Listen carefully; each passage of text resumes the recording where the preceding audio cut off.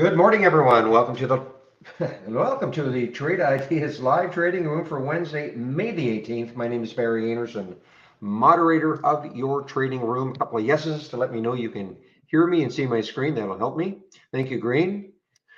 All right, guys. Well, my goodness, look at Target. So I knew that Walmart had earnings yesterday. I didn't, actually realize it's sort of out of the price range I normally trade.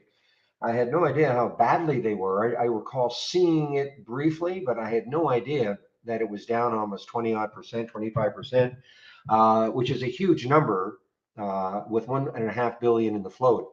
I think I read somewhere that's the biggest drop since 1987, something like that. Anyway, so the retailers right now. So next on the list, of course, today is Target, which is doing virtually the same thing. TGT is doing virtually the same thing. Doesn't have quite the same number of shares in the float, about a third, but still, I mean, 24% with almost a half a billion in the float. So Target is being hit. So it's the retailers, guys. So if you want to follow the retailers, just take a look at XRT. XRT, this is the retail ETF. So if you're looking to short the retailers, you could take a look at this one. But interestingly, is that TJX, it's another big retailer, is actually up. So this is really going counter to what the rest of most of the other retailers are doing. TGX is very interesting. Now, my bias, of course, is that can this possibly last? And will this turn out to be just a great short? But, as we speak, I mean, that's got a huge float also, over a billion in the float, but definitely running counter to the rest of the retailers. So I even brought up Best Buy, Best Buy, which is having earnings on the 24th. Best Buy is getting clobbered just because of, sympathy, peer pressure. JW Nordstrom's, JWN, the same thing. But, pick a retailer. I'm just picking some of the ones that are people know about. But the TGX is the interesting one. Can it possibly hold these gains, or in the face of the retailer onslaught on the way down? I mean, will it finally give it up? So, one to keep an eye on, certainly. What else is happening? DPSI.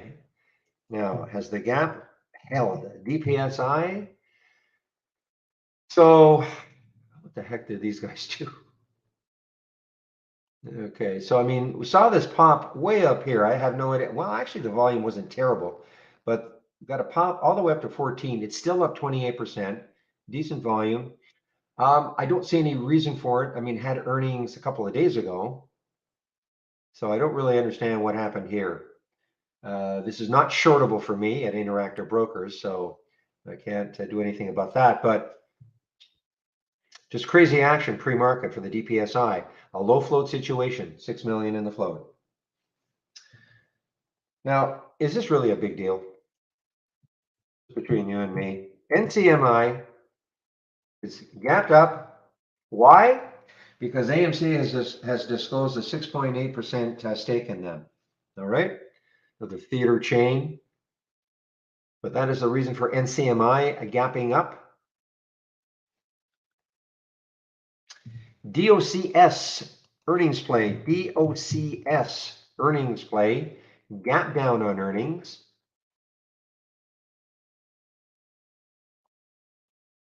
Does it?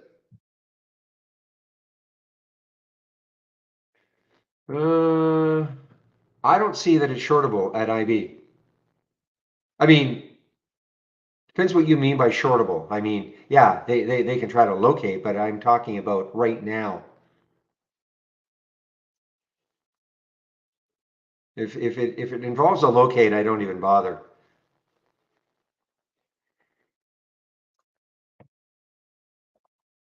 Unless I'm reading it wrong. Macy's, I mean, again, Macy's is, who possibly thinks that Macy's, when they have their earnings, the 26th, which is, I guess, sometime next week, I mean, is it going to be any good? But look at Macy's. DLO, Actually, just to go back on the Walmart situation, WMT situation, it's amazing. The Dow was up so much yesterday. Based on the Walmart just collapse.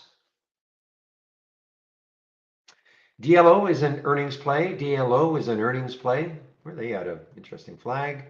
Uruguay. Okay. Not too many companies that trade on the U.S. stock exchanges from Uruguay, I wouldn't think. But anyway, there's DLO.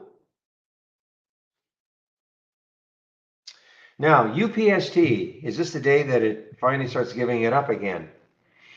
I mean, this has had just a great run after it got clobbered on earnings. I mean, it rose off from 25 all the way up to yesterday. What did it get up to? 46. I mean, there's a $20 run from the low after its earnings. Yeah, unless it's bright green.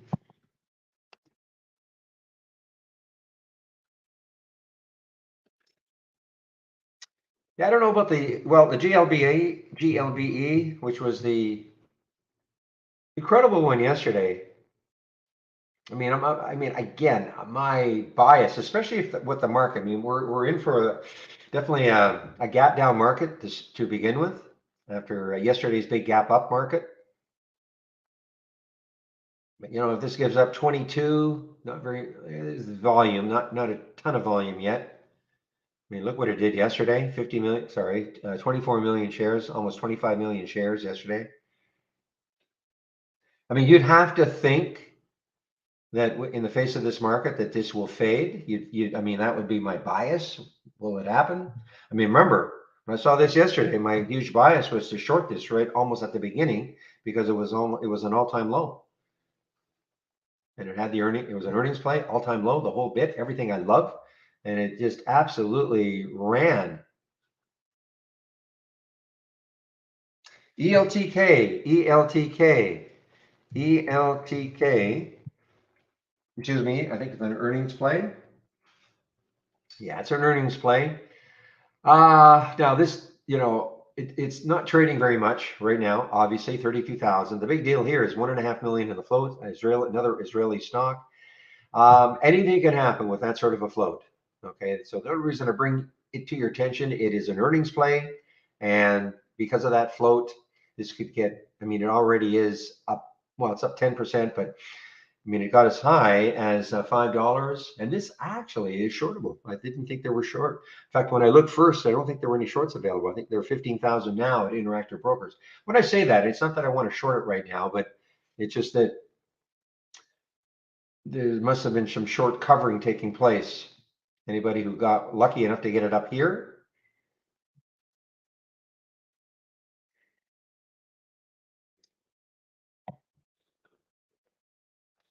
Agri. Yeah, Agri is active this morning. Is it still over 3? The answer is wow, way over 3 now. So Agri is announces the completion of acquisition of IP from Mana Nutritional Group. Okay, so there's your big news for Agri. Not short. That is not shortable for me at Interactive Brokers. 350 looks like a lot of resistance for Agri. If you look at the daily chart, to me, it looks like that's pretty stern resistance.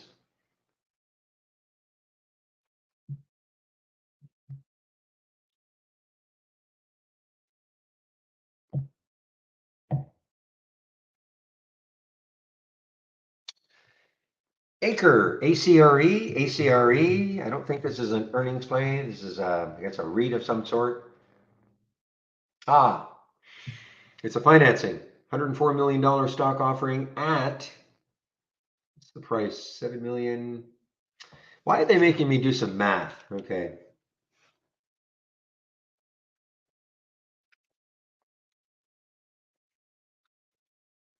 Looks like around 1485. That looks like the financing's at around 1485. 7 million shares of about $105 million. So around 1485, $15. Okay. So that's the financing. So it's not it's clobbered, but it's basically at the financing price. And last but not least, one of the more distasteful stocks, you guys have been talking about it, but is this news, GNUS. I mean, I'll be amazed. Well, I shouldn't say amazed, but maybe it'll break $1. I guess they did have some news. News had news. Genius Brands signs a 20-year deal with Marvel Studios to license Stan Lee, et cetera, et cetera, et cetera. This has been a super this promoted stock back here. You know, it seems like yesterday, but it is not. I mean, this is back in 2020, June of 2020, so about 2 years ago. And this was all, and I remember because the big news, and it started right here. I mean, this stock was a 14-cent stock the month before, got up to about 3. I think what they had done is, I believe they'd hired a couple of executives from Disney, and that was going to do it for these guys. But it's a lot of hype and no deliver.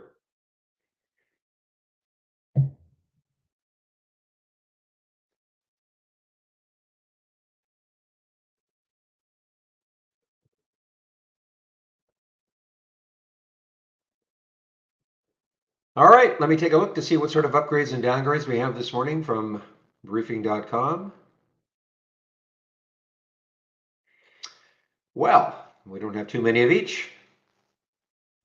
Morning, Raj.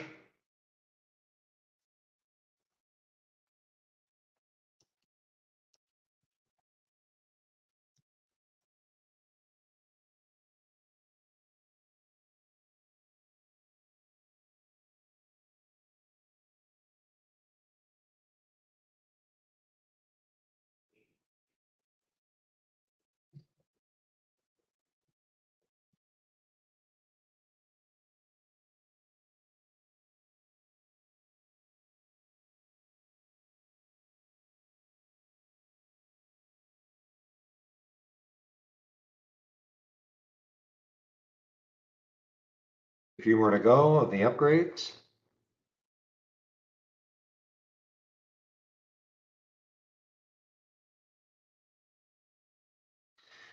All right, I don't see any multiple upgrades. Let's see if we see any multiple downgrades.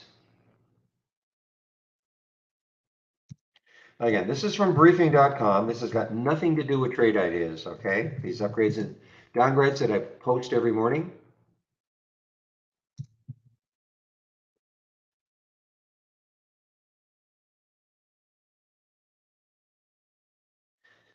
Okay, I do see a downgrade for Warby, WRBY from Goldman. Take a look at that one.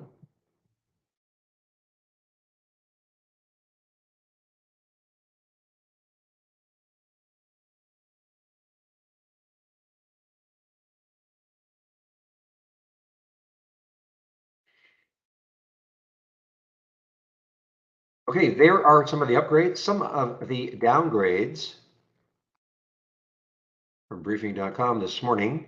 So let's take a look at Warby, WRBY, that had a downgrade. Is this an earnings play or? Nope, no earnings play, but it's had a downgrade from Goldman this morning. Boy, this is almost turning into an all-time low, guys.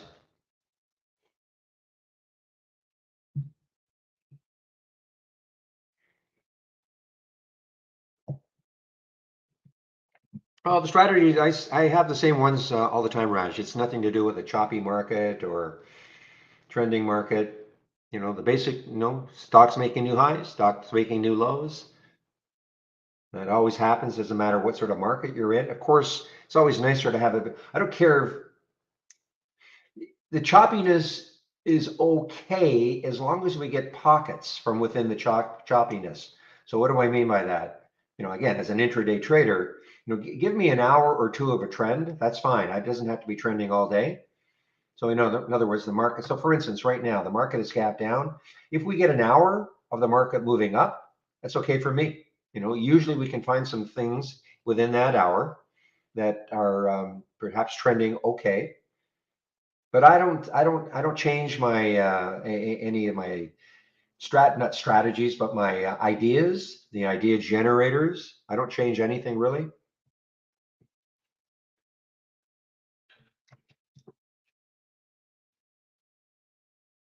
This Warby is interesting, guys. WRBY is interesting. There's no volume yet, but Goldman has, for whatever reason, decided to put a downgrade on them, and they're almost at an all-time low. And that's WRBY. Other thing too is I just wait for the market to, I don't trade in the first 15 minutes typically. And if I'm new to trading, I wouldn't trade probably for the first 30 minutes. Let things settle down a little bit. The intense choppiness is always going to be in the first 15 to 30 minutes. So I would be sitting that out if you're new, especially. But even I'm not new, but I tend to sit out the first 15 minutes. It's rare that I take a trade in the first 15 minutes.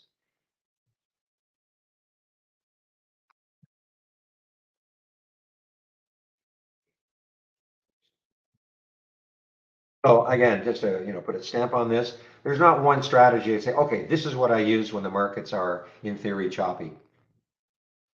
Well, this TJX is definitely counter, guys. This is really interesting to me. TJX, obviously a big retailer, and this is definitely bucking the retail trend.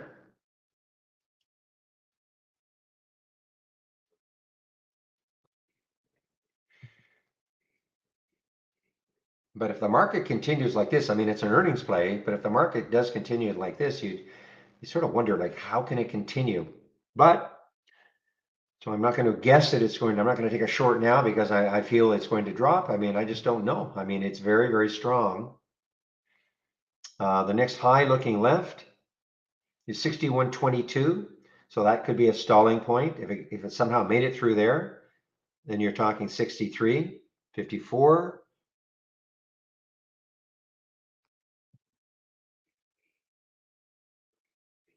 Now, I can almost guarantee when we look at I'm going to go to our, our sectors, 100% of the oil plays are up, or the energy stocks are up. Oh, who's not up? CVX. Well, it's not down, it's just not up. Okay. Because oil is just surging. Who was the guy in the room that kept talking about oil is going to be $60?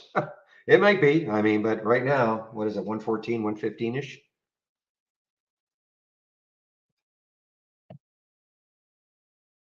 Anyway, what you're seeing here, these are the major sectors.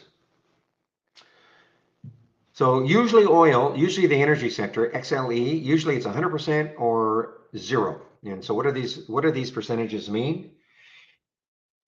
So from yesterday's close, 95% of the stocks are up from yesterday's close. That's what that means. That make up XLE. That's what that means. So that's what these percentages mean. So obviously you just take a look. No other sector is doing well at all other than energy. So here's tech. 10% of them are up from yesterday. And communications like 6%. Yeah, I hate news. Legal. GNU. Yeah, we did see the gap. We talked about it.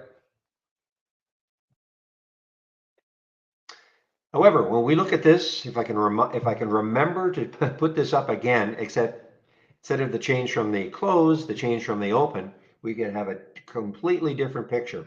So remember this number down here, 10% for technology as an example, and 6% for communications. Remember, these are the changes from yesterday's close.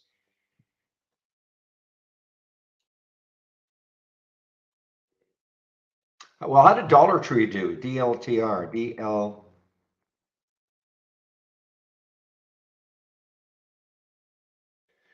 So you would think that then these guys would do, it's not an earnings play, but look at Dollar Tree even, but it's a very low volume, 26 million or 26,000. But look at Dollar Tree just getting clobbered also.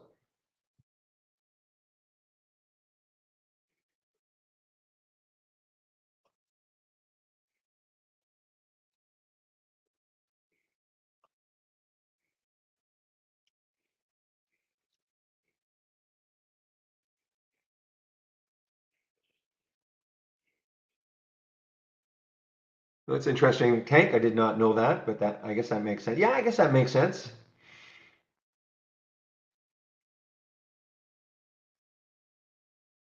I don't think it's called, we actually shop at HomeSense a lot, which is in Canada. I don't know if, I don't think it's the same in the States, but it's part of TJX.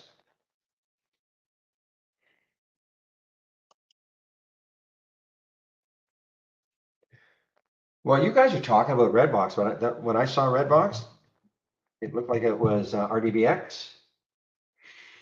Okay, it is, okay, it's flat right now. Had the big run at the end of the day.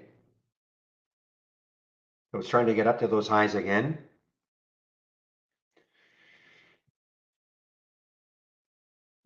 Man, I didn't mention this one. MX, is it MX? Yeah, MX. I think it's MX. If you're wondering why I didn't mention it. So this is a potential buyout.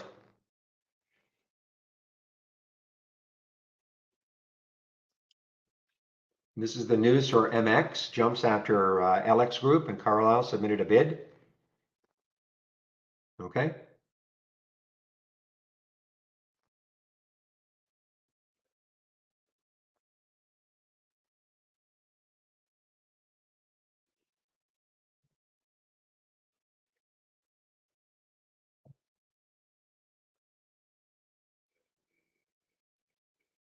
Yeah, Marshalls.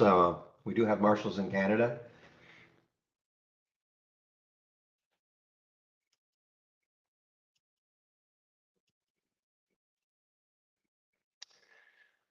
What do I think of TWM? Well, I don't know what it is, so let's take a look.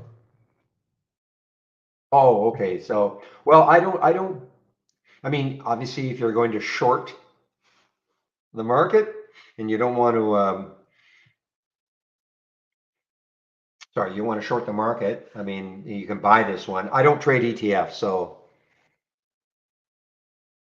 but obviously, I mean, you want to short the market? Yeah, go ahead. I mean, this is a vehicle to do it. I just don't trade ETFs.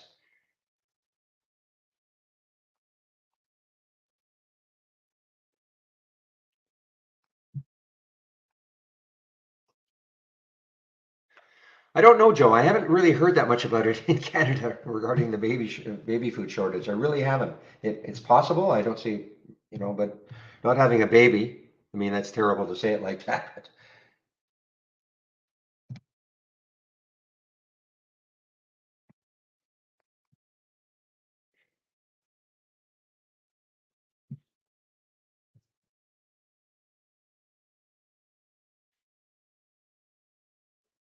So here's your retail sector ETF, guys, and yeah, big drop. There's another one called RETL. I don't think it trades very much. Just want to check this one out. RETL. It doesn't trade very much.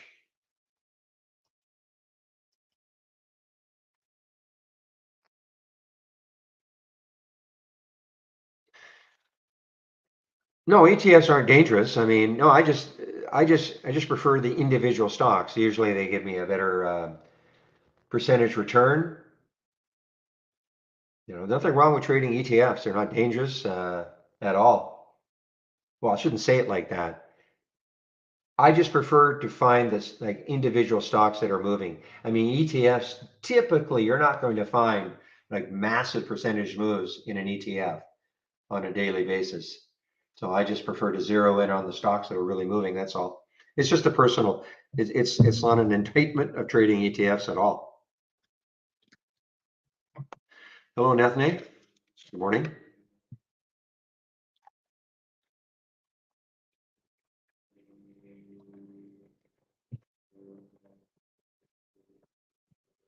I did see Zim this morning, ZIM. I did see it this morning.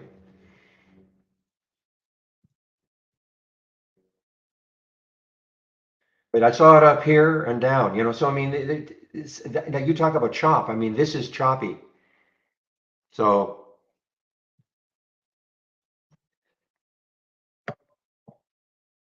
I prefer to trade stocks that aren't necessarily so sector oriented. In other words, so driven by what the rest of the sector is doing. In other words, I rarely trade a gold stock. I rarely trade an oil stock, as an example. That doesn't mean that people shouldn't trade gold or oil stocks. It's just a personal preference. I try to find stocks that are more or less trading on their own, not caring that much about what the overall sector is doing, their sector is doing, or what the market is doing. Okay. I mean, that's what Traded is really good at, because we're always saying we can always find those sort of stock. Now, just because you find the stock doesn't mean it's going to keep going in the direction you want. But I typically don't trade stocks that are so tied to its sector. So look at this. I mean, I don't know what happened here. Got all the way up to 69, now down to 65. And it's an earnings play. Okay, I see it is an earnings play. So initial reaction was really good, but now it's starting to give it up. Probably like most stocks, except TGX. Let's take a look at TGX. I'm going to discount this bottoming tail. I don't believe it.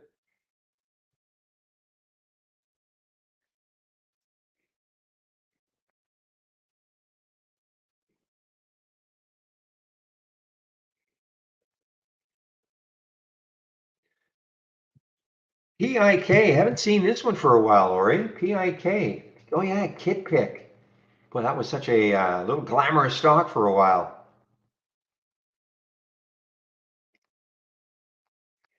This had something to do with Disney, right? That was the big, wasn't that the big news a couple of months ago? Something to do with Disney, and they just faded.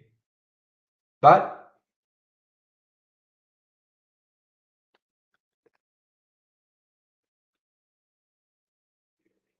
it's having a bit of a day today. Some volume coming in, low float, 5.9 million in the float.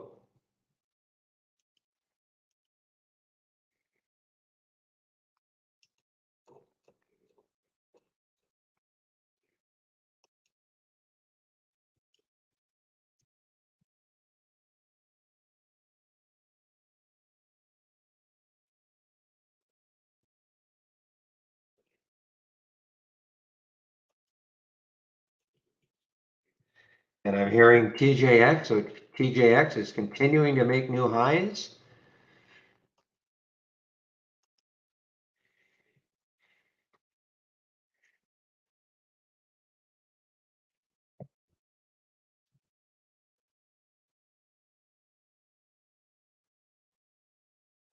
Yeah, I don't trade ETFs, TRD, so I really, the hidden costs, I no idea. But TJX,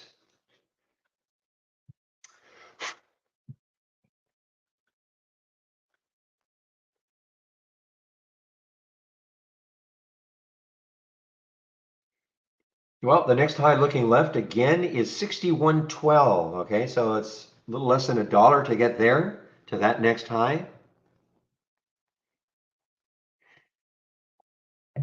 What do I think about the market today? Well, right now we're in today. Well, the market's gapped down quite a bit. So whether that gap holds or we have a recovery, I have no idea.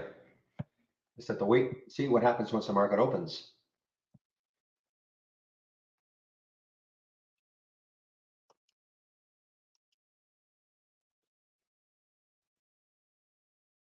Look at that miserable news. GNU. Look at that thing.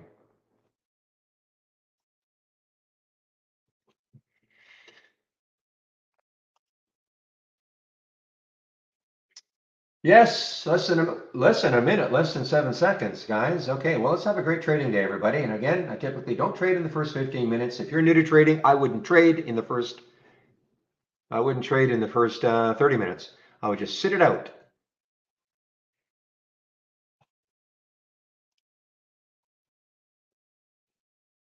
Well, news had some news, Mookie. Something to do with Marvel, 20-year deal with Marvel, but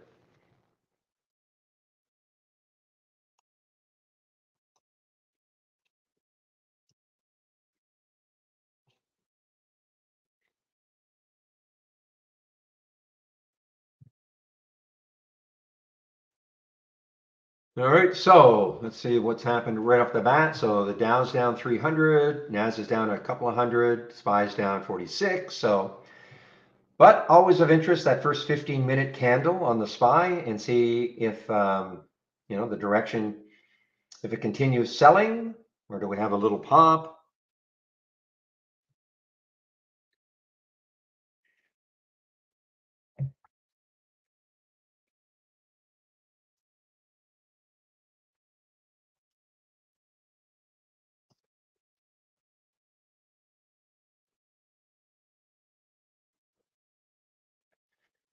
Well, Macy's, it's showing up in the 10-day daily breakdown, but it's not an all-time low, so that's why I wouldn't take it right off the bat.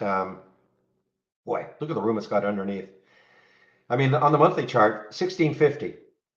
Again, when I say that, I'm not saying that's where it's getting to, but boy, Macy's, and it's not an earnings play. It's just a sympathy play with the rest, with the other big retailers, I guess.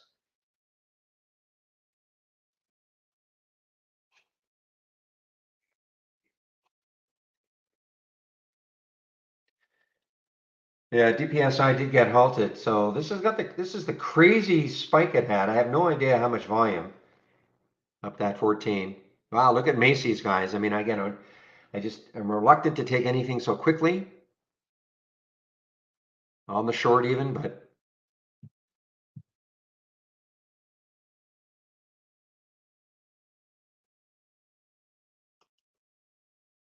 here's another guy, the Gap guys. I mean, wow, these retailers. Hanes, HBI. That's what, how is TPX doing now? TPX doing now? Not TPX, TJX.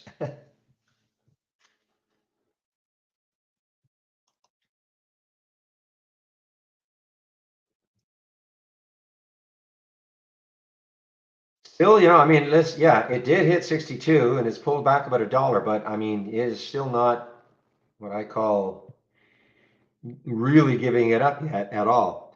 Another one that just, well, I just mentioned Hanes, HBI. HBI is in the 10-day daily breakdown, and this is, look at this, HBI. So 20% above the all-time low. Look at this over the last few months.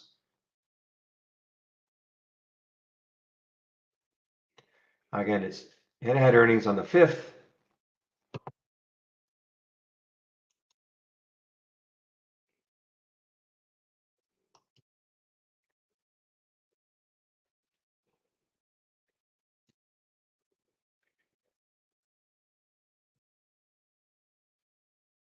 Well, I hope nobody took this news. Okay, the GNUS. I really do. I hope nobody took it on that hype. I mean, listen, it might turn around. I mean, I'll actually put an alert at $1 and see if it regains $1 later on. But what's the 200-day moving average? Yeah, even the 200, even if it regained $1, that 200-day moving average is pretty close.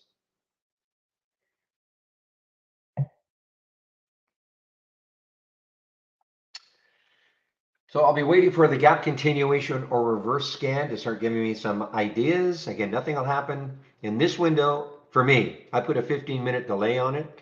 I believe I'm sharing it, but I believe I may not have, in the one that you have, it may not have the 15-minute delay. I don't mean real time 15-minute delay. I'm just saying I don't want to see any alerts until at least 15 minutes after the market opened. The reason being is that stocks can gap up and down, get up and down in the first 15, not get it, not really give you a true sense of what it could do later. So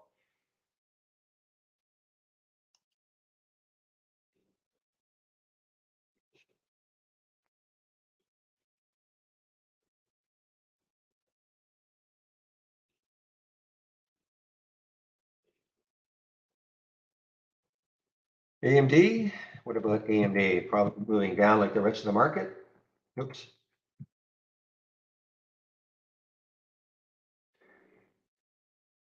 Yeah, no, I mean, I don't know what to say. I mean, it's trying to hold 100. That's about the best we can say about AMD. But in the face of this market,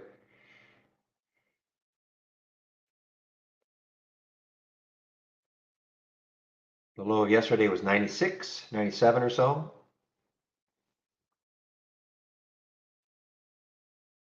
But it's one of these ones I usually shy away from these that have, unless they have incredible news, 1.6 billion in the float. So it's going to take a bunch to move it. And it's out of the price range that I trade.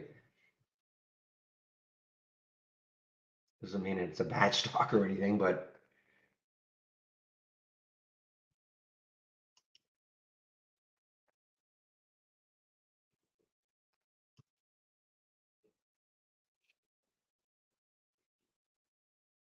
But again, you know, give us some time. Look at VTNR, guys. VTNR is, of course, an energy play, and look what it's doing. And it's an all-time high now, VTNR.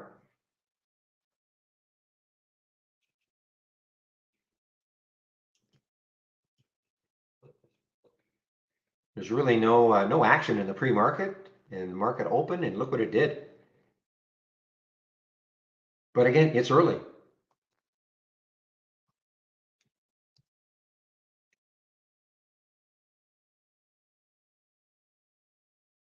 The DLO, guys, DLO earnings play, and it is moving here. Yes, DLO, was that an earning? Yeah, it was an earnings play, and it's a gap up on earnings. DLO was moving. So this is not caring about what the market, this is the stock from Uruguay, or tough to pronounce the correct way, for me anyway.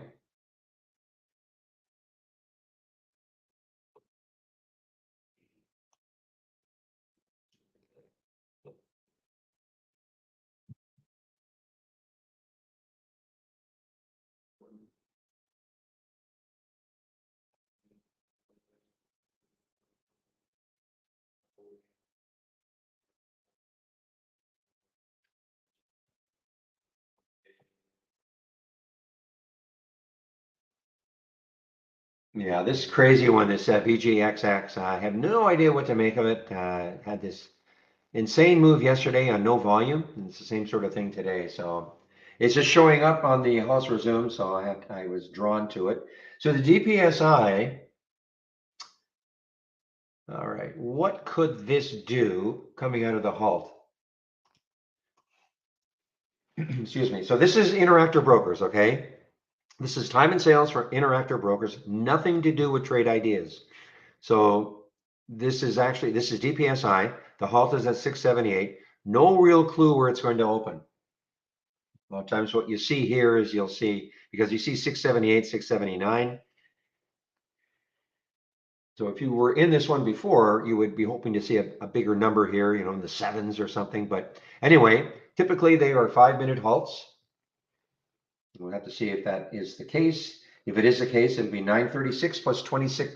Well, it's obviously, just looking at the time now.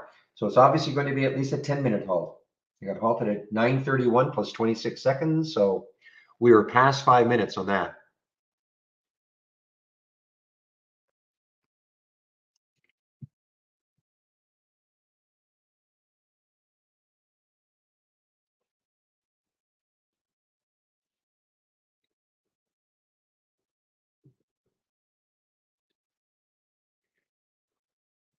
Well, usually there are multiples of 5. Okay, so, but we have seen some interesting ones this week. Sometimes they open 6 minutes or 7 minutes. So, but anyway, if it's back to what I'll call norm, then this could be 9:41. Okay, usually there are multiples of 5, and usually it's 5.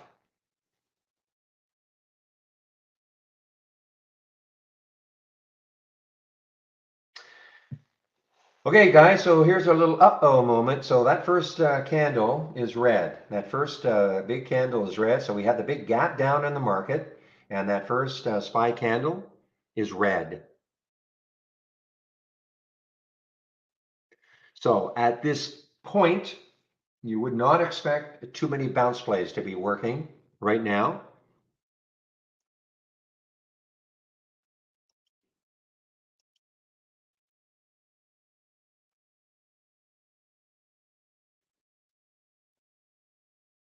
Target is still trying to hold that 160 mark, desperately trying to hold it. It actually popped up to 168, but it is pulled right back down. I mean, look how, I mean, even for a stock with almost $500 million in the float, I mean, that's a pretty big move, you know, to get up to 168 and then right back down to 160.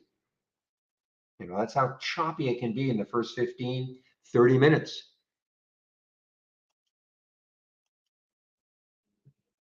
So Macy's can be a little bit choppy also, but now this looks like the, Wait for that first 15 minutes.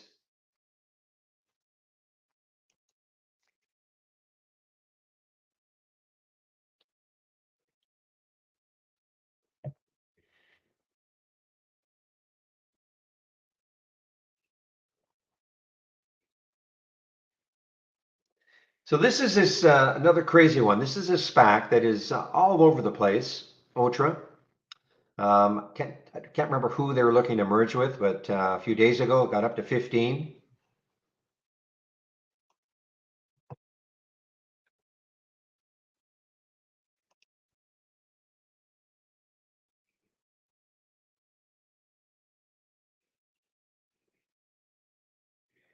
Okay, so DPSI, so it did open after 10 minutes, and the answer is whoa. That's a match. See, there was no clue that was going to happen. There was no clue that was going to happen because it was halted at what, 678? Remember when we looked at this and it said 678, 679. So what a what a pop. And it was and immediately halted again. Immediately. It's not an earnings play. I mean, it had earnings on the 16th, and the reaction wasn't great.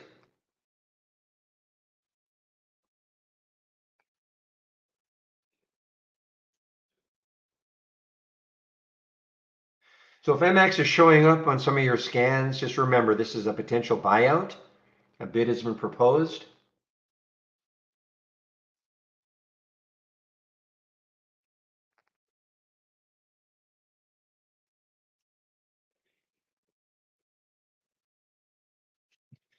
Well, there goes the Otra guy. So it already now the next high looking left for Otra is 1394. And there, if you're looking for news, you won't find any.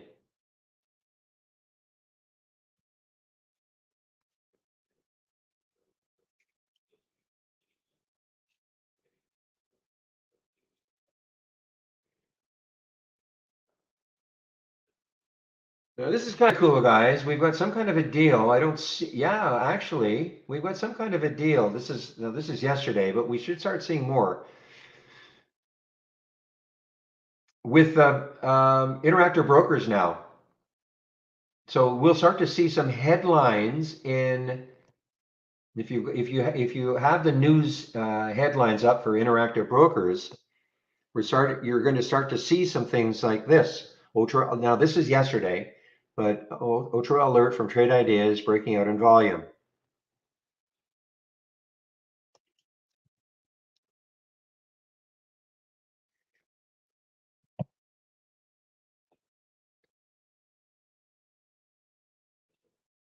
So when you see TRID, that is from Trade Ideas.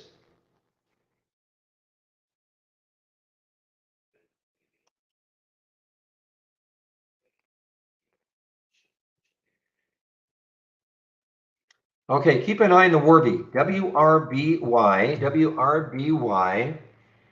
downgraded by Goldman. And this is almost an all-time low. WRBY, almost an all-time low.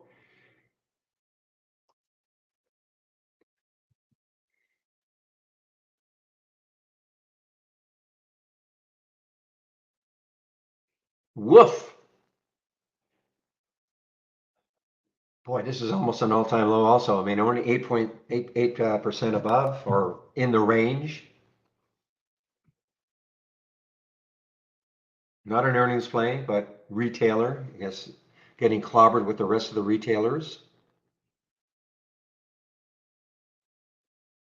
But look at Macy's. I mean, I almost said, okay, maybe now. But it's gone from 1869 right back up to 19.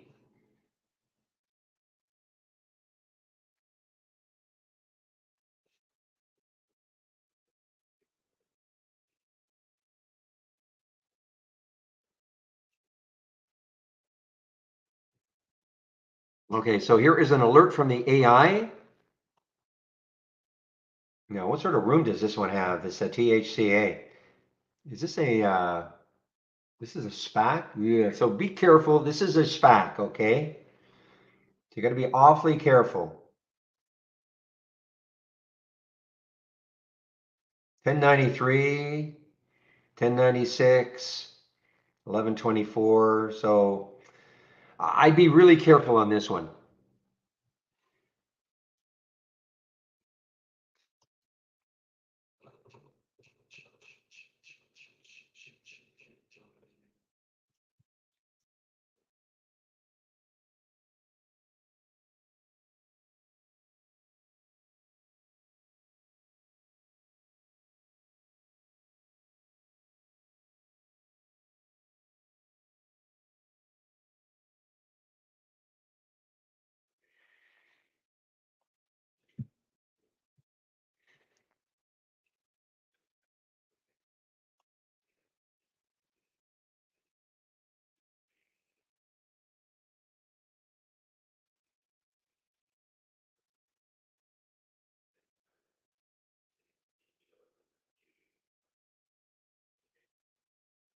Okay, another one that just got, well, yeah, another one just got halted. Well, DPSI just opened, and what did it do? Now it's starting to collapse. No shorts for me.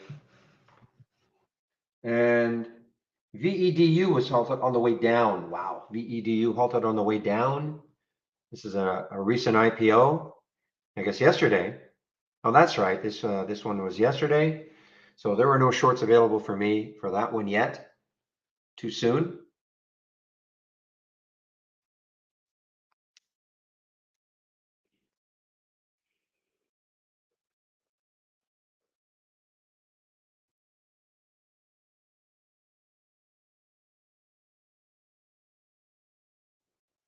All right, so NCMI is now starting to fade. I see AMC is actually having a little run here, but NCMI is starting to fade.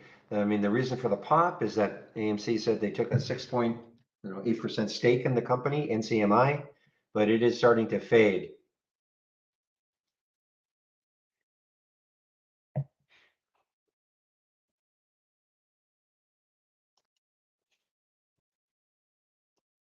Hey, Raj, try to keep only the stock symbols in caps, please.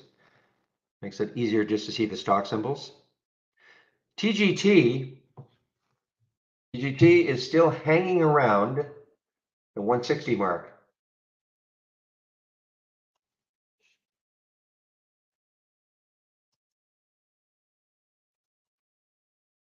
Well, look at CLEU just getting trashed here.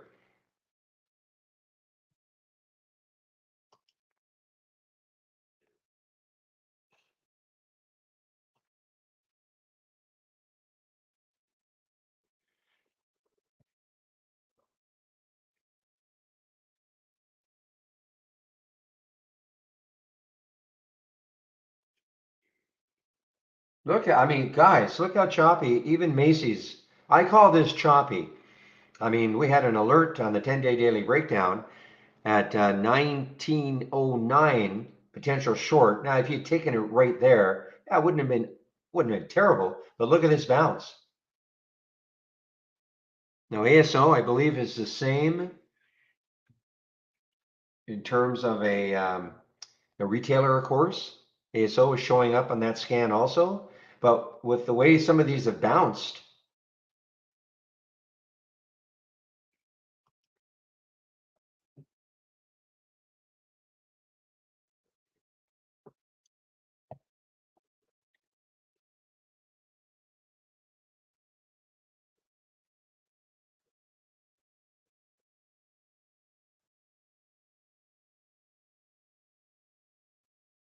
hmm.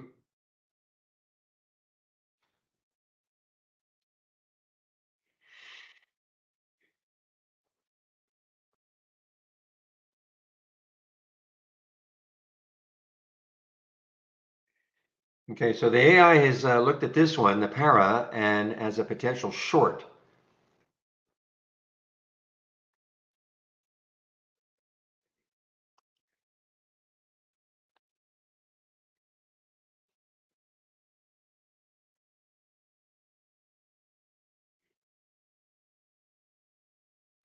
I mean, the AI, I'd be very careful if you're going to take this THCA because it is a SPAC. And if you don't know what a SPAC is, look it up, SPAC, the acronym.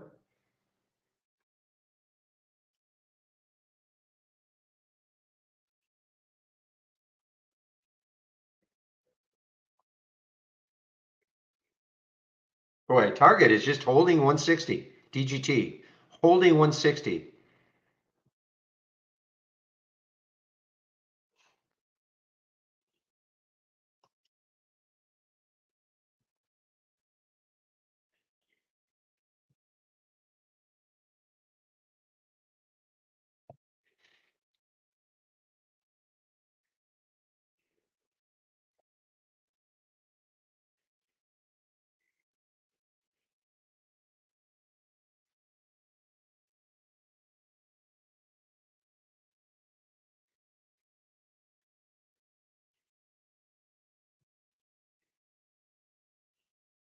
Okay, I'm just looking the gap continuation or reversal scan.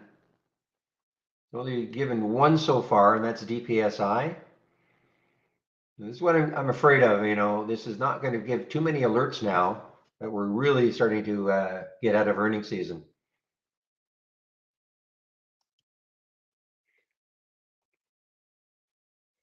All right, you want chop? Look at CLEU. The last time I looked, it was just tanking 249, and it pops all the way back up.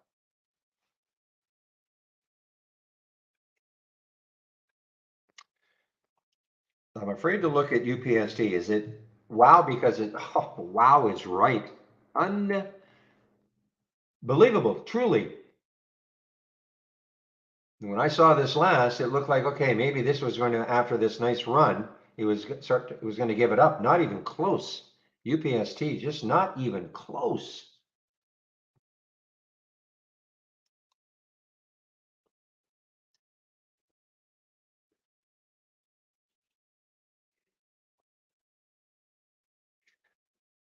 Okay, this is a gap down in reverse. So what's happening? Let's take a look at the retail ETF, XRT. I'm assuming that we're going to see not a huge reversal, but a little green bar there.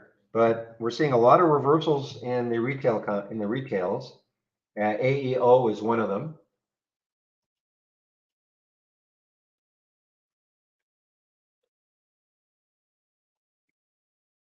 I mean, look at the reversal for Macy's. I mean, it's just a huge reversal.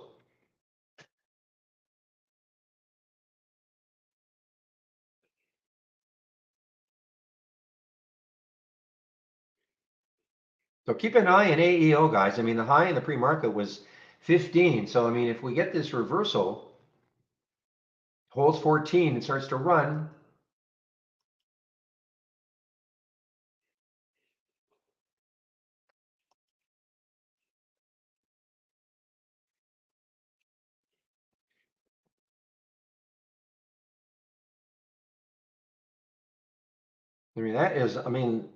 that is a big reversal. 1870, a dollar reversal like that.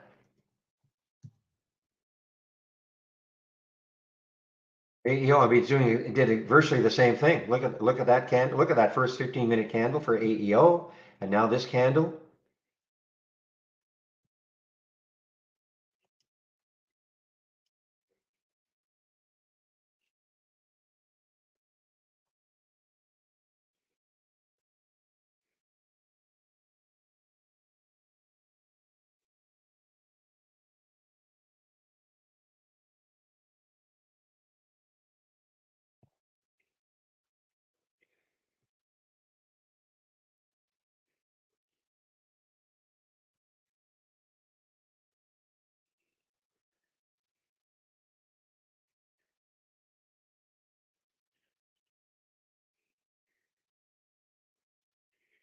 Well, guys, woof, woof, woof. This is, well, I'm going to call this a retailer. I mean, obviously a very specialty retailer here, but it is not participating in that retail pop at all. And it's showing up on the 10-day daily breakdown. 1745 was the trigger. When you look left, man, it's got room. The next low looking left on the monthly, well, it's actually below that. So the next low is 1622. Again, I'm not saying it's going to get there. I'm just pointing that out.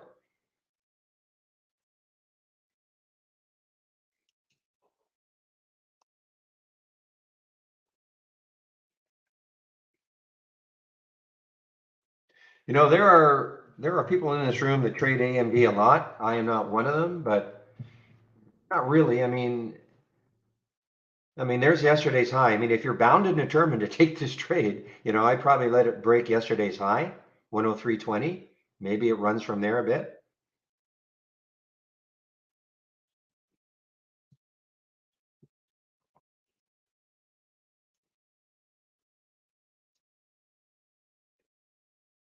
But I have no special insights about this at all. I mean, it's right, again, if it takes out yesterday's high, maybe it goes on a bit of a run. This is what I would do. I would take a look at its sector, the semis, and see what the rest of the semis are doing. So if you went to now, let's go to the dog channel bar. And this, no, I'm not going to go to the dog channel bar. This time I'm going to bring up that that channel, except this time it's going to be sorted on the change from the open. And let's see what the difference is.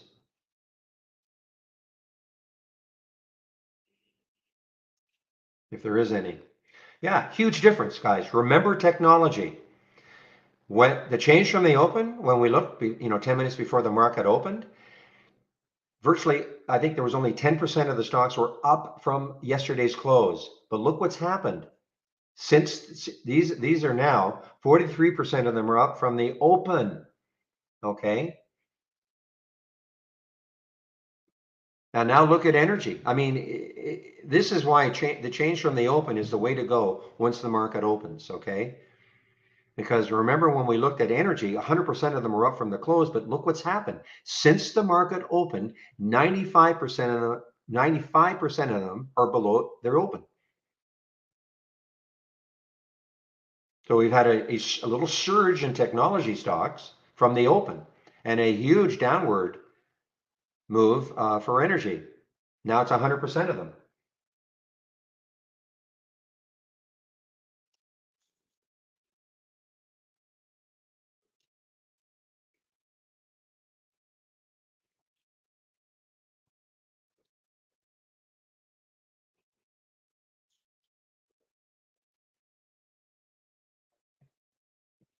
What do you mean? How do I say 90%? What do you mean by that?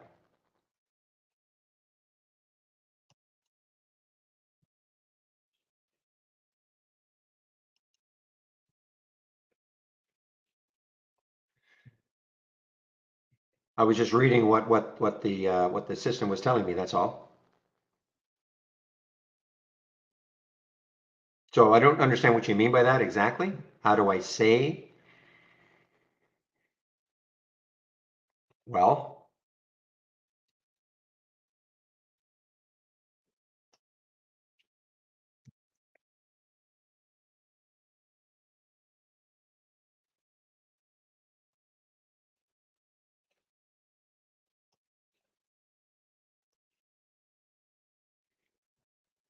so these percentages, I've sorted it on the change from the open. Okay, so the stocks that make up XLE, all these energy stocks that make up XLE, that percentage refers to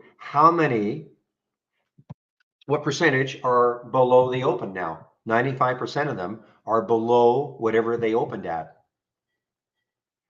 Okay, well, this is something that I created.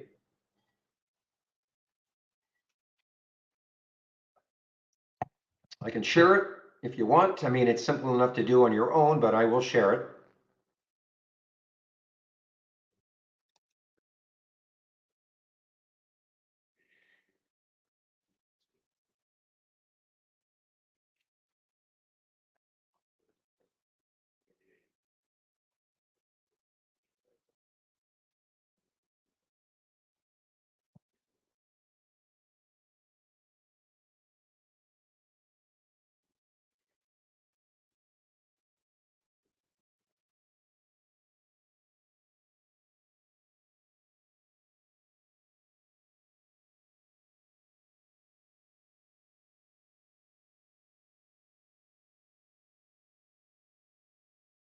Okay.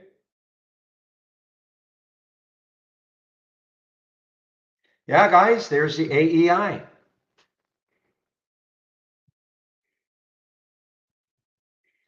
Well, this is what the system is telling me. I mean, it's this simple. I mean, if a stock opened at $10, okay, and now it's 9, therefore it would be in the percentage of stocks that are down from the open, as an example, okay?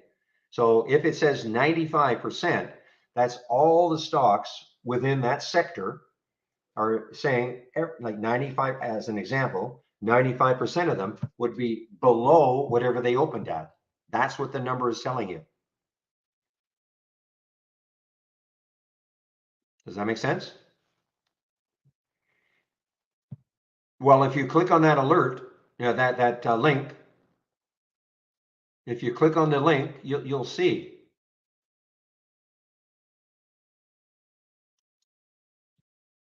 I just shared that.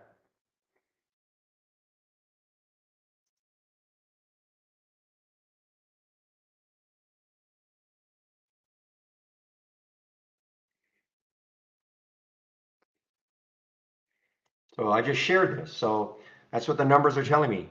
95% of the stocks that make up XLE, as an example, all these stocks are below the open, whatever they opened at. 95% of them are below. That doesn't mean they're below yesterday's close. Okay. It just means that when they open, they move down from the open. 95% of them that make up XLE. And this, of course, will change all day long. Now look at, I mean, again, when we looked at technology 10 minutes before the market opened, only 10% of them were above yesterday's close. Okay. That's 10 minutes before the market opened. The market opens. Now look what's happened. Since they opened, almost 60% of them are above the open. So they're tech is making a bit of a comeback.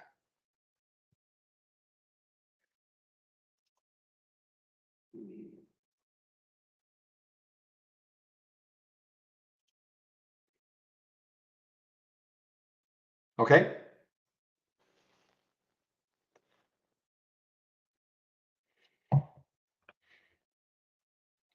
All right. Woof. Woof, woof, woof.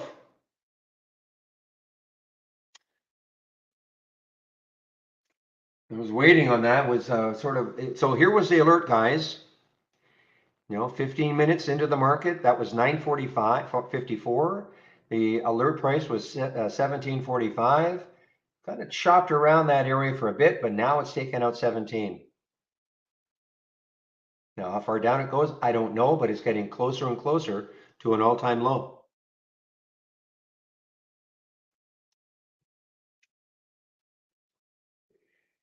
Now, unfortunately, I didn't take AEO. I was pointing it out but I just wasn't sure if it was, that's a pretty big candle, so I didn't want to chase it, but AEO is, working out badly.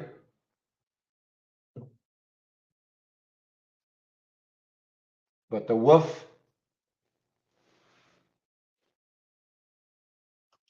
understand, I don't tell anybody to take anything. I have a lot of scans that I'm sharing. Say this all the time. If it meets your trading plan, and if you don't have a trading plan, you got to get one.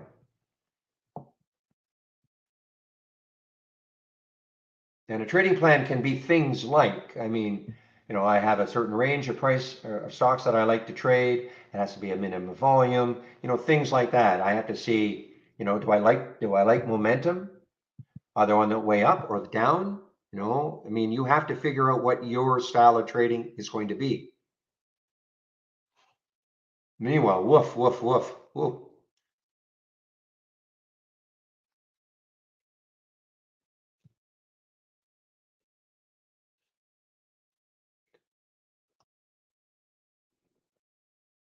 Look at the bounce in retail. Yeah, I mean, well, JWN, I mean, had a bounce. Most of them look like this. Opening red candle, 15-minute candle with a bottoming tail, and then a semblance of recovery.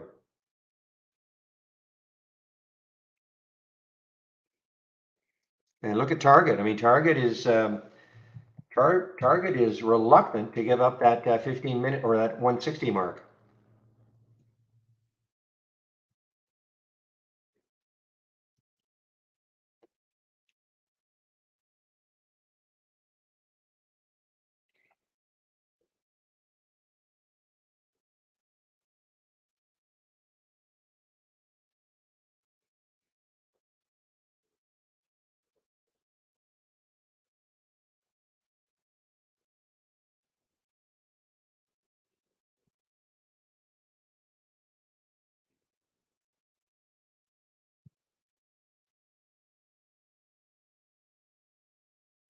Well, William, I don't usually want to wish anybody unwell, but I want the wolf to go down. So I know your style of trading. You may add.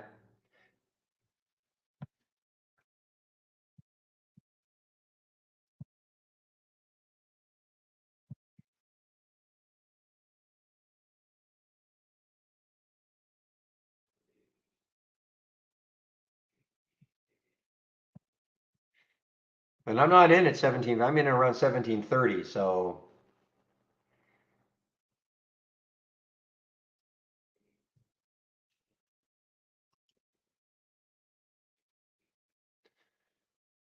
all right, guys, look at DOCS now, DOCS. Now, this is interesting. I mean, could this be today's GLBE? Okay. Now, the gap down wasn't quite as significant as the GLBE yesterday, but this is trying to come back. It's an earnings play, and it is trying to come back.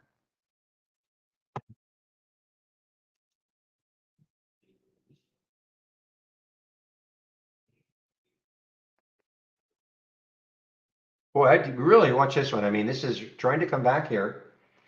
DOCS.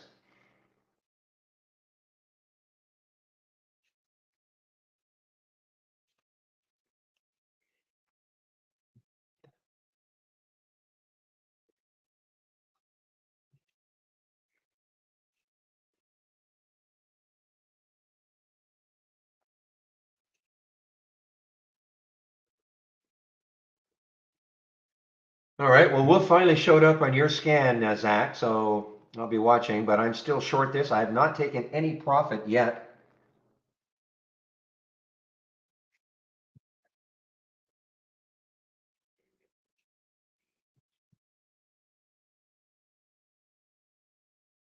There goes Docs, guys. I mean, this could be today's, it could be today's, it's probably going to be a bit choppy, but it could be today's GLBE.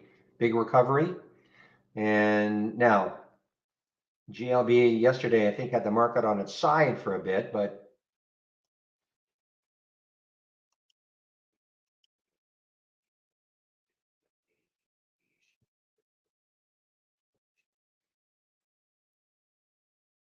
boy, it's not often that I'm on the other side of both William and Zach, but I am.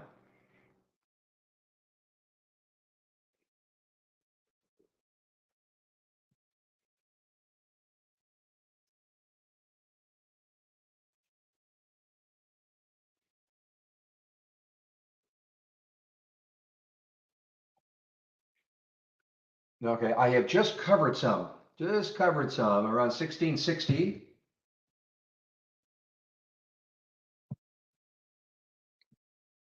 And that's from 1732. So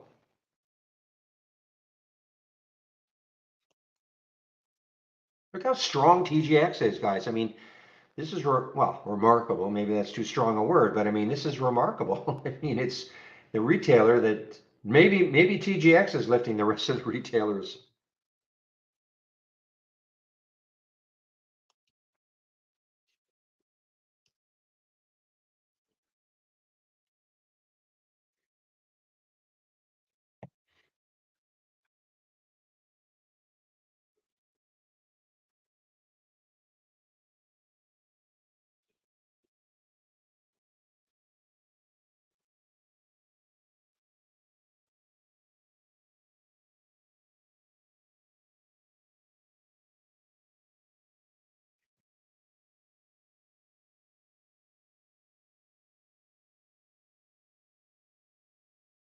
I gotta say, AMC is having a decent day here. AMC is definitely having a decent day. For how long, I don't know. All right, now Overstock. Is this an earnings play? It's not an earnings play. Overstock is showing up on the gap down and go. In other words, the gap down and keep going down. So let's just see what happens if it can break 28. Take a look left on the daily chart. We see 27.64, 28.12, 28.22. So breaking 28 is pretty crucial. But even if it did, it's still, 27.64 is not that far away. But of course, this is a retailer. retailer that became a crypto play. Speaking of GLBE,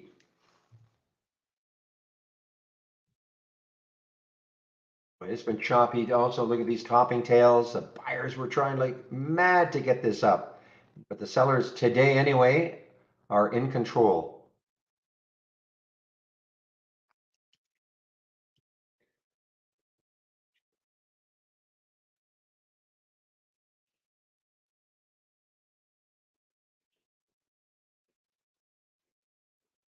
Be big. Haven't seen that one for a while. Well, my thoughts on BBig. So, well, obviously there's some interest right now as earnings on the 23rd, though I don't think that matters at all. I mean, I'd be looking left. 339 is the next high, and then 345. I mean, obviously, if it can keep moving and take these out, it does have some. It's a big float. I've always looked at this and said, man, that's a big float to move so dramatically. But I don't know. Is there any this might be, I don't know if it's a Reddit stock today, WSB stock today, but a lot of volume coming in. The volume's pouring in. But you've got these highs right over here to contend with. This is not shortables for me at Interactive Brokers, so there's not going to be, probably a lot of brokers will not have shorts available. So you won't have the downward pressure of shorting.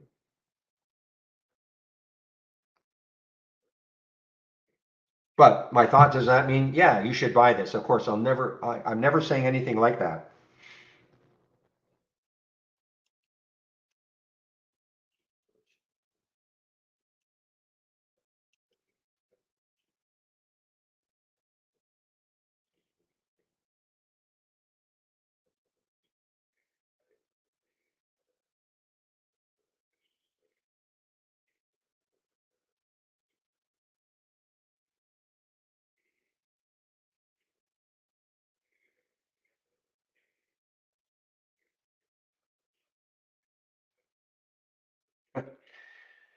Well, at least there's a little more volume today for this stupid one, BGXX. And halted again, been halted all over the place.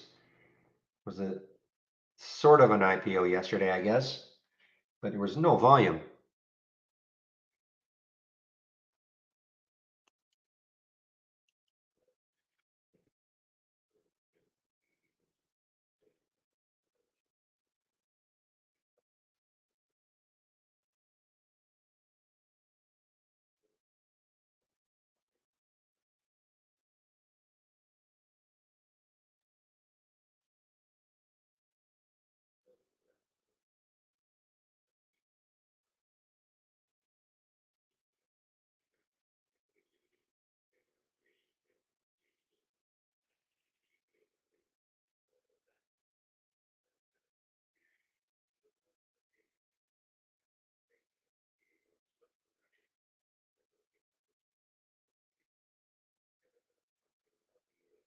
Wow, this is not over. DPSI not over, just got halted again. So this is now, I mean, all traders are looking at right now is that craziness that happened in the pre-market and thinking, man, could it get up to 14 again? But it just got halted again.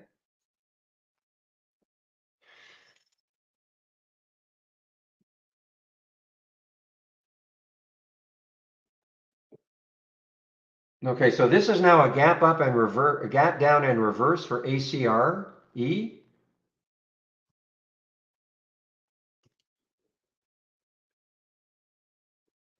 And the highs over here, boy, if it could take out this 1480, no, it's not an earnings play. I'm not sure. Real estate core, so is this a REIT or some sort of a REIT?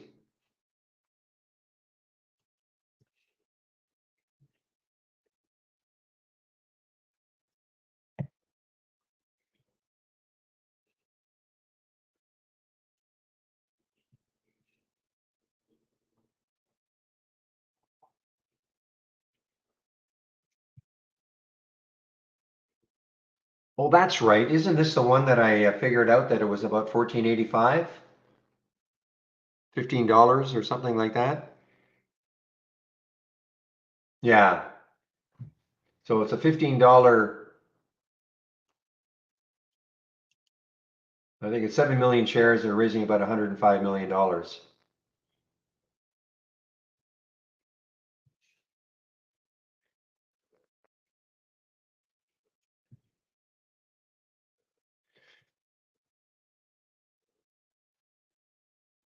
You're right. Well, it was last night. Yeah. So the reaction is today. I don't think they released that. Yeah, I don't think they released that during market hours. I think it was after the market closed that they released that news regarding Acre, ACRE.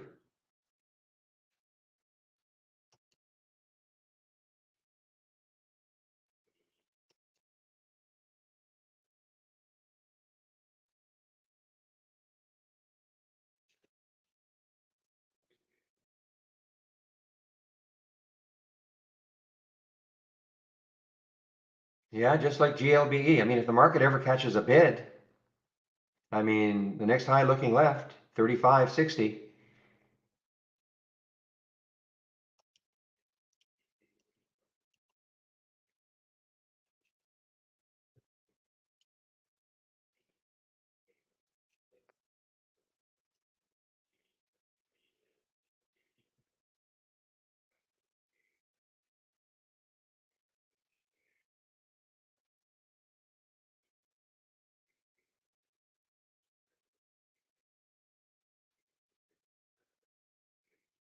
Well, guys, the DOX is moving. DOCS is moving. I'm not saying it's going to be GLB, but it is moving.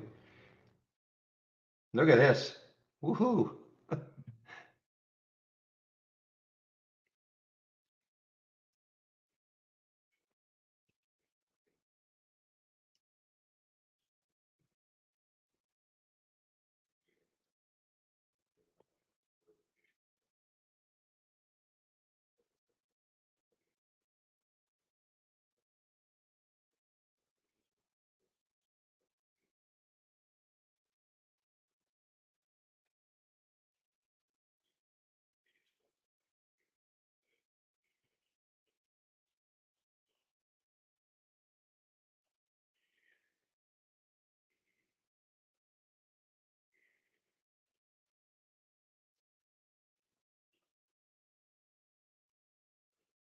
All right. Well, I'm not trying to cheer it on, of course, but there's Wolf is making another new low here.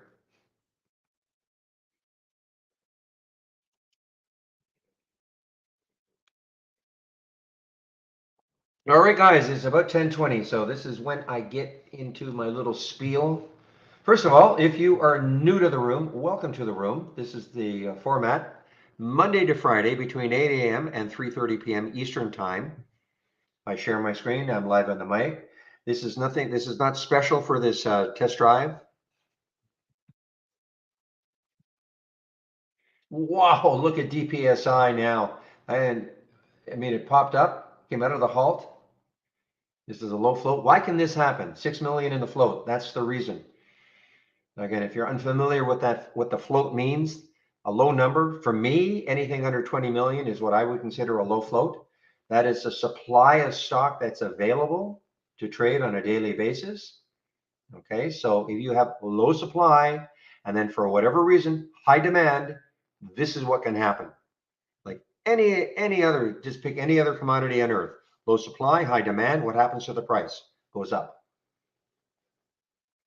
The problem is though, once the demand dries up, it can sink so quickly. So if you ever get into one of these low flow situations, don't take it and think, oh well, I'll go downstairs, make a cup of coffee, a couple of pieces of toast, spend 5 minutes buttering it, and then come back up, because it could be, you could lose not everything, but it could drop just as quickly as it went up and even more quickly. So just be very careful in a low float situation.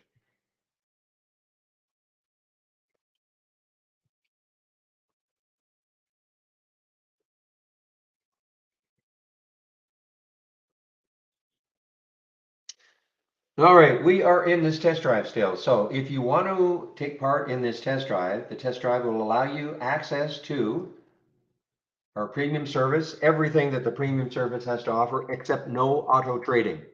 Okay? No auto trading.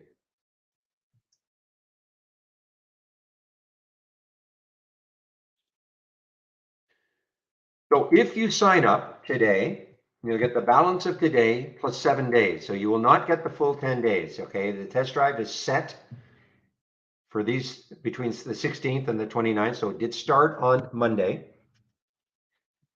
Okay, so if you sign up right now, you'll get the balance of today and then up to next Friday or the Friday after. Never understood that. So not this coming Friday, the Friday after that. Okay, it'll cost you $11.11. If you're a part of our standards, if you have our standard subscription right now, you can also take this and you can see what the AI is all about if you want to do that. Because that's the main difference between our standard and our premium service. When the test drive is over, it's over. There's nothing for you to do. We don't put you into a subscription. You don't have to unsubscribe from anything, okay? So don't worry about that. That's a common question. We do this 4 times a year. So again, great opportunity to test out the service.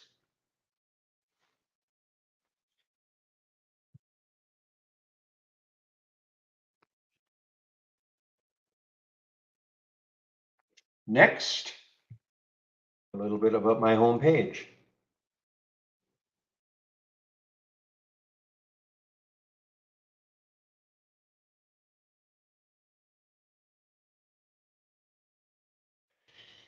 Okay, on my homepage, you click here, and this is what you're going to see. So if you do want to take out a subscription right away, here's a promo code you can use, Barry4Alpha, 15% off, first month only, or the entire year. This will give you an idea about how much Trade Ideas costs. We have annual and monthly for premium and standard. So the premium annual is $2,000 less the 15%, and the standard is $1,000 less the 15%. And again, the big difference is what you see here, this AI. Okay, nothing for you to do. When I say that, you don't have to configure it. You just wait for the alerts to happen. How you trade them will be up to you. Now, you don't have to take on an annual subscription. In fact, don't. Start off with a monthly. All right, 118, 228. You can take that 15% discount for the first month only. If you maintain a monthly subscription, this is what you pay going forward. At any time, if you do want to upgrade from a monthly to an annual, we'll honor the 15%. But if you want to stay in monthly forever, that's fine.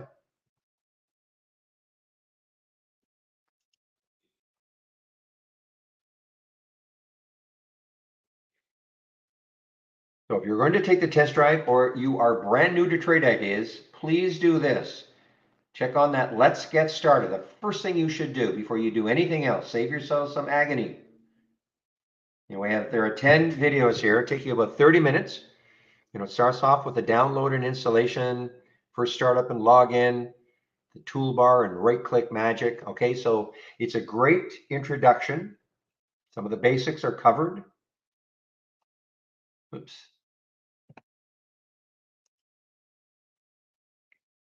And once you've done that, then you can click on the education section. Wow, DPSI guys, holy smokes. Not in it. User guide. You can click on that user guide. Don't get hung up about, oh my gosh, I will never be able to learn everything. You're right, especially in 10 days. You don't have to. What I would do, first of all, you should have already done the getting started. You should check out the channel bar, which I'll show you in a bit. And you should understand what an alert window is and what a top list window is, what the differences are. If you want to construct your own scans, it's all here. Sure, there's other stuff, okay? But just get the basics down. Afterwards, you can start looking at the other, the other things that we do have in our manual. But don't get hung up on, I can never learn all this.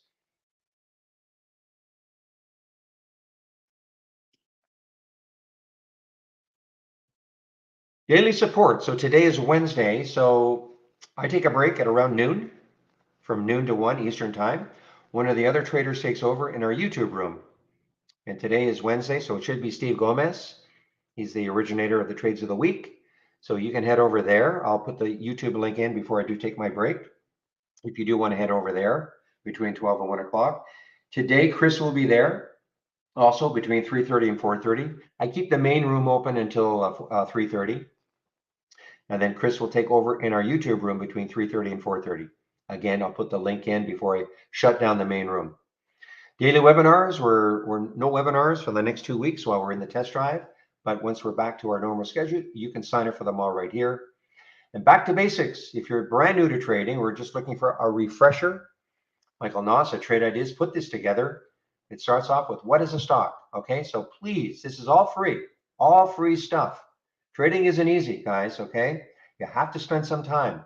I know people want to just fund their account and they just want to start trading. I mean, I'm not saying you may get lucky, but you probably won't get lucky.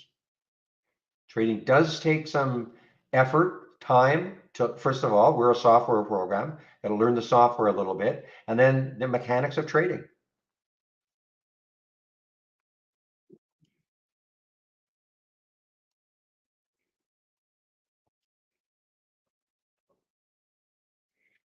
So on my homepage, more information. So the trade of the week, you can sign for that. This is free.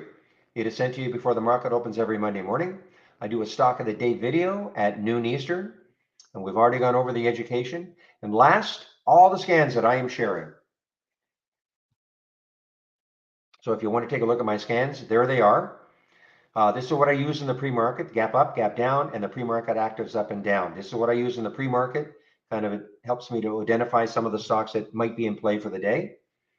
I pay a lot of attention now to this gap continuation or reverse. And of course, this 10-day daily breakdown, which gave me woof. I love this one. So here are all the scans that I'm sharing.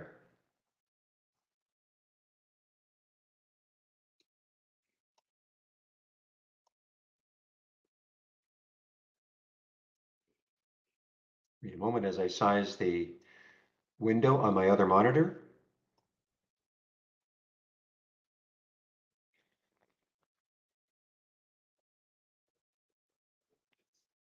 I don't know. I don't think so. I don't really know if there's a PDF version. I mean, it's online. I mean, I think it's just as easy to just look at it online. There may be. I'm not sure. Let me ask.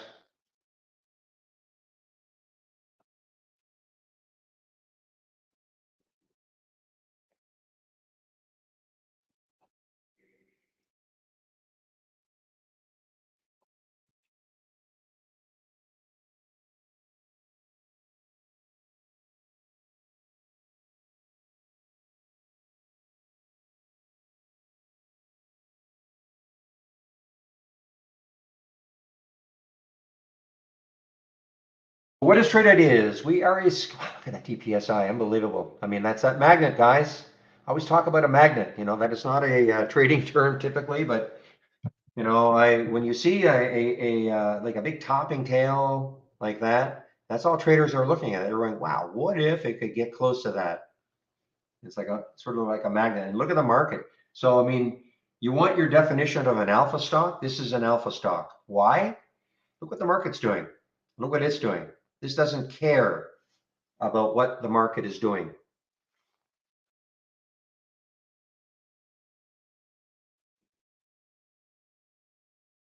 Yeah, so when you make a change in the channel, while you're on the channel, the change remains. But if you want to, but you can save, let me see how easy it is to save. Let me, when I start the, just let me get this done. In about 1 minute, I'm going to go into the channels, okay? So we are a scanner. That's what we do. We scan the US stock. Look, I'm sorry, guys. I mean, I'm just distracted with this DPSI. I'm not in it. I'm not in this one. The only thing I'm in 2 trades right now. I'm in the WOOF and I'm in the DOCS. Okay, those are the 2 trades I'm in. This one, for me to be in this trade, this type of a trade requires intense concentration. So while I'm in my spiel and all that, there's no way I can, because this could drop just like that. So, but this is a gap up and go, gap up and go. Well, I've already shorted WOOF long time ago, Raj. It came right here, 1745. Got in around 1732. You might not have been listening to me because I was talking about how it was just sort of chopping around that 1730 mark, and then finally it moved down to below 17.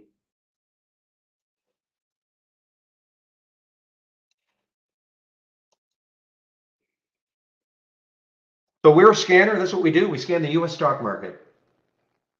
Doesn't matter who your broker is, doesn't matter where you live in the world, you can use Trade Ideas. So in my homepage, you saw that I'm sharing a lot of scans. We are sharing a lot of scans up here also. So if you click on New from our toolbar and then click on the Dock Channel bar, these are all themed based channels. So for instance, here's a momentum channel.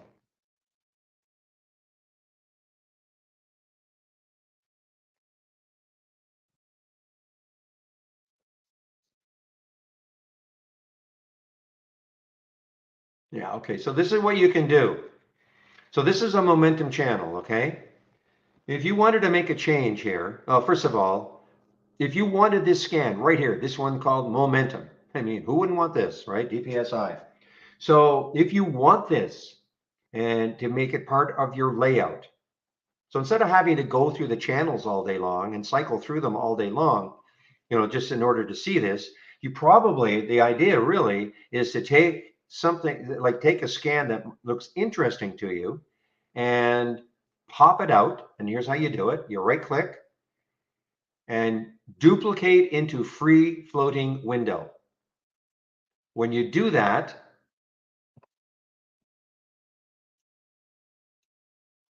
it popped up on my other monitor. This is what it'll look like. Okay. And so now it's free floating.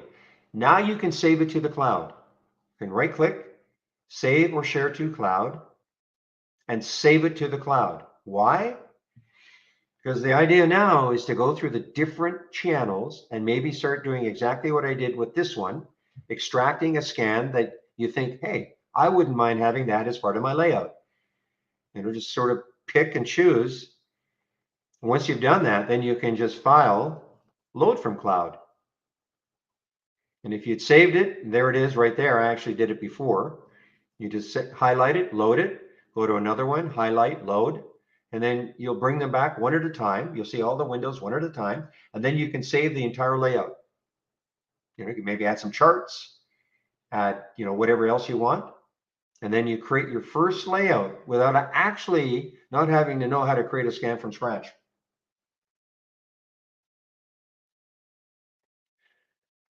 Wow, guys, I okay, woof. I mean, it's just been fabulous. So I know Zach, you're out of it. I don't know what you're doing, William. So if you want though, so for instance, if you wanted to make a change here and to my scans too, because maybe, just maybe, you don't like something about my scan or something in here, it might be the price range. So for instance, if you right click, configure, summary, it'll tell you, this is telling you exactly what the scan is looking for. So in this particular case, stock has to be between $1 and $50.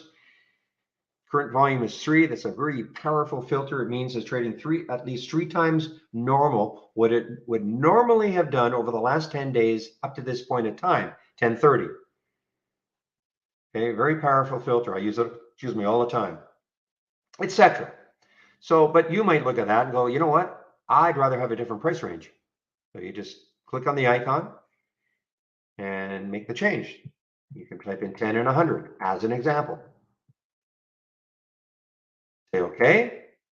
See how it's changed? Say okay again. Now it is changed to 10 and 100. If that's what you want. You can make another change, of course, or can add it. Once you get used to using Trade Ideas, you can add a filter, subtract a filter, but right now make it easy. Now, if I leave this channel and I come back, that change is not saved. The reason is because the channels are for everyone. The fact you want to make a change to something, it's not necessarily what everybody else wants to do. But if you want to make a change and you want to keep this as you say your change channel, then you can do, so this is going to answer your question, Black Dog. You would then save or share to cloud. First of all, I would give it a name. Okay, change the title.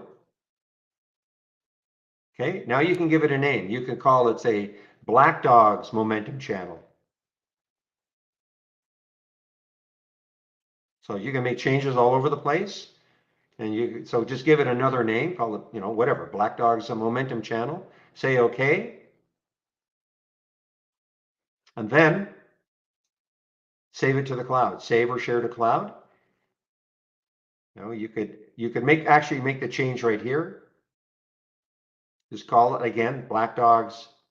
So now and that's basically what I did with this one, just to let you know. So does that make sense, Black Dog? So you can make the change, give it another name, and then save it.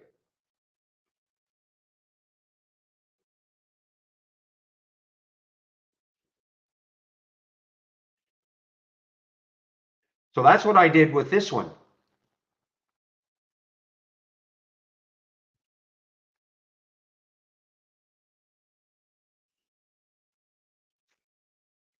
I mean, all I did was make a small change in the sector status, okay?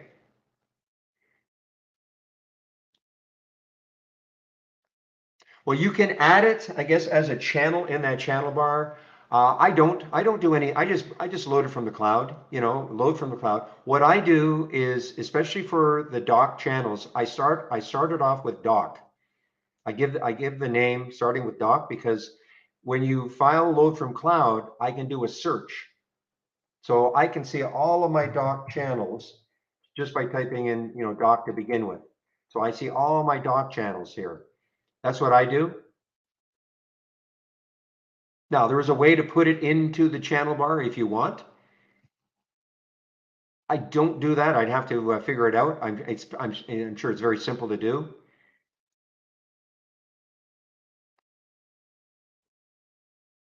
But it will not be automatically added in here, no. But again, this is all I did. This channel is sorted on the change from the close. This is the sector status. All I did was this. I mean, nothing's fancy. I just changed the sort. I double left clicked on the change from the open. I went through every one of them. Okay. Change from the open instead. Change from the open. So I took every one of these and then I saved it. And I gave it another name. And then I saved it. So and that's why if I file load from cloud, I mean, you can see how it's basically the same thing.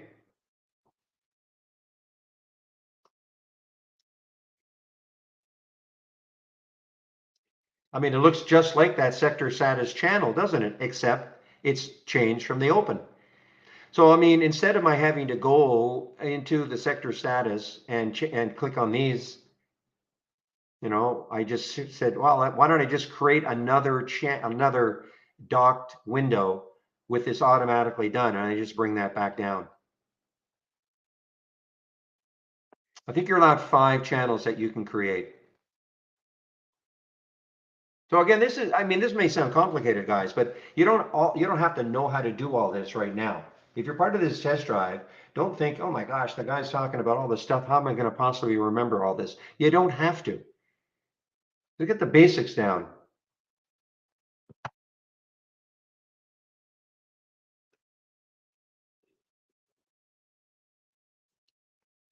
So if I click on new dock channel,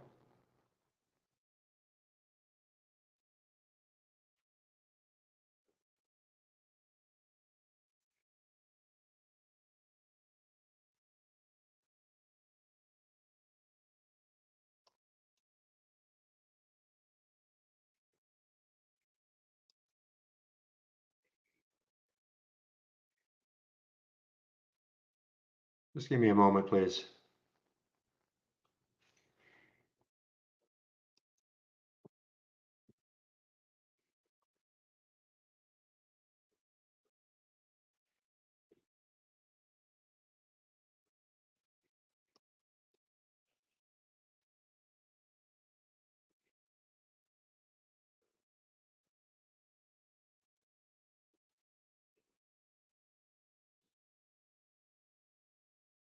Well, the woof has been just makes your day. Basically, just makes your day.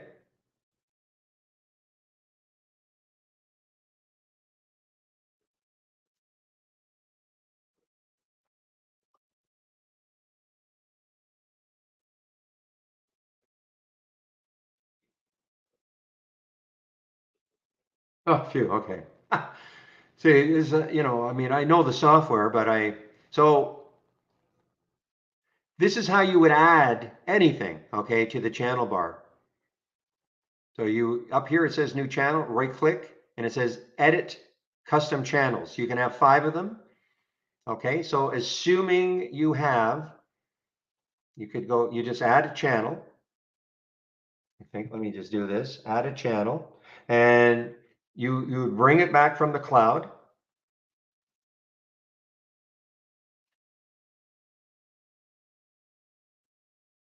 Select from cloud, sorry, select from cloud. Why don't I do this? I'll just take my sector and I'll put it up there. Why not? Sector, okay. Select it. There it is. I'm going to call it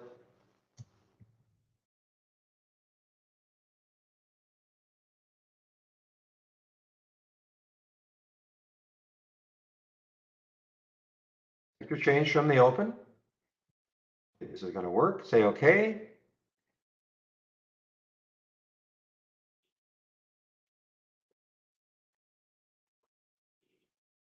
And there it is.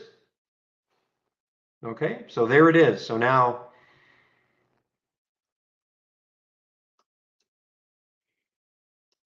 and so you can have 5 custom channels just like that. Okay.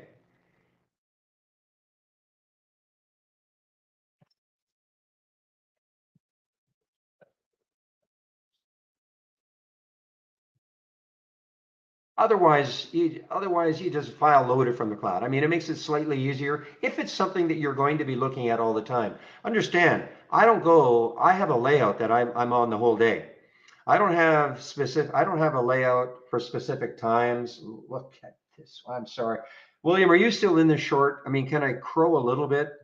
Are you out of that short? Are you still adding? And I mean, I hate to talk about something when I know somebody else has gone long.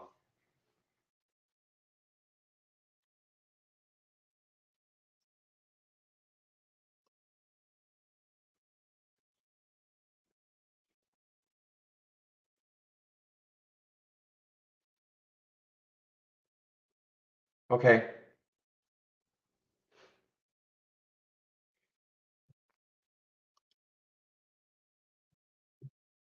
You just feel badly.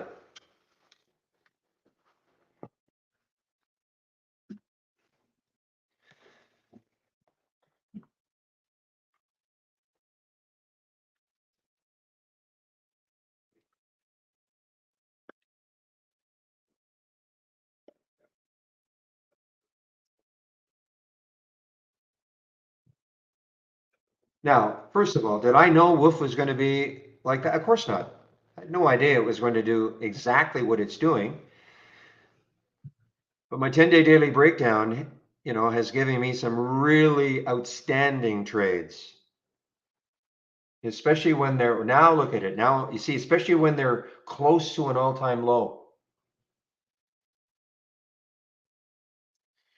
Miss the DLO. I mean, there's so much going on. I mean, and the market is, wow, the market is drifting down a little bit again. All right, so I've gone over the channel bar. I've gone over how you can take your scans. You can take a look at the scans that we've created in the channel bar. I've taken a look at my scans. So you can create a layout without actually having to create any scan from scratch if you don't want to do that. Now, of course, if you do want to create your own scans from scratch, you can do it. So if I right click on an alert window and configure, instead of summary, I'm going to click on search. So when you see these icons, these are all of the alert icons that we have. And when it comes to these icons, these are the filter icons. And again, listen carefully. You don't have to learn them all. The reason why we have so many is that when the company started in 2003, they decided that most people probably did not want to have to learn a programming language to learn how to or to put together a scan. So they thought, okay, why don't we try to create as many alerts and filters that we can so that for the majority of our customers, they can combine them to give them the type of scan they're looking for. You don't have to learn them all. Okay, I use maybe 1% of these. You know, in terms of alerts, the only alerts I use is new high and new low. That doesn't mean you shouldn't, use something else, but you don't have to learn them all. Okay.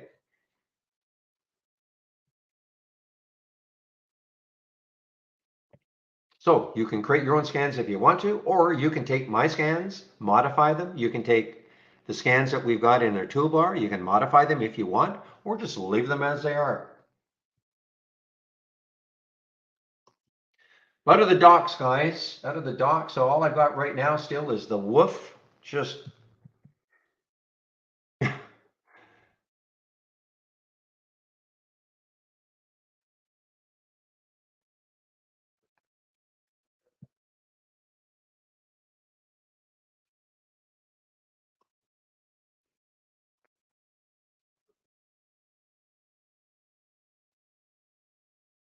I don't know if there's any specific news on woof. It's just a retailer, of course, but pretty specialty retailer. But I don't know if there's any specific news on it. I don't see any.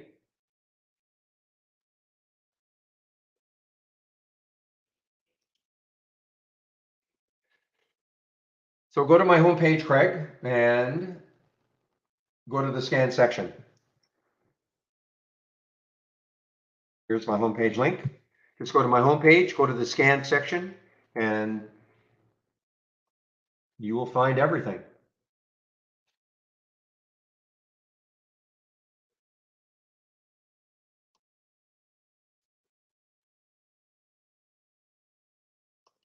Cool.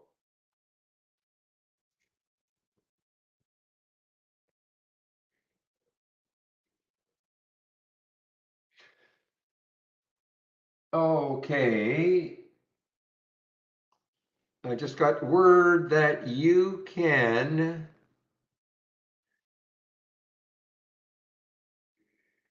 Oh, there you go. Okay, so you can turn it into a PDF, okay? The user guide.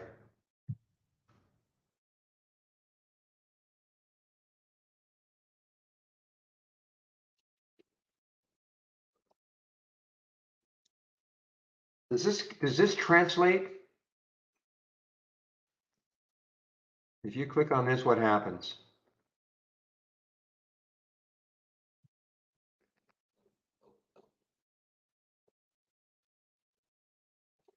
Yeah, I'll get rid of that because I can show you where it is, okay? You can click on this, but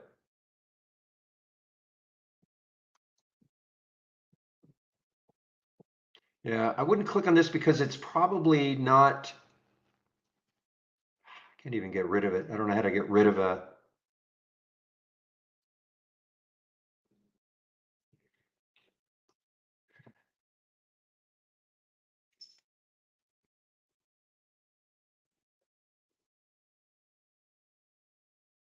so if you go to the user guide, I guess this is how you do it. If you go to the user guide,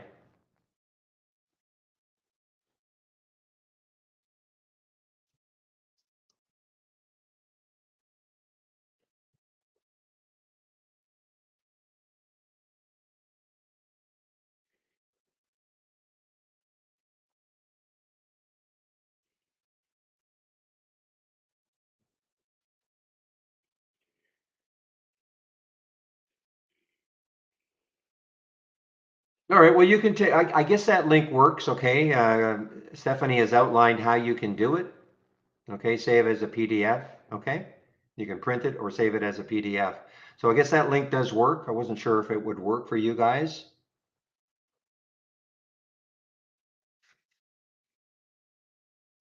Let me just see how I can get to it.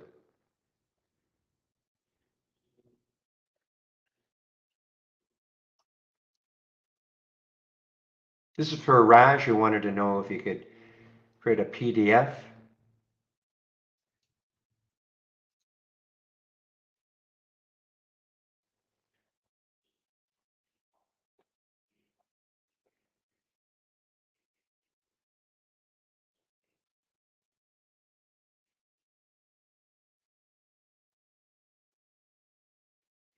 Okay, so just follow those directions.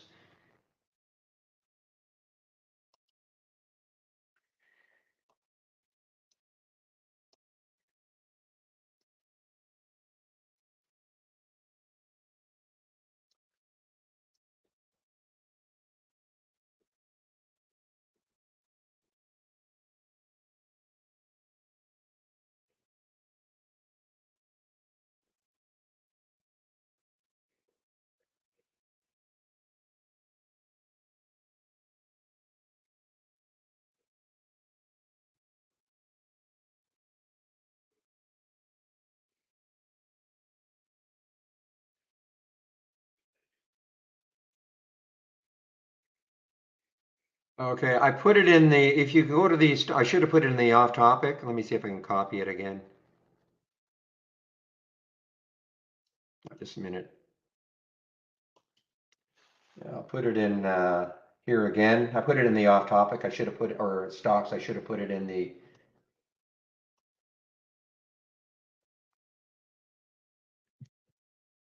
Okay, here it is.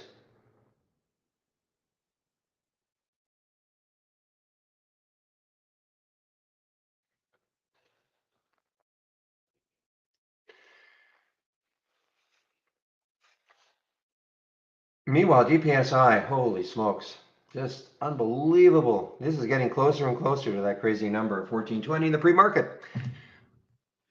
I don't know. Real started this a few months ago, looking at the five, and I can't even remember what daily breakdown he started with, and I can't remember why I decided 10 was good. Okay.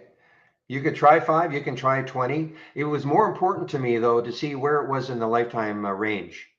Okay. Be it a five or a 10 or a 20 or a, okay. It was the ones that are very close to a lifetime low that worked the best. That's why, I got the HBI early, but, it was 21% in the range. Macy's, 22%.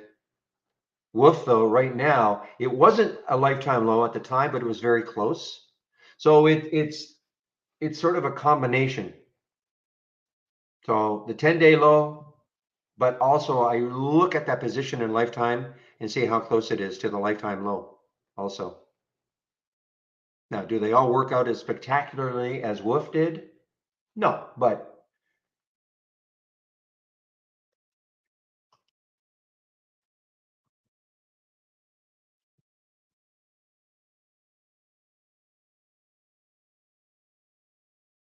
but you know what? If you take my scan and you say 5-day or 20-day, you can check it out just to see.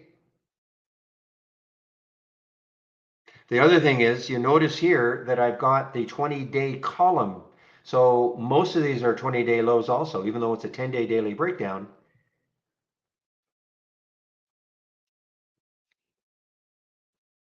Now these ones are the 10-day daily breakout.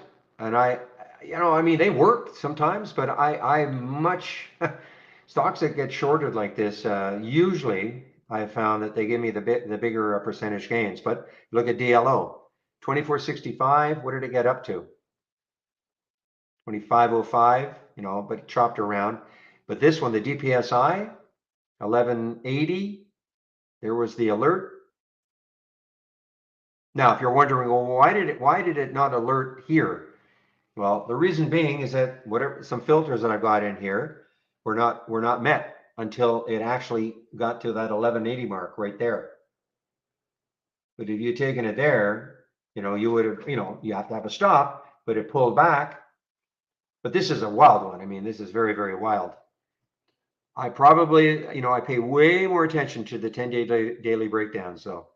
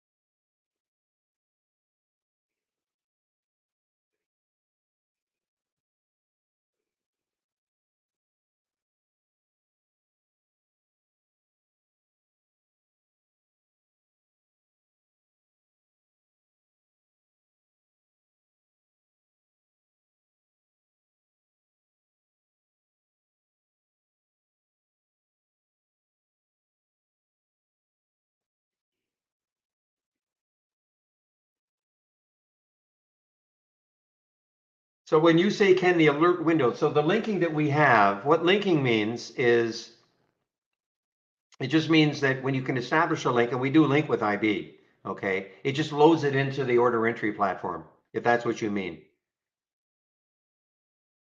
Well, so you got to click on the link, or you got to click on the symbol.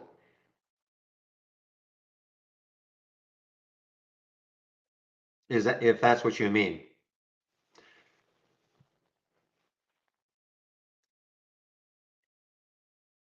Is that what you meant, Faisal?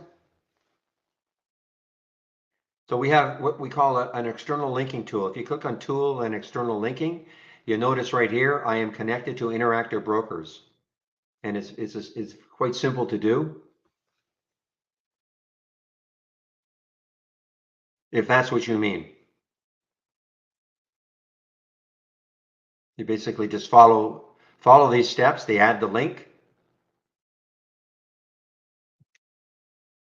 because obviously if you did this for the first time, this will be blank. You follow these steps, add the link,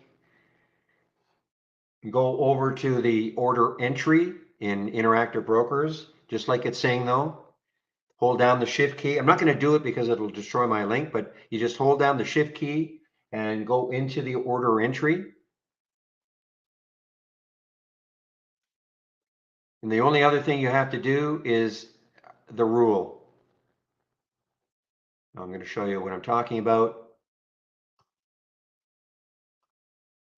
You have to, there is a rule that you have to pick, Interactive Brokers Live. That's a drop down menu, okay? But is that what you meant about, can it be linked? Is that what you meant?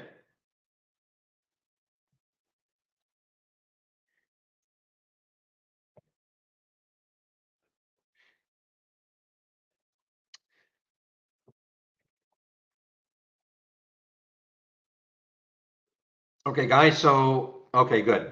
So also, guys, I haven't gone over the AI. So this is what the AI looks like. If you're a premium subscriber, of course, you have access to this.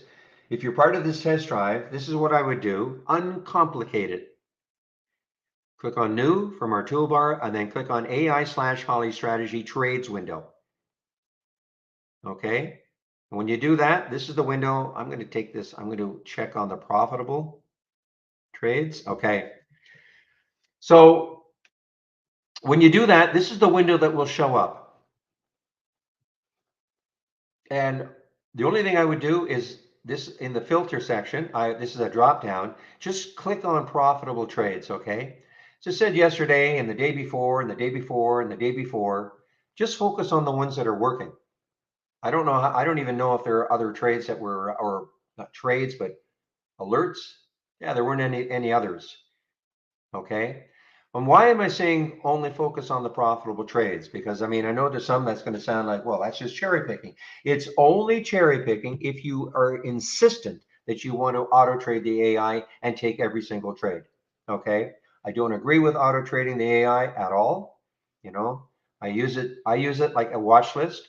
So what happens is, if you just focus on the ones that are working, they can set up various times during the day. So even if you miss the first alert for some reason, it could set up again. Imagine if you created a watch list of symbols that you like to, that you want to watch today. And your symbol and that symbol list or watch list is 20 stocks long.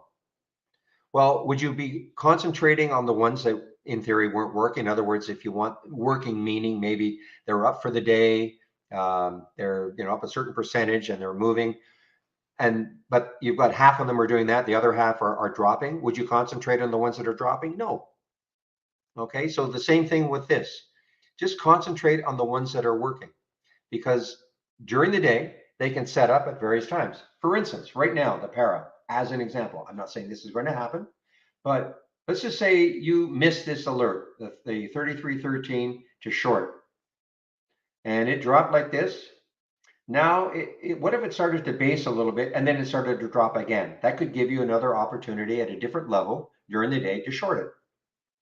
Or you could have looked at this and said, you know what, this looks like a nice bounce play now as a watch list.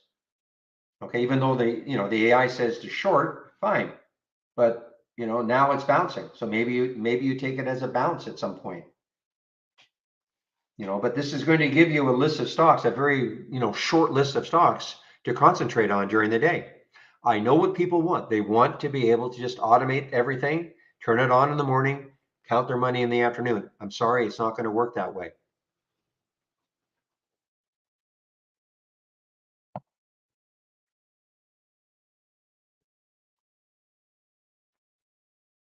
And the thing, the MX, the other thing to do, I mean, I never, ever, I can't tell you the number of emails we get.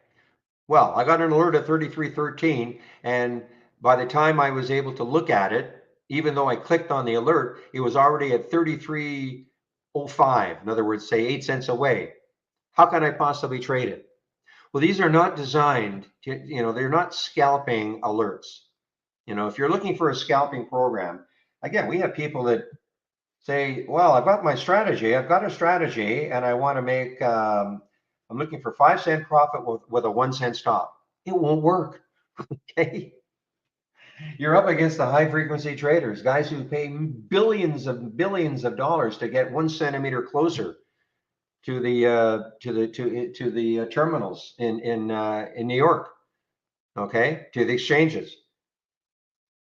And that's who you're up against. You're not going to be able to create a strategy to make a nickel with a 1 cent stop. I mean, I'm exaggerating somewhat, but we get questions like that.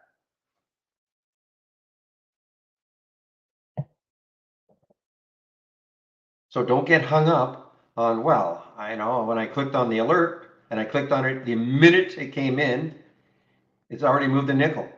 Well, I mean, it shouldn't matter unless you're just trying to scalp for a nickel and things like that.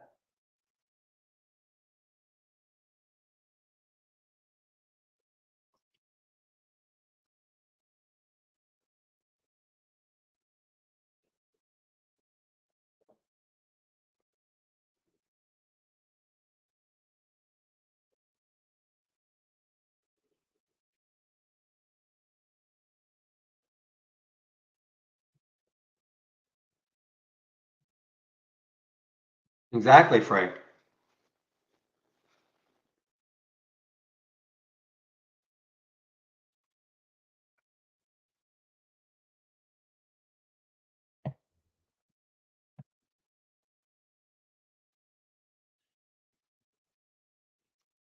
All right, so that's the AI, guys. So that's what I would do. I would take this window and then you can incorporate it as part of your layout.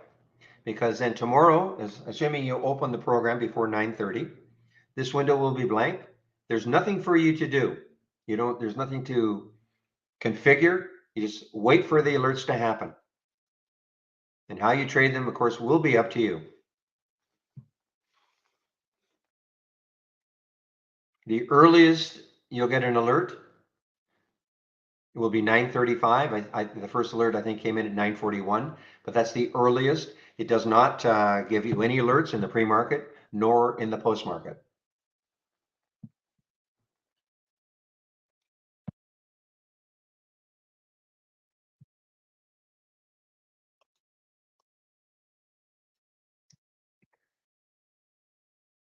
All right, now I'm going to talk about this window right here that we call Brokerage Plus.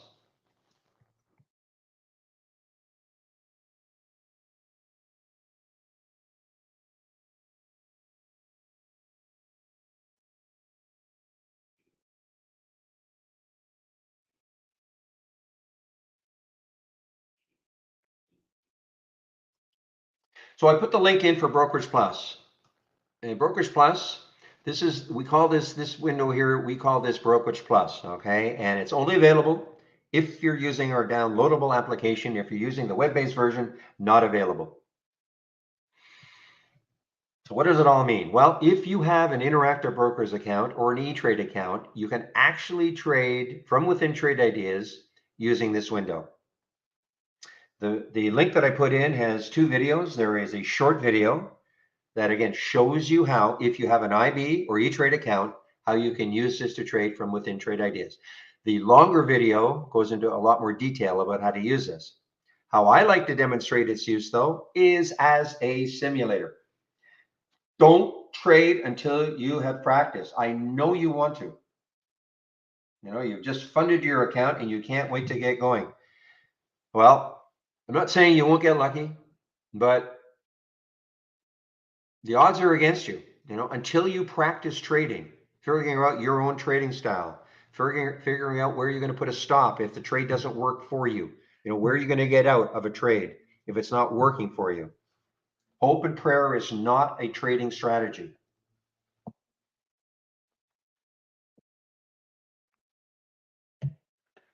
So you'll notice underneath this Brokerage Plus, we have two options. One that is live. And again, if you have the IV or E-Trade account, that's what you would do, or simulation for paper trading. Now, I should also add, if you don't have an IV or E-Trade account, it doesn't mean you can't use trade ideas. It just means you can't use this option, this feature that we've got. We're a scanner. It doesn't matter who your broker is, you can use us.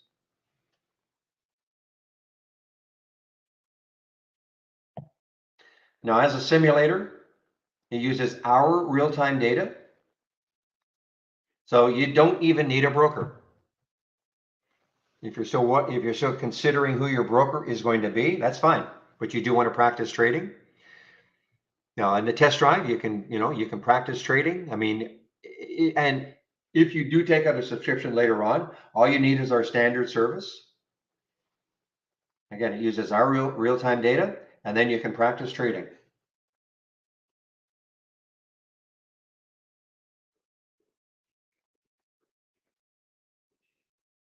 Very simple to use.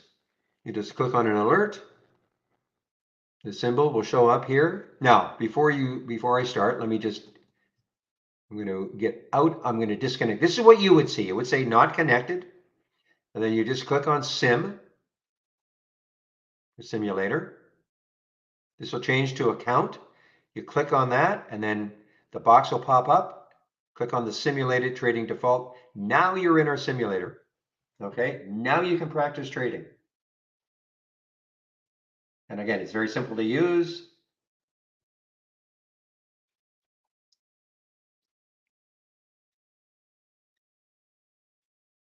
So you wanted to take this VTNR right here. Okay, it's pulled back a lot. It looks like it's basing a little bit. I'm just going to show you the mechanics of how you do it. So I'm going to take 500 shares.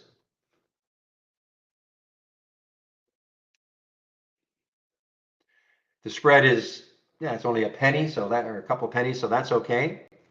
I'm going to buy it, sets it up, and then I'm going to send the order. Don't understand, Daniel, settings that show what is not selling the market. Are you just talking about stocks that are moving higher? I'm talking to somebody in our YouTube room.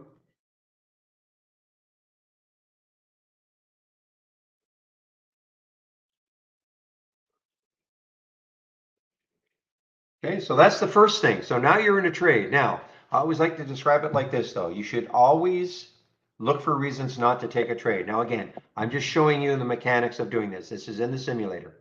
Okay, so, but you should have reason. You should be looking for all sorts of reasons not to take a trade. In other words, you should have some kind of a checklist that unless you can check every box, don't take the trade. Now, don't go crazy. Don't have 100 things that have to be satisfied before you take a trade. Otherwise, you'll never take anything. What your checklist is going to be, you'll have to decide. You know, there's no right or wrong. Most of the things for me are already checked based on my scans. In other words, I am never going to see something out of a price range that I'm not comfortable trading. It's always going to have at least a minimum volume. It's also probably going to have a minimum relative volume that I'm comfortable with, things like that. So a lot of the things that I construct in my scans already I can check if I get the alert. And then the next step for me is, you know, because I'm a momentum trader, you know, I'll click on the alert. I'll check to see what is the market doing. I mean, you know, to go long right now, anything is pretty dicey, right? I mean, look at the market. So, I mean, if I got something, even though it came in a long alert, or something making a new high, But if the market is, starting to really accelerate downwards, I probably wouldn't take the trade. But if the market is not accelerating downwards, then I'm going to be looking left on the daily and the weekly and the monthly chart to check to see, well, where is the next high? Where could it stall? Where could it get to before it stalls?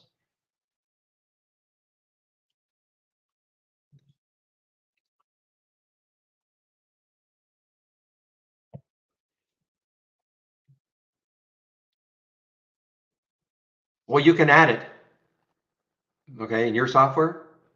It's just a column. I don't have it here, but I mean, you can just add it. So if you want to add the bid and the ask, well, you're talking here, then you're on a previous. Okay, then so your Brokerage Plus doesn't look like this. Is that what you? Oh, okay. So you have to have the later version of Trade Ideas. Okay. So if you go to my home page, you should download the latest beta.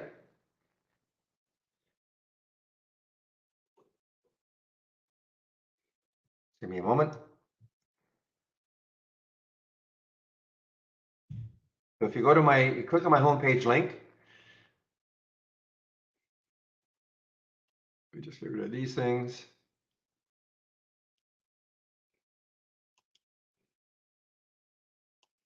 Scroll to the top where it says download.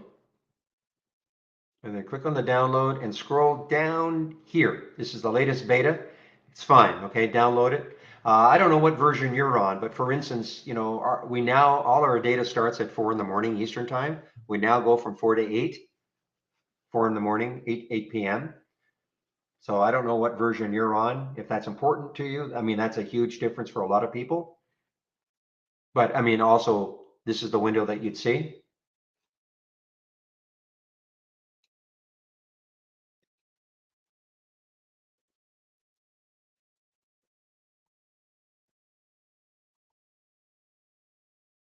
So Daniel, I don't know what you mean. Share a top list with settings that show what is not selling the market. Are you just talking about stocks that are moving higher?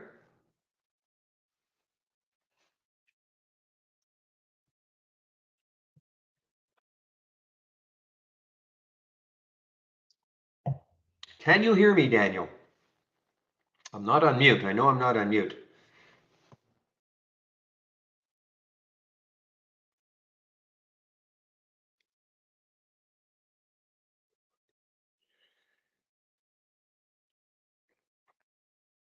Okay, I'm just going to continue then. So here's my entry price, okay, 1518. Yeah, okay. So I've got, I mean, it's just biggest gainers. I mean, you could go to you could go to our channel, okay, click on new, dock channel bar, and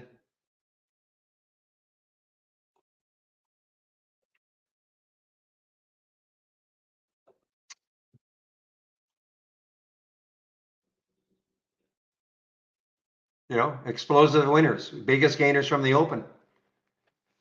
Okay, so you could, yeah, okay, so you could go here. So go to our channel bar, click on the explosive winners, and this would be something obviously that is moving up as opposed to moving down.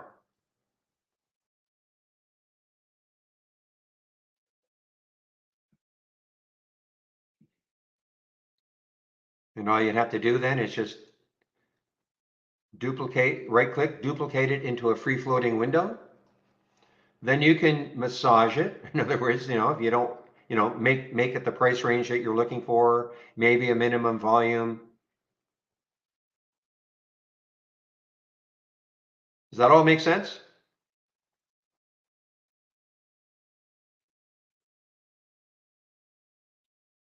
Now, these are not necessarily green. These are the biggest changes from the open. More than likely, they're green. In other words, they're above yesterday's close, but not 100%. Are ETFs filtered out of that? And the answer is no. But if you want the ETFs to be filtered out, then just add the earnings per share.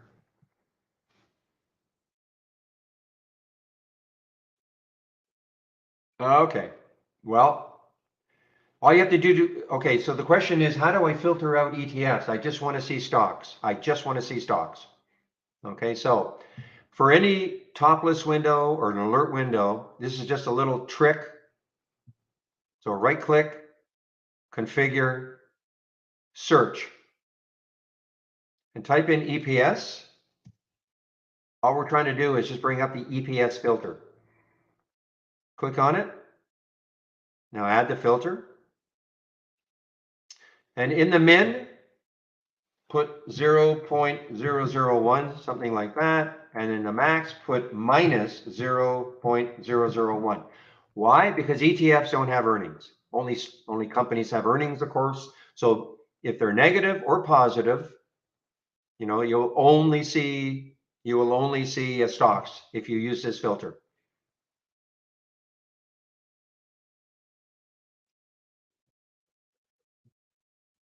So you could add this to if you don't want to see ETFs, that's all you have to do. It's a hack.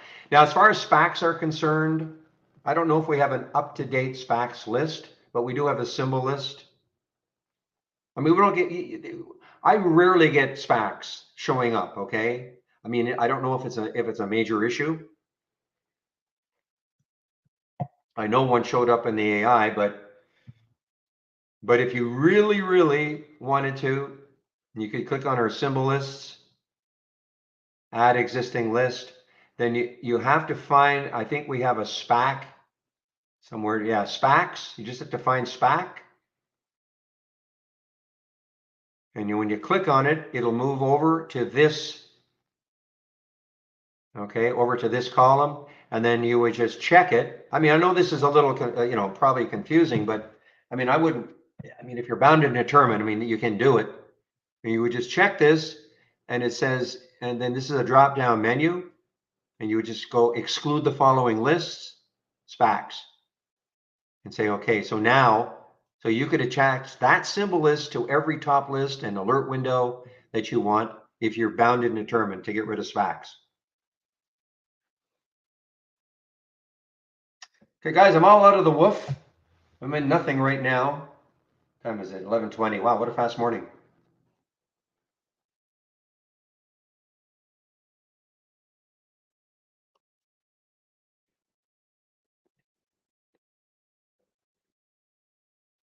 Okay, Daniel, so that makes sense regarding the ETFs, okay? Just add the earnings per share filter to every alert window that you want, every top list window, and that'll get rid of, and just put like 0.001 in the max, and I'm sorry, in the min, and minus 0.001 in the max. Okay, and then you won't see ETFs. Okay.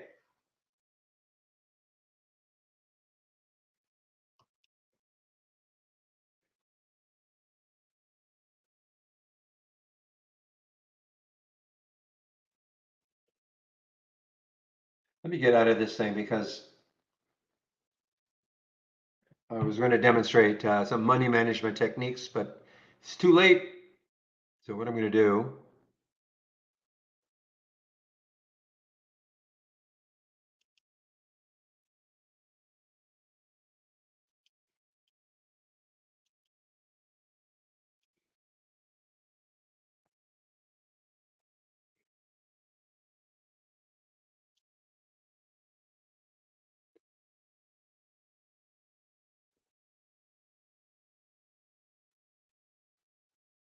so Daniel, I will warn you though, they're the odd time, and especially for some reason we find them with like foreign like companies that probably list in other on foreign exchanges.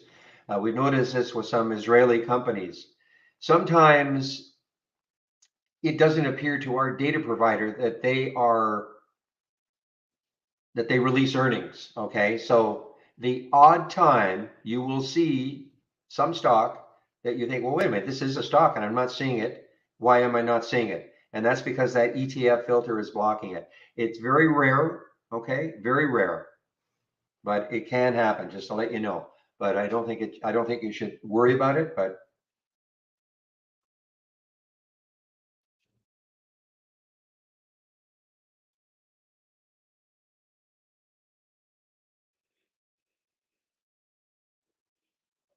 Meanwhile, the market is, I haven't been really following the overall market. Man, the market is just picking up. Woof. So, market had already gapped down, and we have not had any sort of a bounce, as in this market today. None, zero. So, I'm going to take a look to see about Zach's bounce plays, which, pretty tough right now with the market doing what it's doing. Look at GLBE now. Boy, the low down here is 1561, but that doesn't tell the whole story. In the pre-market, it was down to 13 something.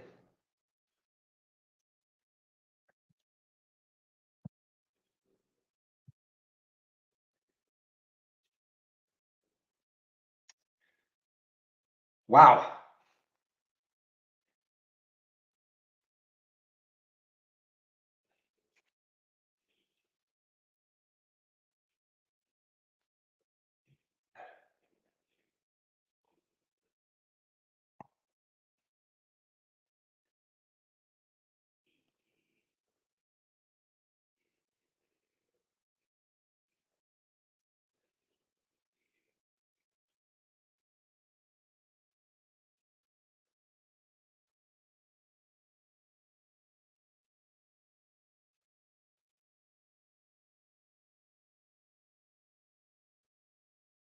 So for instance, here's one that is still running counter. ATUS. ATUS running counter to what the market is doing, not caring. Why? I don't know. They had some news this morning. Optimum.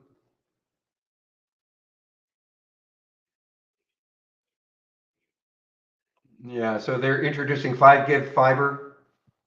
Sorry, 5 gig fiber. So this is their news, ATUS, ATUS. So this is their news this morning. And so far that news is continuing to prop it up.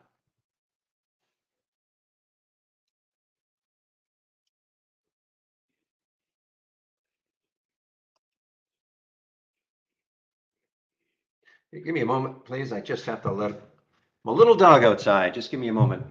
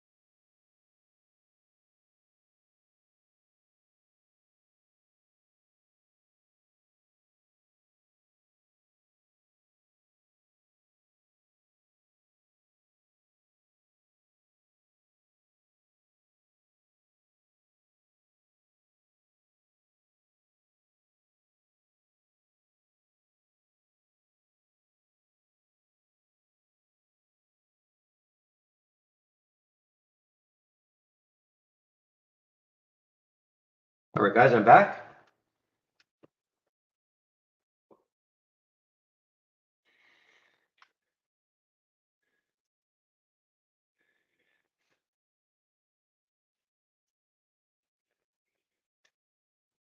I saw this one over and over and over again, and I failed to act on it. But Century Aluminum at CENX. CENX is a gap down and go.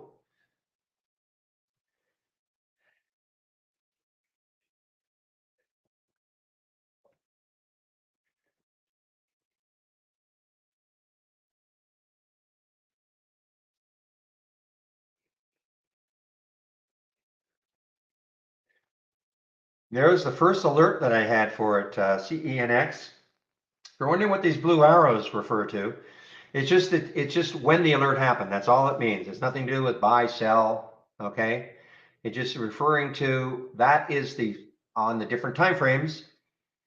So I had an alert for CENX. This is the candle on the 15-minute chart. There's a candle on the 5-minute chart, and there's the candle on the 2-minute chart. That's all it refers to. Every time when you click on an alert, you will see that automatically. Come on. Automatically. There we go. So it's underneath here. You can't see it, but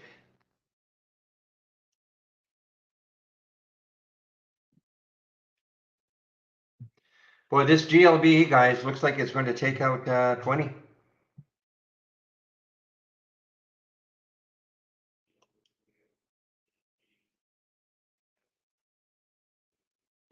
Boy, this is a sell-off. This is a massive sell-off. Let's take a look at the SPY and let's try to put it in some kind of context. I mean, that 400 mark was defended, pretty well the last couple of days, especially yesterday, but not right now.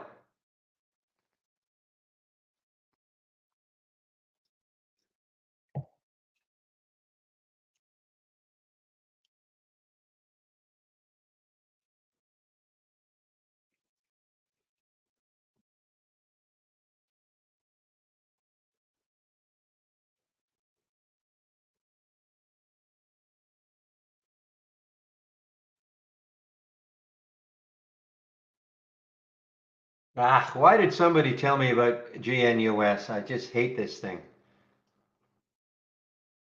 this morning.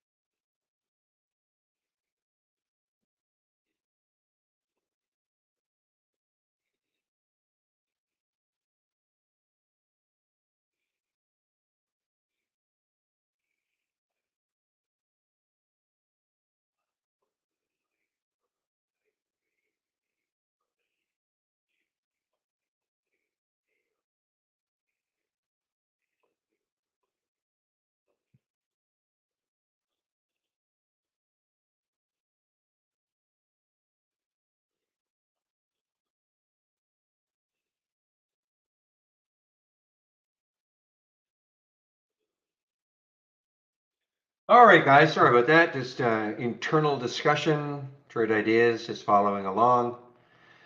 And I'll be taking my break in about 30 minutes. Steve, I'm just going to confirm that it'll be Steve today, which is Steve, his stint was yesterday when the market was nice.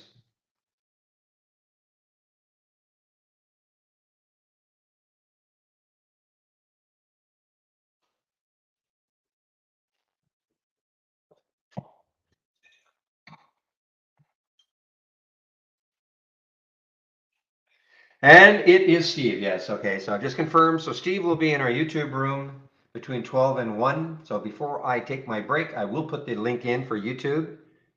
And you can head over there. Steve is the originator of the trades of the week. Always very hard to come up with one stock. This week it was wheat. It did pretty well. I mean, the alert was, I think, or the suggestion to get in was, I think, at 1184. They come out on Monday. It's a free service.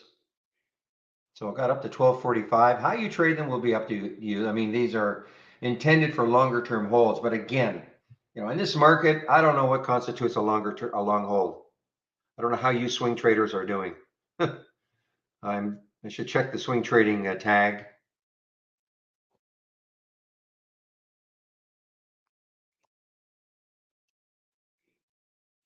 So we do have a swing.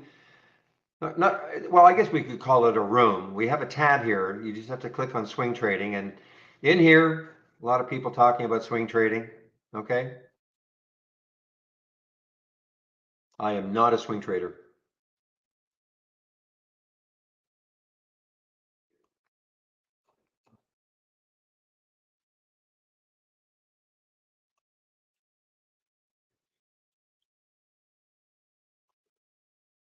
Oh my goodness, my goodness, my goodness. Oh, Overstock. Talked about this one, I think, when it was just a little over 28. This is a gap down and go.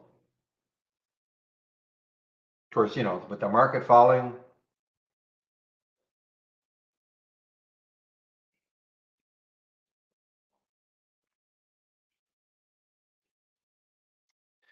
Okay, so this is an earnings play. Okay, didn't see this really in the pre-market. It was very spotty trading in the pre-market. This meaning SCVL, the Shoot Carnival, and this did show up on my 10-day daily breakdown, but it has popped up a little bit above it. Now it's nowhere near a lifetime low. They don't all have to be near lifetime lows, but I find they work, a lot better. But let's see if it takes out 26 again. What's the spread like? This is I've traded this one, I think, in the past. See, it's that's not trading very much. I mean, 17 million in the float, so it's a low float. I mean, that's 8 times normal, but that's only 500,000 shares. It's not what I call highly liquid, and that is why we have, sometimes a spread issue. And that's the spread, 58.70. That's a 12-cent spread. I mean, it tightens up and then it widens. And in case you're wondering, that blue box is from Interactive Brokers. Nothing to do with Trade Ideas. Just click on the tab, Raj. Just click on the tab. Swing Trading tab, okay? Can you see that?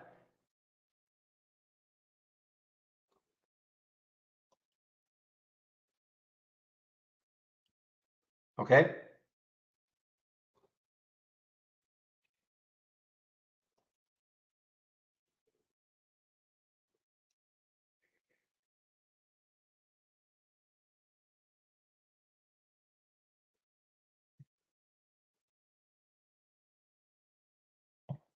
Again, those are just ideas, right? And I have nothing to do with those. I don't even get I don't get involved in that at all.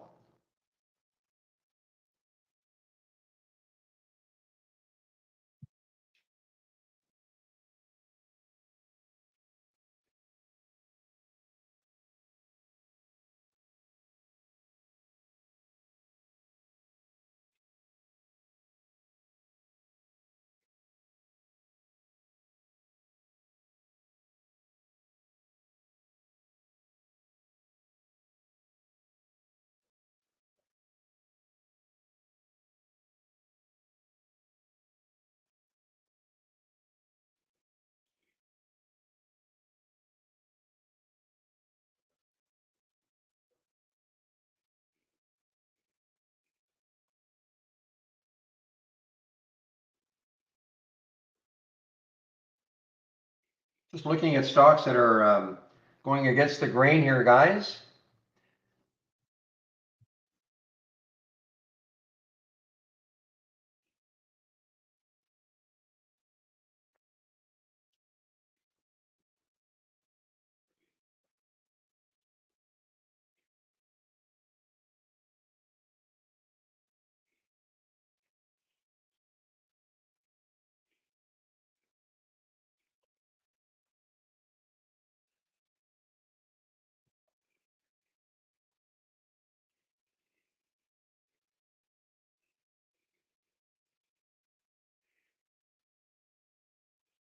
All right, guys, I'm not getting too many new alerts.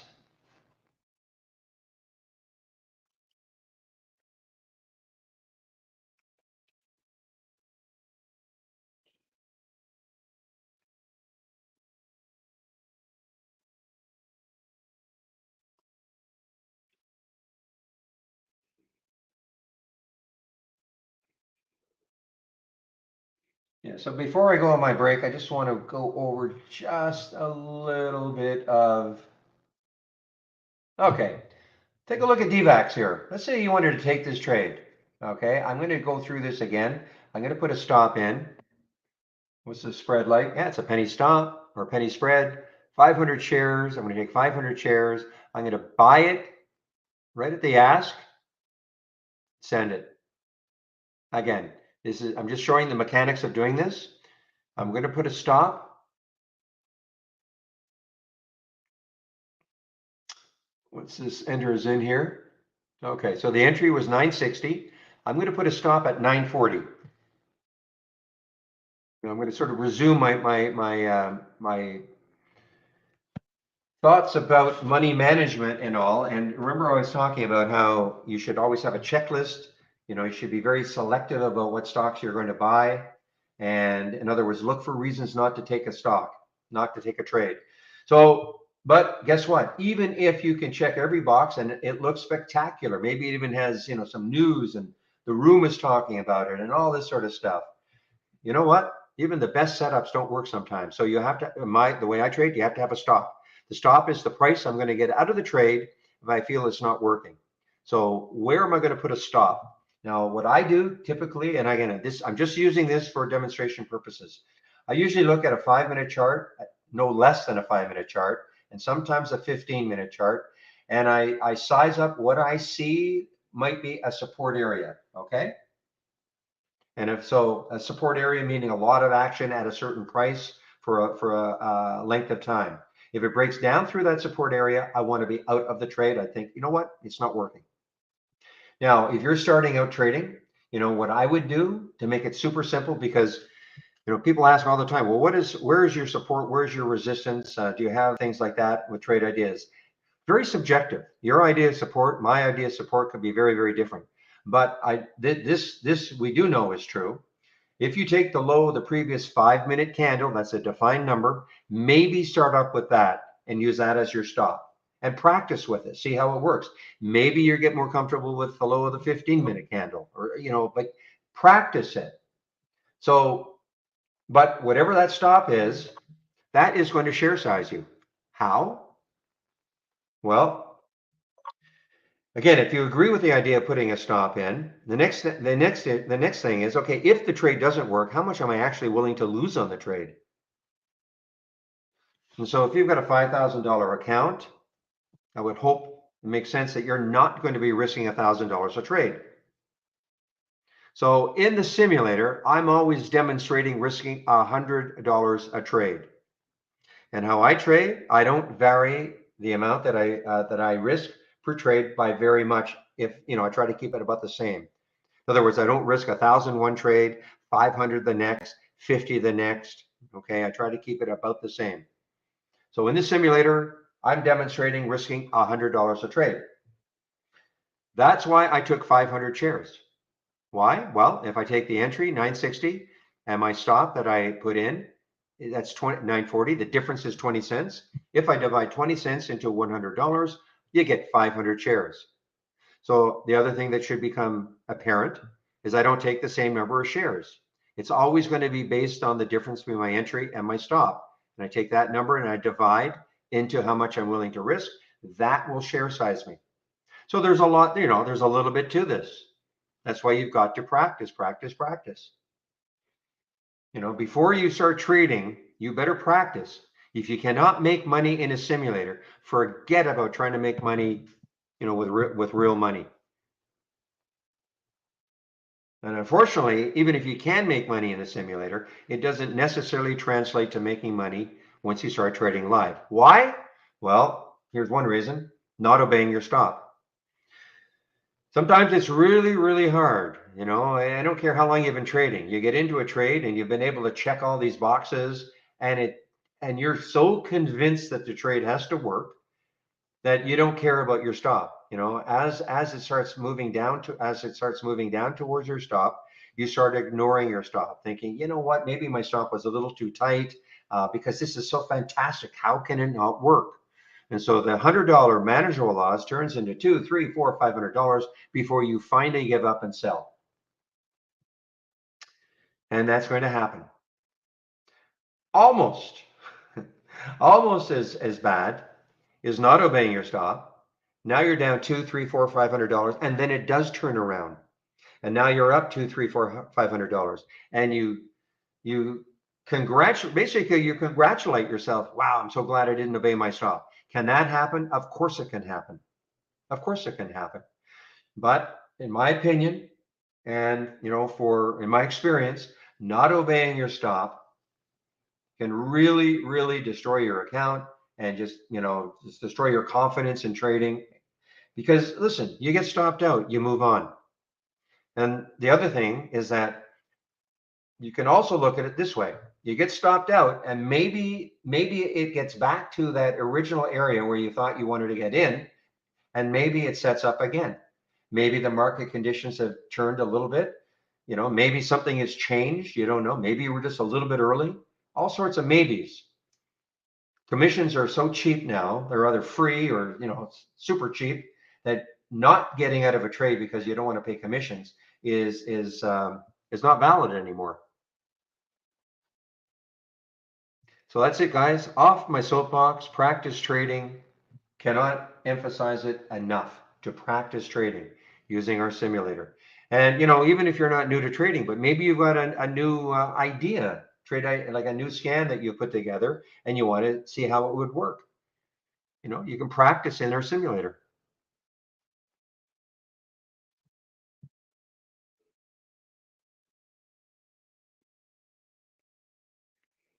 Well, it's the difference between when I, again, had this been for real. Remember, this is in the simulator.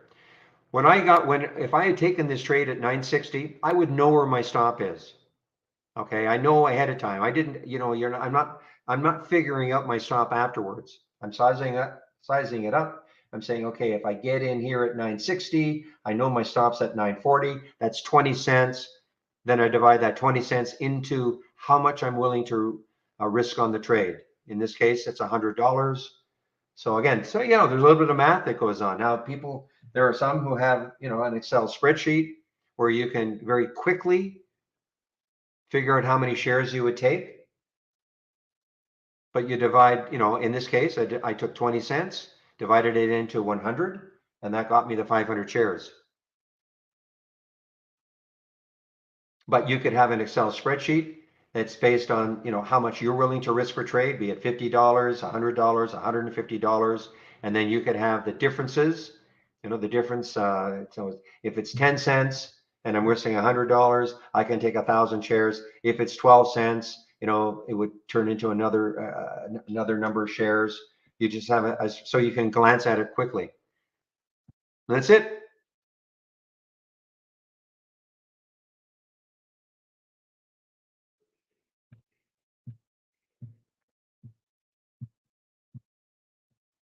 Okay.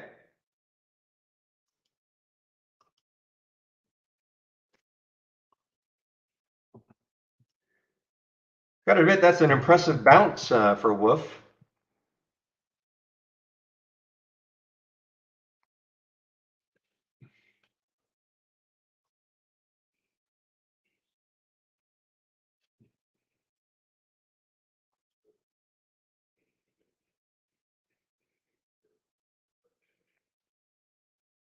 but you're looking at it the wrong way. $5,000 account, maybe you only want to risk $50 a trade. Risking, like how much are you willing to, you're not taking the same number of shares every trade. So if you're going to risk $50 on a trade, every trade,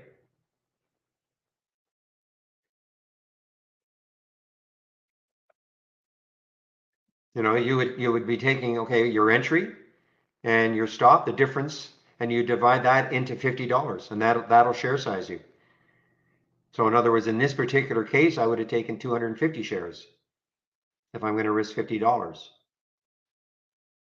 You're not buying the same number of shares.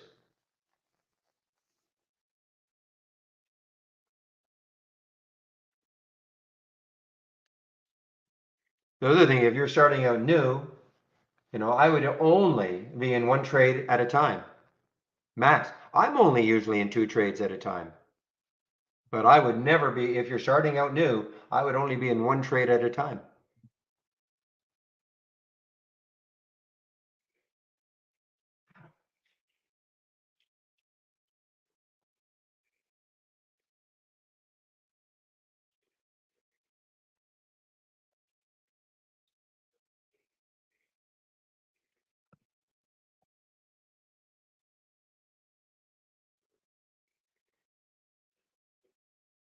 I mean, if you have a $5,000 account, I mean, it's pretty tough also. I mean, just to let you know. How much to risk? I mean, there are all sorts of, there's information out there. Some people say 1% of your account size on a trade, things like that. I can't tell you. I'm not a money manager.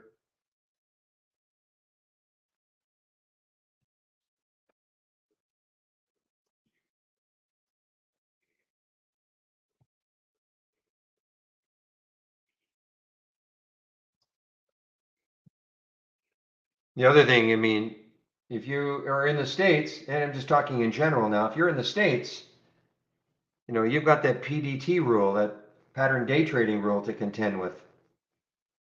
So, which I think you'll need $25,000 minimum in your account. Otherwise, you're limited to what, 3 trades a week, something to that effect. Canada, we're not limited. Well, we don't have that rule, I should say.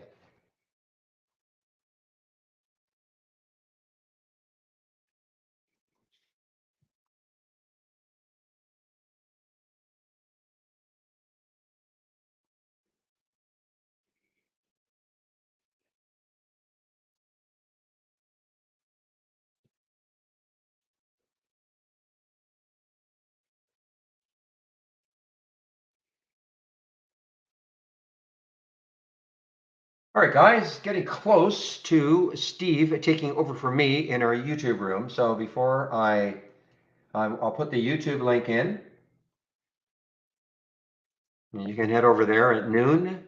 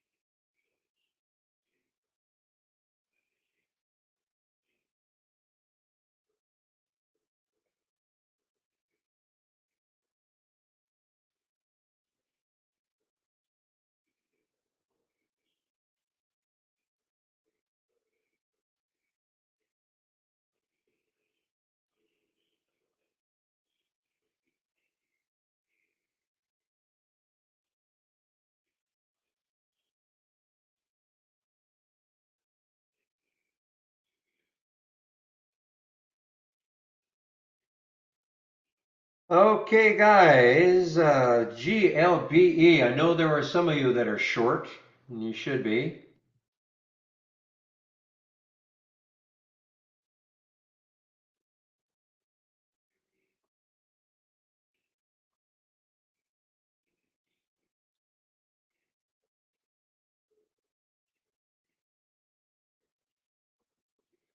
You know, I actually tried to short this under 20, couldn't get it, the uptick rule. Well, it just kept, and I didn't want to chase it down.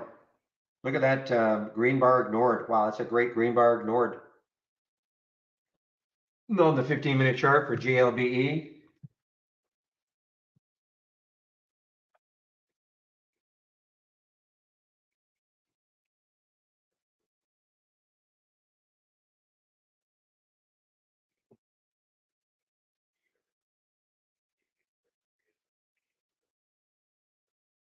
Okay, give me a moment. I just have to change headsets.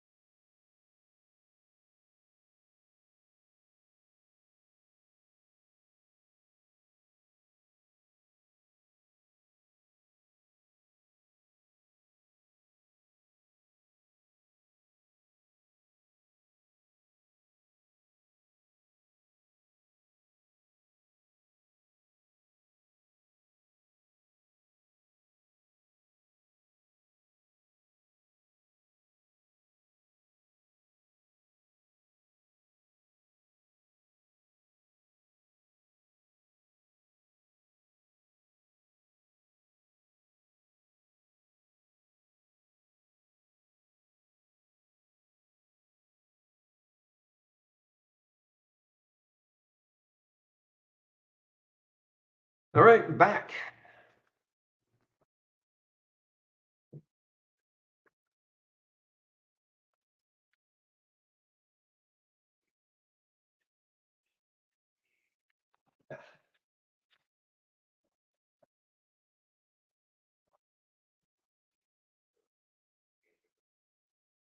Oh man, now I'm ticked. I'm just going to explode this chart a little bit, okay? The 15-minute chart, just to show you what I was talking about on the GLBE and what we're talking about when we say a red bar or a green bar ignored. So look at GLBE. Look at that green candle right there, okay? See, we have a downtrend, obviously. Well, we have a downtrend right from the beginning, a little upturn here, but see that green candle right there? Totally engulfed by that previous green red candle. And then the next candle is red. And that's what caught my attention just underneath 20. And that can give you, this can be a short setup, okay? A green bar ignored. In other words, you have a downtrend, a pause in the downtrend, and then the downtrend continues. Now, does it always work like this? Of course not, okay? But this can give you a good looking setup. And the reverse, of course, is true. You could have an uptrend, a series of green candles, and then a red candle, you know, engulfed by the previous green candle, and then the next candle is green. In other words, so the uptrend continuing. Whoa, it just this wouldn't fill me. That stupid uptick rule. All right, I'm just waiting now for Steve to show up. Ah,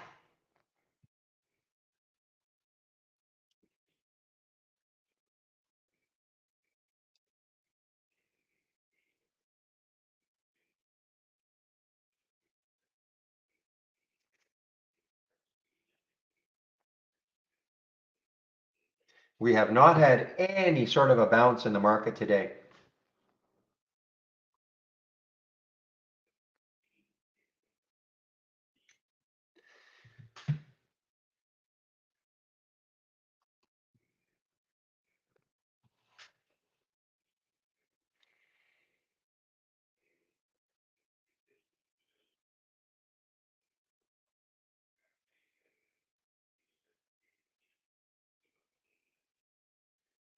Well, I see a topping play from Zach would have been awesome. I mean, that 920 Airy, what did it get up to? Boy, that didn't even move that much higher. So this is what I'm talking about.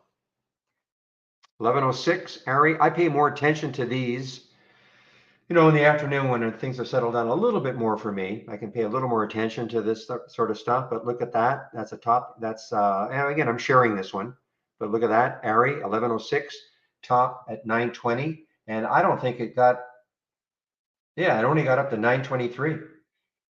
and then it started to move down. Of course, market's helping, but that's an awesome percentage move. I'm sure Zach took that one and William. And if they didn't, I don't know why they wouldn't have.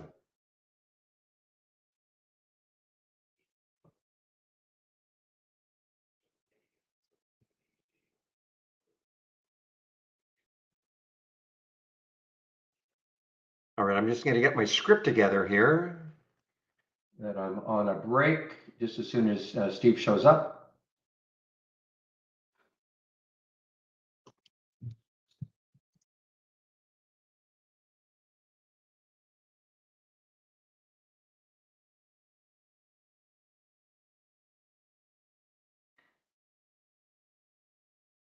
And there he is. I heard a little pop there, Steve, so you must be in the room. Hello? Hello. You can hear me, right? Yeah. All right. Well, have fun, man. Hold on a second. Let me get my screen Yeah, up here. the market was ripping higher, but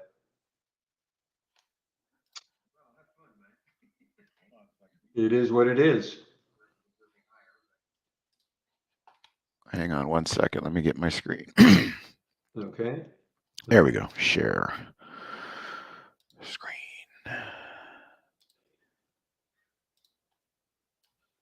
Okay, should be good. All right, Steve, have a fun hour. I'll Thank talk you, to you Barry. probably about 5 minutes before the mark. 5 minutes to 1, I'll probably pop in and talk. All right. Enjoy your break. I will. Thanks.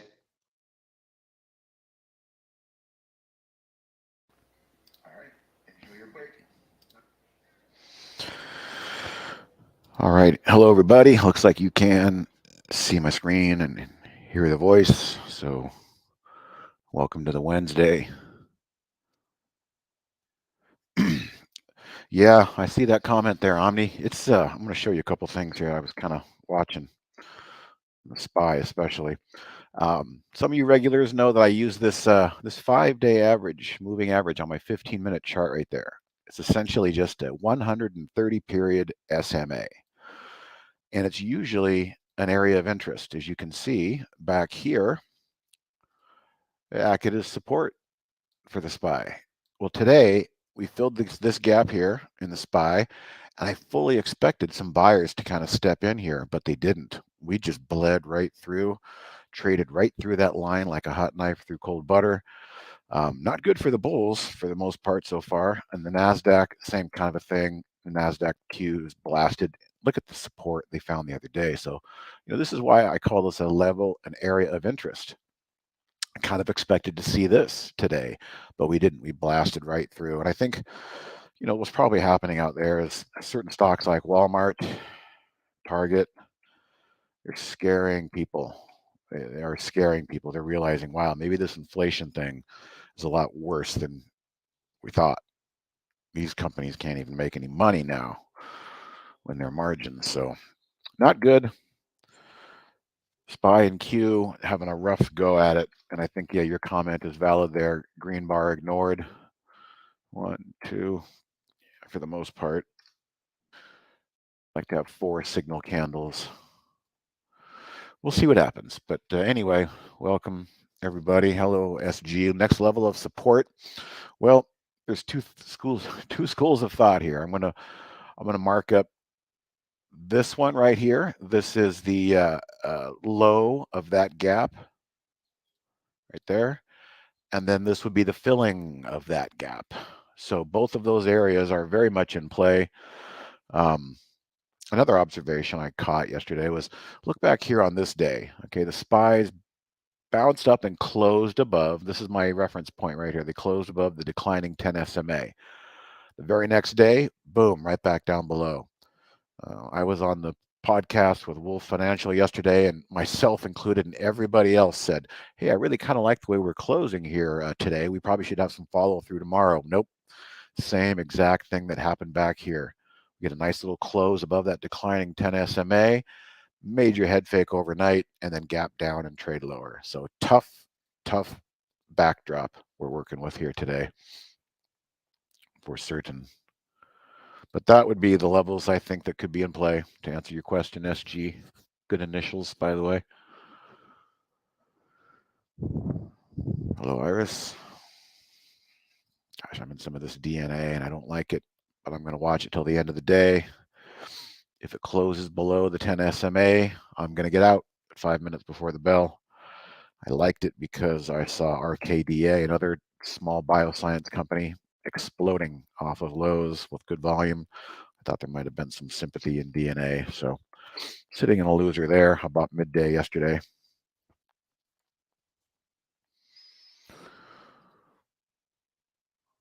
I heard Barry talking about this PARA topping formation. I was really impressed with that one on the AI. This is how you short. Shorting a fade up move. Look, a day and a half up move right up there next to the 50-day moving average, which is starting to draw now on this new issue. That was a wonderful entry for the AI. It's not really something that human beings look at. I mean, I heard you talking about Zach and some others that like to trade the topping tails, but the AI sure gave us a nice topping tail formation, and I think there's probably some more good downside on this sucker.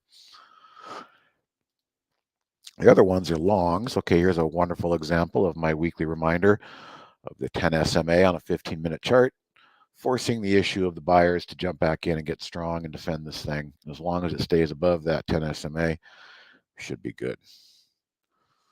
What else is on this AI? ARCO. Okay, so ARCO is fighting its 10 SMA here, pretty close, but it might be running out of steam if it can't build on that little wick right there. Again, 10 SMA is my momentum guide, and it's a great management tool for using the AI.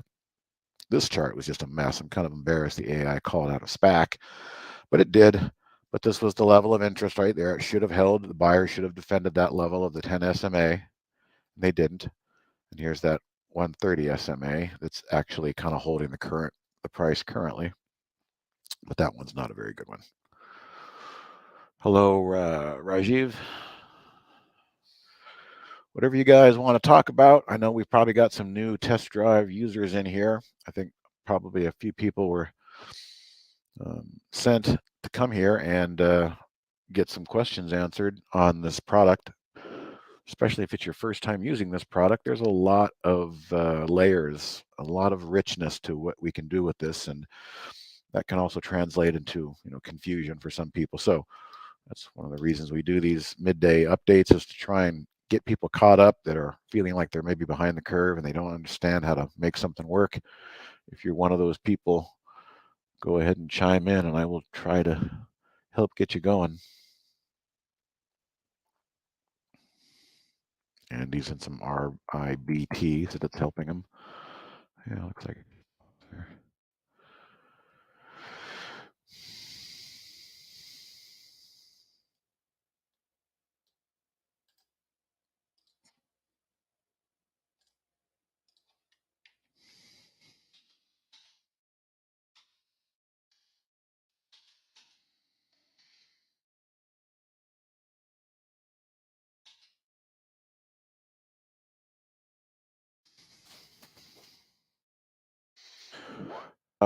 Do you have any good scanner for shorts, day or swing? Well, let's pull this out, Iris. I think we did this last week, maybe even the week before. This is slam into the 130. This is a swing short. It's exactly what we were talking about. So let's look at yesterday. I think we had some stuff come in yesterday because we had a big up day. HR.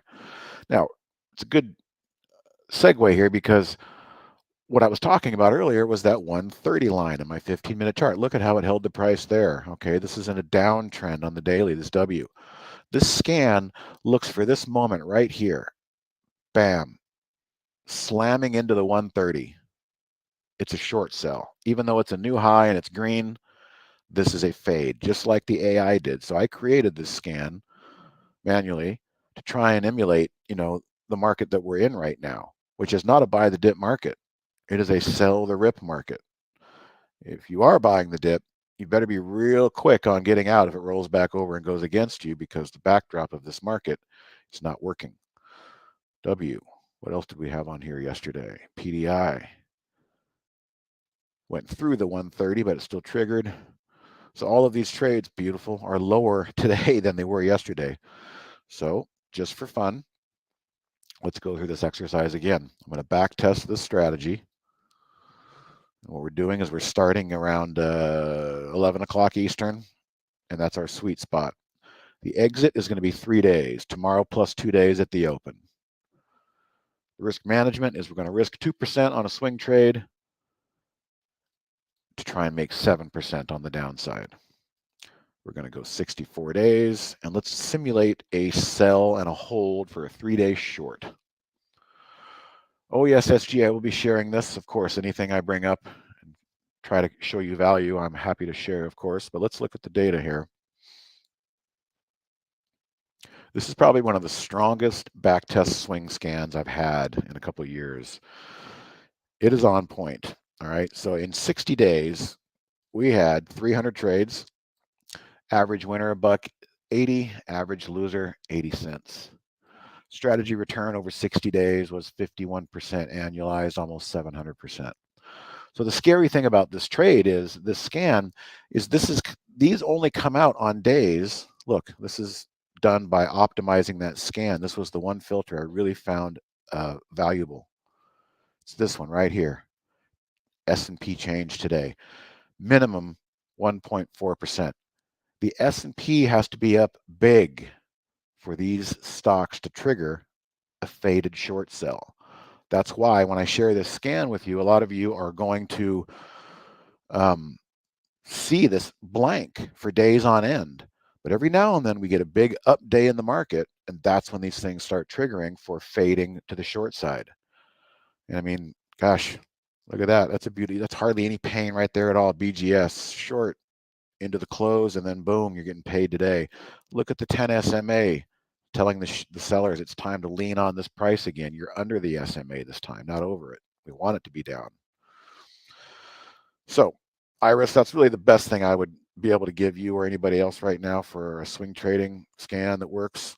But the problem is you need a big day in the S&Ps for it to start triggering ideas. So it kind of sits blank on the shelf here for a little while. Let's see if I can reconfigure that. Jeez, I'll come back to that. There we go.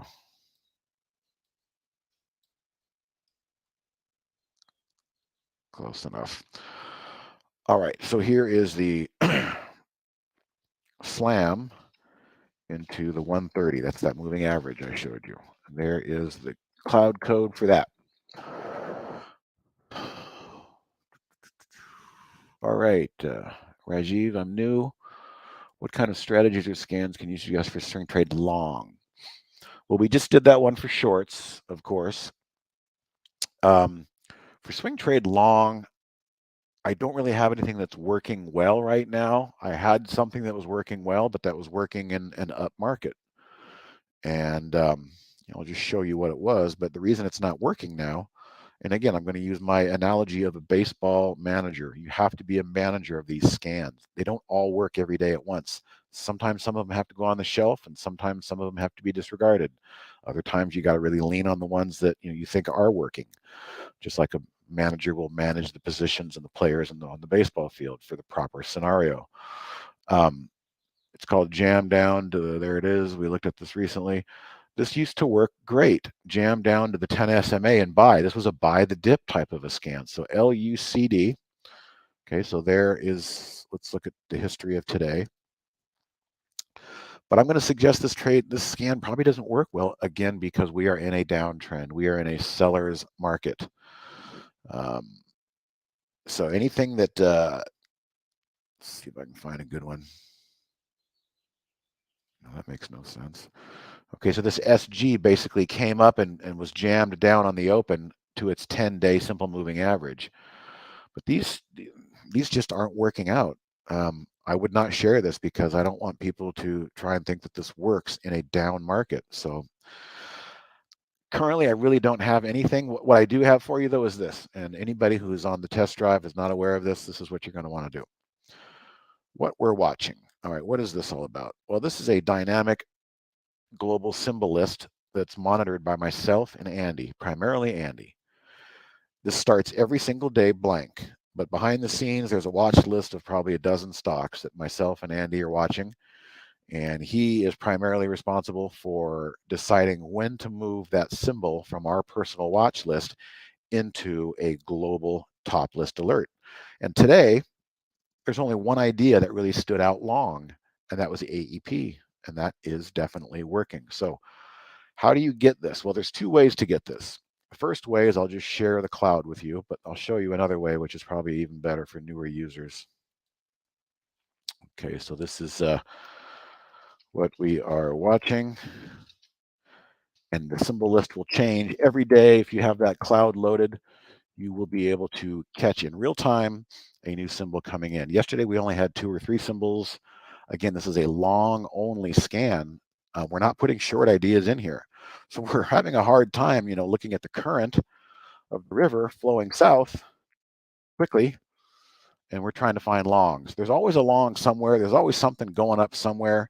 Solars are doing okay today. The airlines were doing okay earlier. So in this case, American Electric Power Company. Really nice wedge break on the daily there. This is what Andy saw, a real nice wedge break. So we waited for the open to confirm. There's the open, and then it bounced, and then it started to bounce, and there was probably the confirm right about there that we want to get in this thing. So that is one way to use it. For anybody else, pay attention, because this really might help some of you. You can go to a new file menu, go to new dock channel bar, and you'll get this window right here. This window is now just waiting for us to select one of these theme-based layouts. And if you'll notice, this theme here is called the Trader's Eye. This is the same watch list, but it's got some more tools. So it's an entire layout. Okay, here's AEP. This is the window right here that I just gave you guys. But if you go to the new docked channel, you also get a new high saying, oh, AEP just made a new high. And why is that important? Because in this particular one, we have an action that will trigger a sound alert. So if you have this configuration open, you will get a sound alert reading off a new high, which is more than you get with just the basic window that I dropped. Up here, if we had more than one stock today, if we had 5 or 6 stocks, we could see a real-time car race of which one was doing the best in the current moment. But since there's only one car, he's just doing time trials up there by himself right now. So 2 different ways to get what we're watching, or in this case, it's called the eye, either in a docked window from the new menu, and then go to Trader's Eye right there, or I dropped the cloud code. If you just want to have the simple window that says, when a symbol is dropped into this window, you're going to see it in under 30 seconds. So you really only need this window, but using that whole other docked channel is also a good idea. So that's all that I would have, Rajiv. But that'll be active every day. And yesterday there was 3 winners in there yesterday. And again, these are curated. These are not all machine ideas. We're using the platform on our own personal scans and watching our own watch lists. And when we see something that looks really safe for a good entry, we will drop that symbol in there. And the reason we don't drop the entire watch list of symbols is because this market, when it opens up, the first 15 minutes is diabolical. It does everything it can to confuse you and shake you out and twist you. So we wait for that rush of market stop orders to be triggered and washed out, and we wait for the setup to start to build on itself. But that first 15 minutes of the day, you're probably not going to see any ideas come into this window for that particular reason.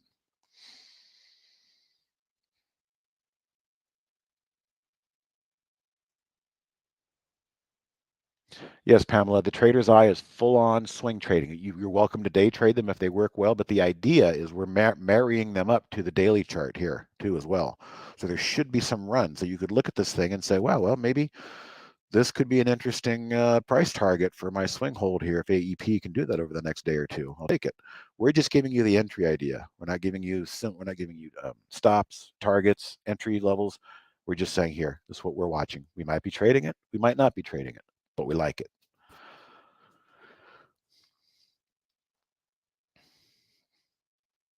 So yeah, you can use either way, Pamela. I mean, they're good for day trades if they work, or if you're not comfortable taking risk home overnight, maybe sell half and turn the other half into a swing trade. A lot of people do that too. Backtracking, Pal, can you go over the option trading section when you get a chance? We don't really have much in terms of options, let's just see here what we've got. Let's do a new doc channel bar and see if there's an options. Explosive winner, market.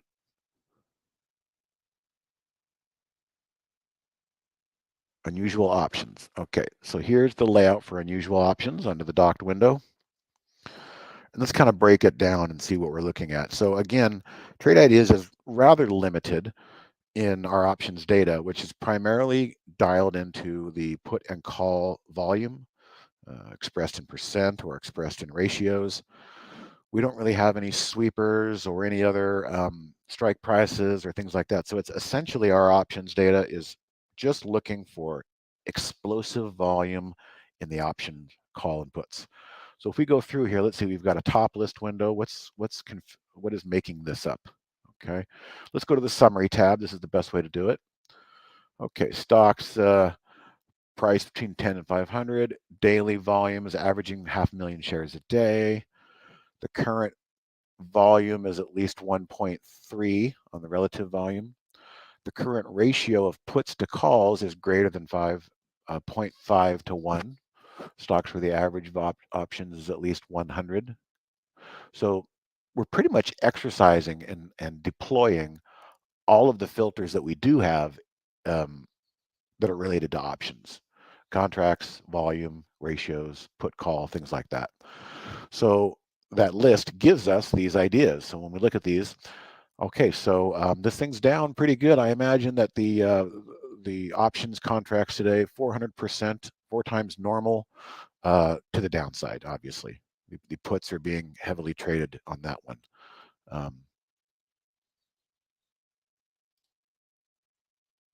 Anything that's up, is doing the same thing on the call side. So this MX, as I said, something's always going up somewhere. This is a semiconductor corp.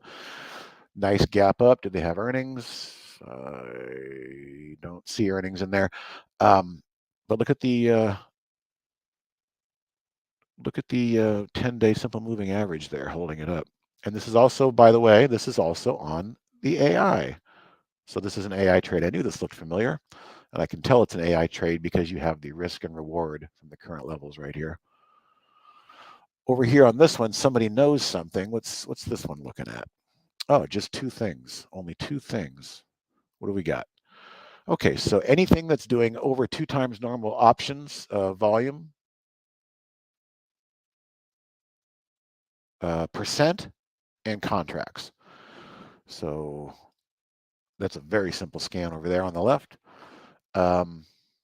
This one on the right, option volume plays. We've got a couple of them. Okay, so this is a more comprehensive scan, this multi-strategy window here. You right-click and you go to strategies. You'll see we've got different tier levels. You could only monitor the things with options of 300% or higher, 200% or higher, or 150% or higher. So those are the different pre-configured scans that make up our options channel. I hope that helps answer the question, pal. We're pretty much just limited to monitoring the volume and the put and calls over there. Which window is it? Iris, I'll close it and do it again. I just went to a new docked window, new dock channel bar, excuse me. New dock channel bar, scroll down, unusual options, right above unusual volume. Click that, you get a nice container window full of a pre-configured layout for that type of strategy.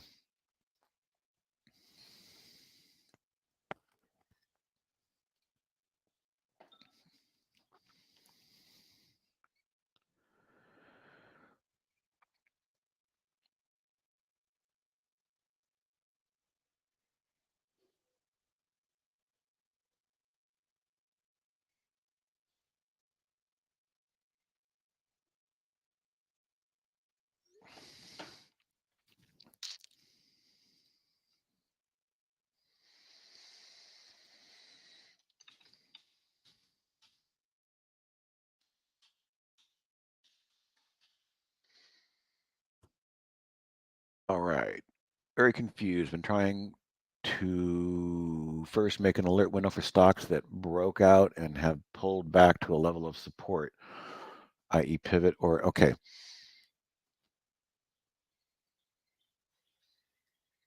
I don't want to optimize it. This would be for day trading. Okay, so let's work through this. Let's see.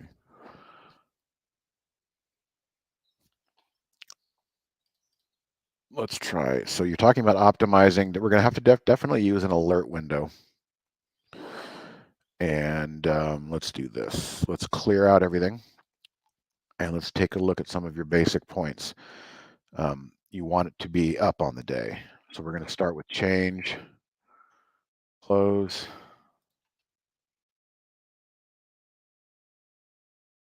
Change from the close percent. That's a big one. Let's add that filter. And we'll say these things got to be up. Let me read your. The broke out. Okay, so so the change from the close. I'm going to put a minimum of 2% change from the close. Breaking out. How would we?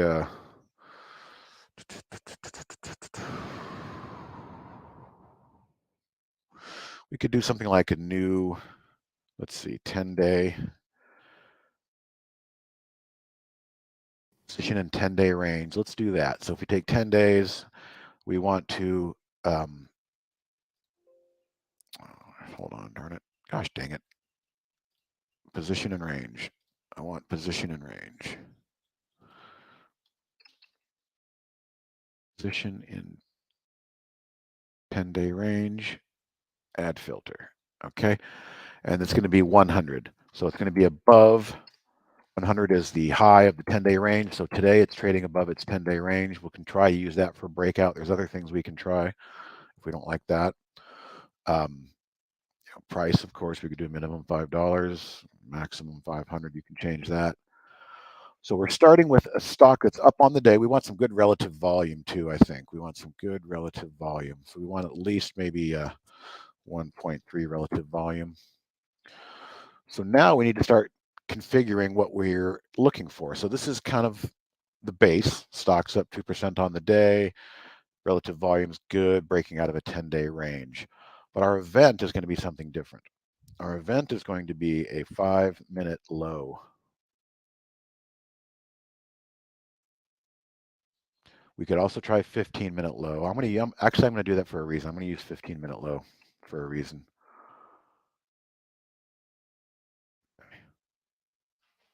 Add that alert. That is now our alert. New 15-minute low on stocks that broke out or up on the day.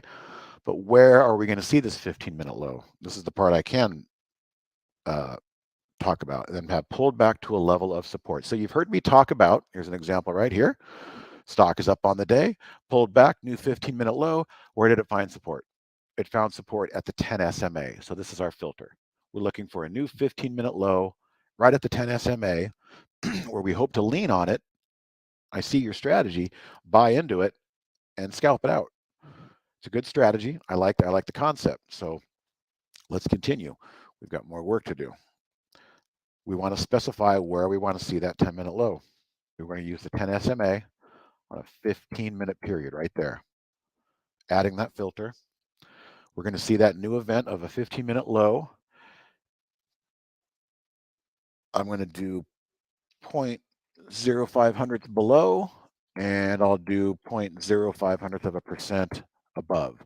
So there's a 0.1% that's just basically straddling that 10 SMA on a 15-minute chart. A 0.1% of a move. That's our window. So let's start with this. I want to do some average daily volume too, at least. Average daily volume.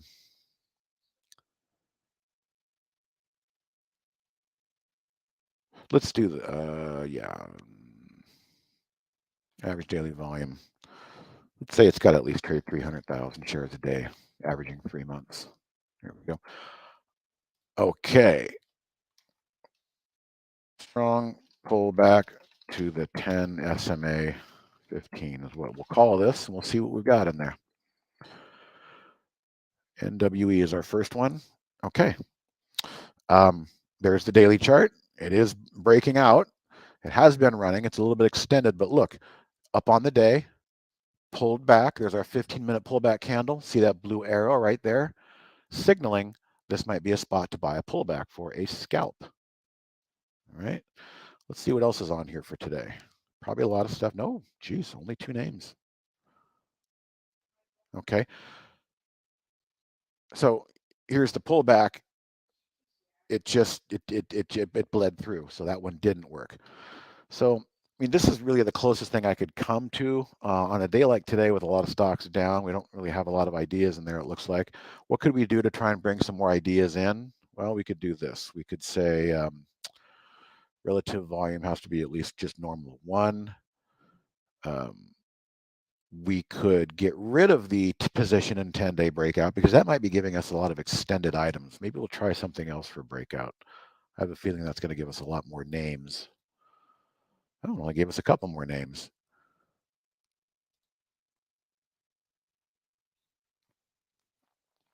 Well, that would be the basic concept. The only other thing I could think of is we could go to configure to try and define that breakout level, R1, distance from pivot, R1. So we could say resistance point 1 was taken out by saying it's a positive number. Okay, it's 0.1% above the R1 resistance level 1 pivot line. So we could try this filter to show breakouts. We still get NWE. That was the best of the bunch right there, the last one. And we got ARCO. So we tried the same thing twice, either using a 10-day range breakout or a breakout from resistance 1 level, and we're getting the same 2 names. So I'm going to share that with you, put it back in real-time mode, and it's probably the best I can come up with here on the fly for you, but I think it's a good start, and it gives you a good concept of how we configure.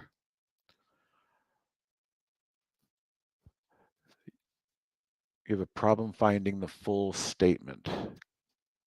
What do you mean by the full statement?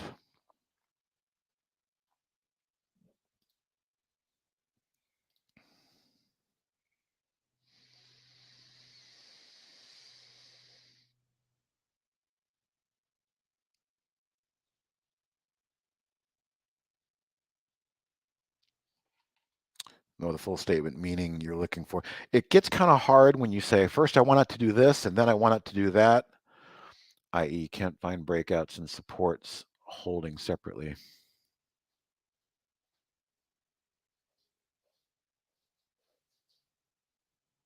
Yeah, the only thing that I really believe on for support, and like you mentioned, was that SMA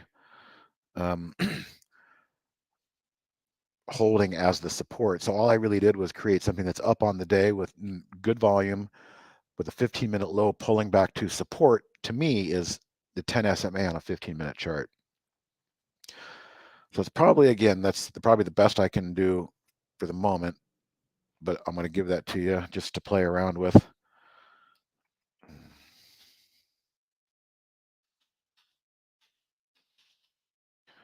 There's the cloud code for what I just made there on the screen.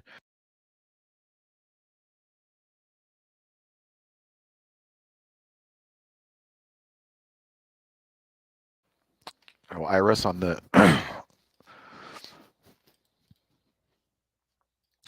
going back to the dock channel bar on the unusual volume. All this is options, so that it's monitoring the options, the puts and the calls of these names. And pretty much when something's moving, it's also going to be moving big volume numbers in the options put and call filter. So that's really all we're doing.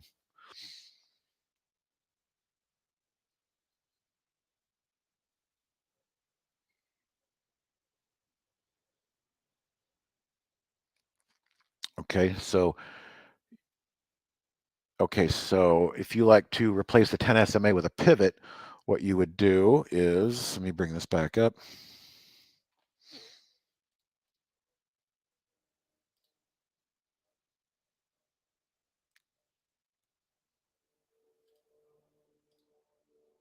That doesn't seem right. Copy link.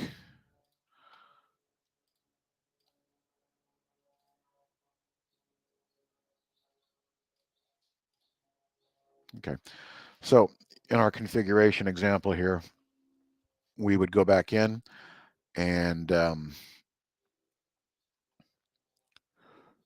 we take out the 10 SMA. We'll get rid of that pivot. So what we could do is we could use either the pivot itself, pivot level, distance from the actual pivot, which is not a support S1 or a resistance R1, but just the pivot. Add that filter and do the same kind of concept, negative 0.05% below, positive 0.05% above. That's where we're going to see the new 15-minute lows. We got a different name this time.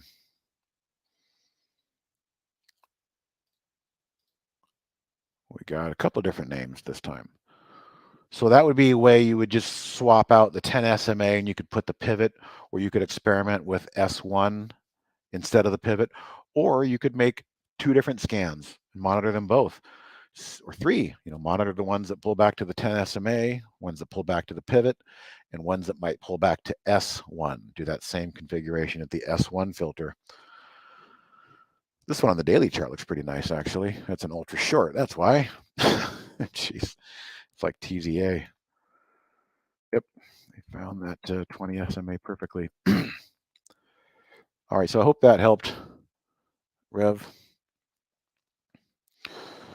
Rajiv, that was probably a scan that I made. I don't think Iris dropped a scan in here. She was just asking for a description. All right, let's check in here and see what's going on. Jeez, market does not want to bounce. So gold getting strong earlier.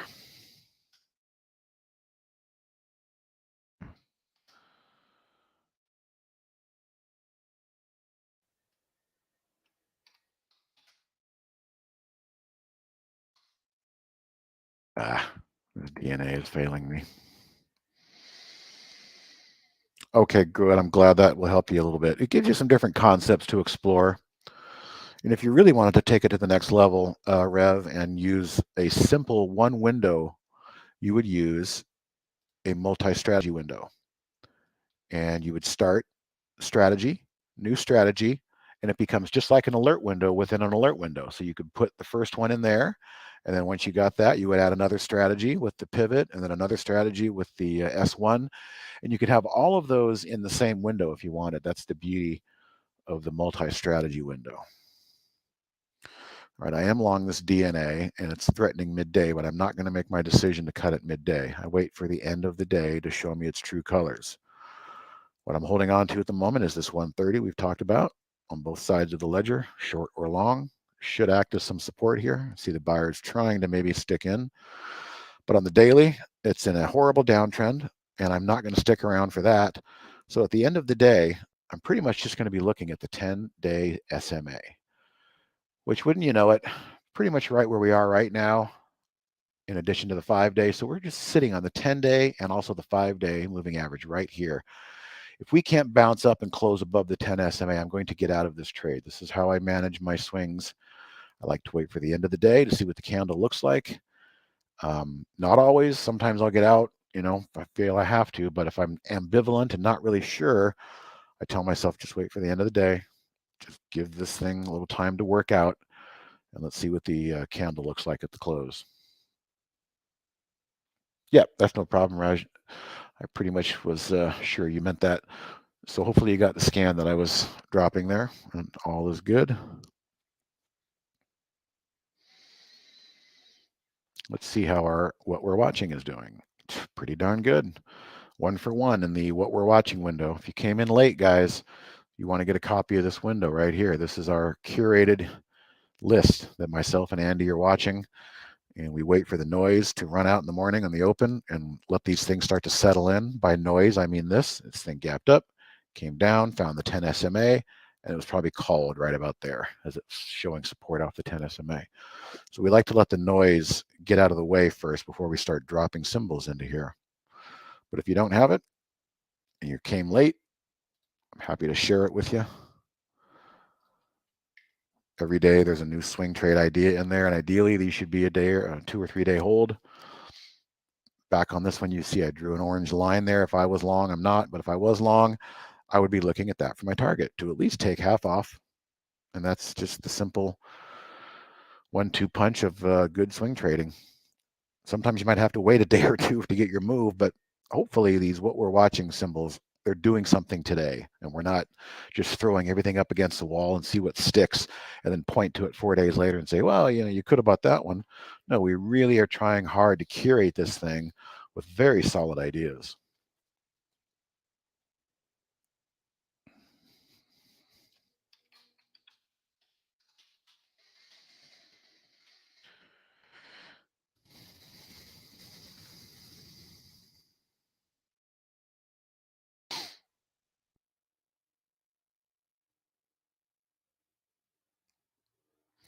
Hello, Perfect Circle. Well, I think this is a big story. This is the story that people are paying attention to.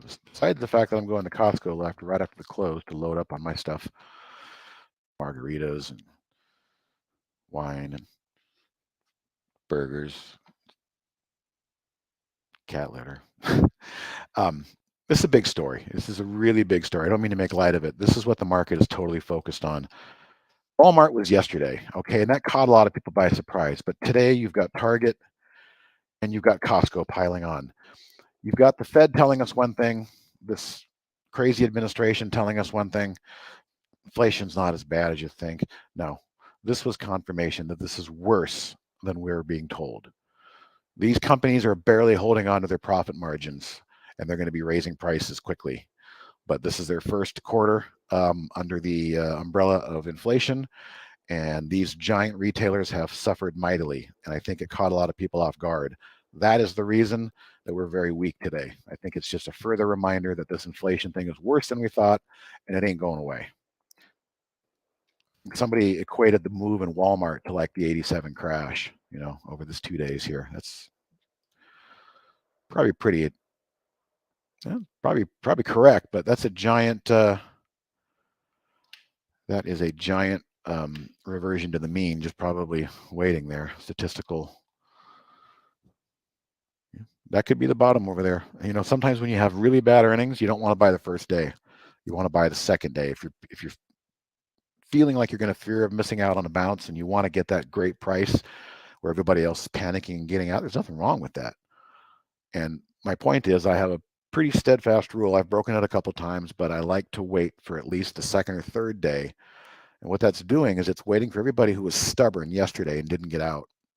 And then they see it down again today. And then they're like, oh shit, maybe I should really pay attention to this. And it just takes 2 or 3 days to squeeze out the weak hands of abysmal earning reactions before I feel the smoke is clear to go in and take a stand trying to buy a reversal. Now, you could make a great case here to buy Walmart at 123.15 and sell it if it breaks 121.48. I've been known to do these types of trades. I just don't want to do it on the first day. So that would leave Target out. Target is just, look at that. The 10 SMA caught Target, gap down. What happened? The 10 SMA hit the price and the selling intensified. Don't want to be jumping into Target today. Costco. Tried to bounce. Nope, too early. Sellers still want it out.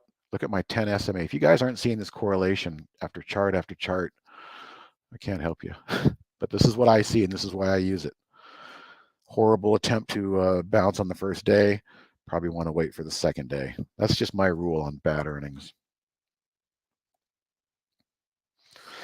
How much of it's due to supply chain? I don't think it's, that's a good question. Probably some of it's due to supply chain, but it's mostly people walking in the front door without as much purchasing power.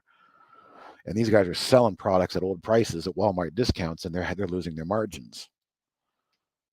So it's a combination of both. Inflation kills everything. It kills purchasing power, it kills margins. It forces the consumer to decide what's more important, a full tank of gas or some Eggo waffles in the freezer. Yeah, a good whole number too. That's a good point. A lot of people will look at whole numbers, especially in losing trades. Well, shit, if this thing breaks 120, I'm out. There's no real rhyme or reason other than the fact that it's a whole number. So that's a good point too. But yeah, I wouldn't blame anybody for trying to buy this bounce here. The problem is what's going to happen in a few minutes here when the price gets to the 10 SMA again, where it's just been dominated. That's why I use it. It's a wonderful, simple indicator of direction and momentum.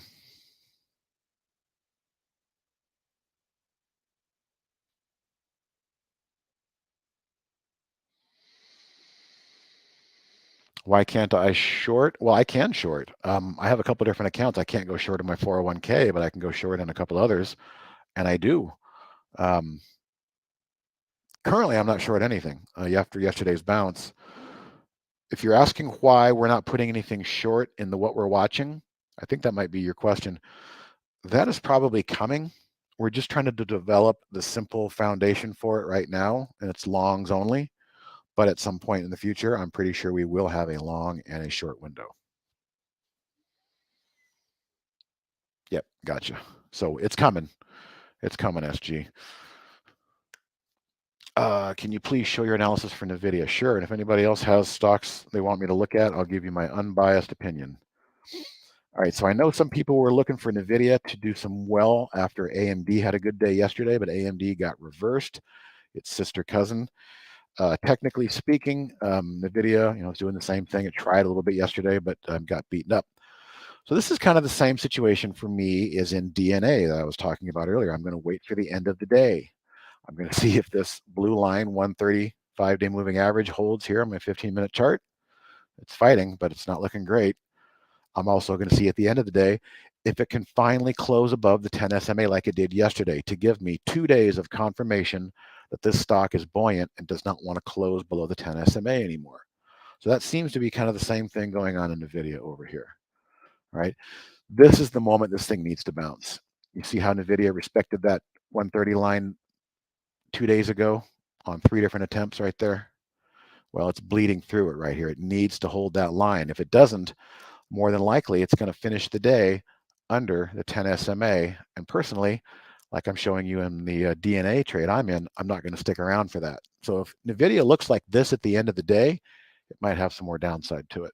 It's really got to find support right here at this blue line, in my opinion. And that's not easy with the head fake that AMD gave us yesterday. I get it.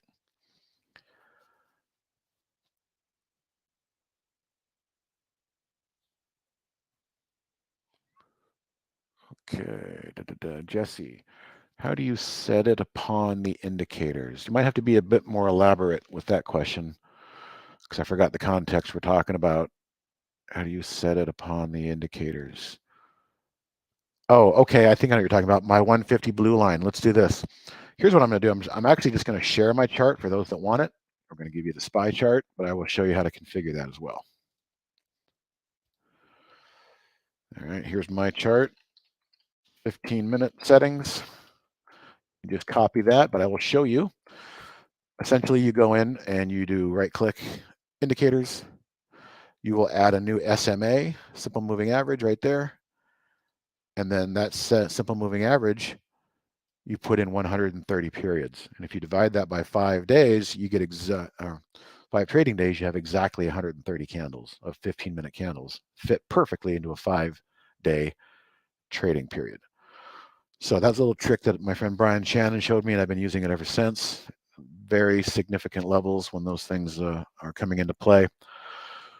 So yeah, either way, Jesse, you can use my chart setting there, or you can just add that 130 SMA. And of course, I've also got my 10 SMA. So 10 and 130 is what I'm using on my 15-minute chart. Nothing else. Anything else is just going to overcomplicate it for me.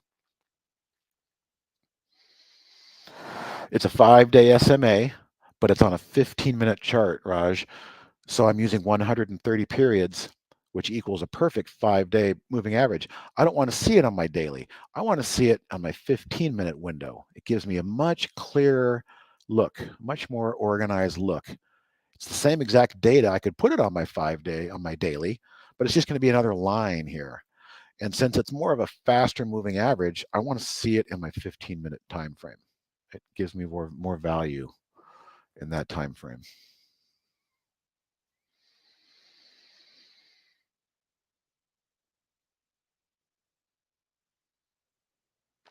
Yes, perfect circle. Notice I have this window right here. I use some RSI on this chart, but I will also come in and use this chart for something else. Let's go to weekly.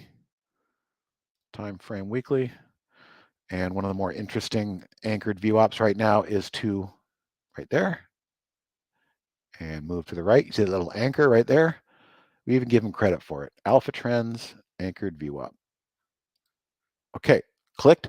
First click is going to be the COVID low, and that's it.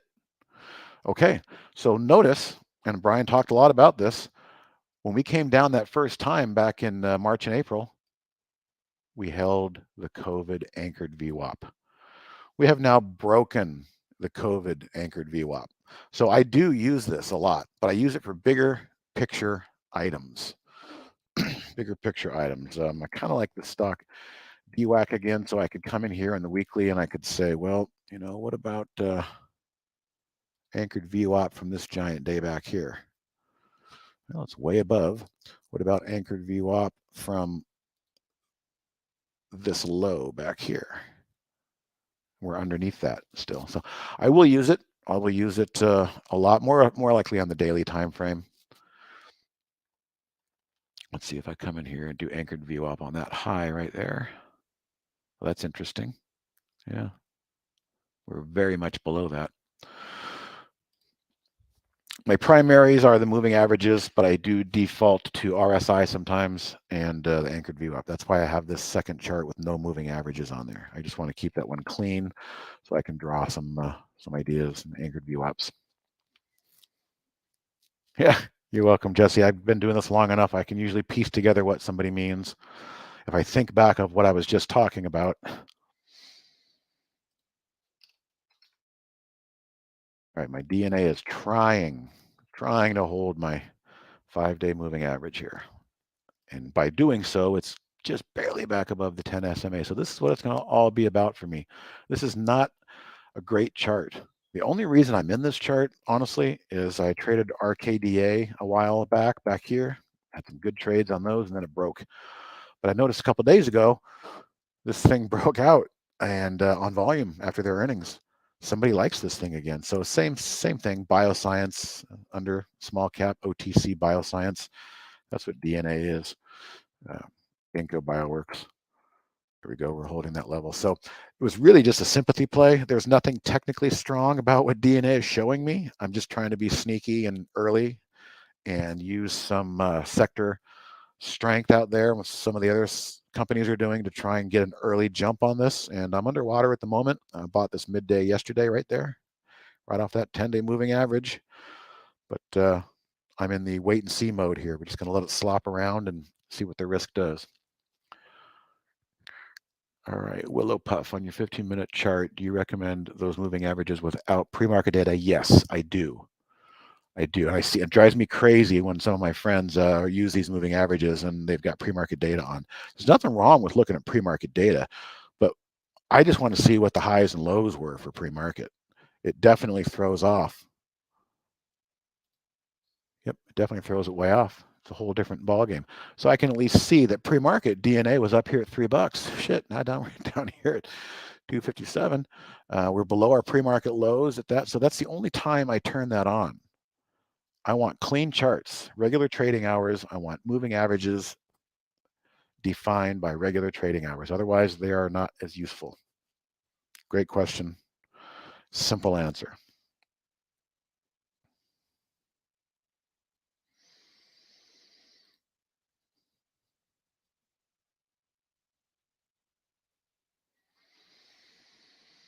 Yes, your question, EMA versus SMA.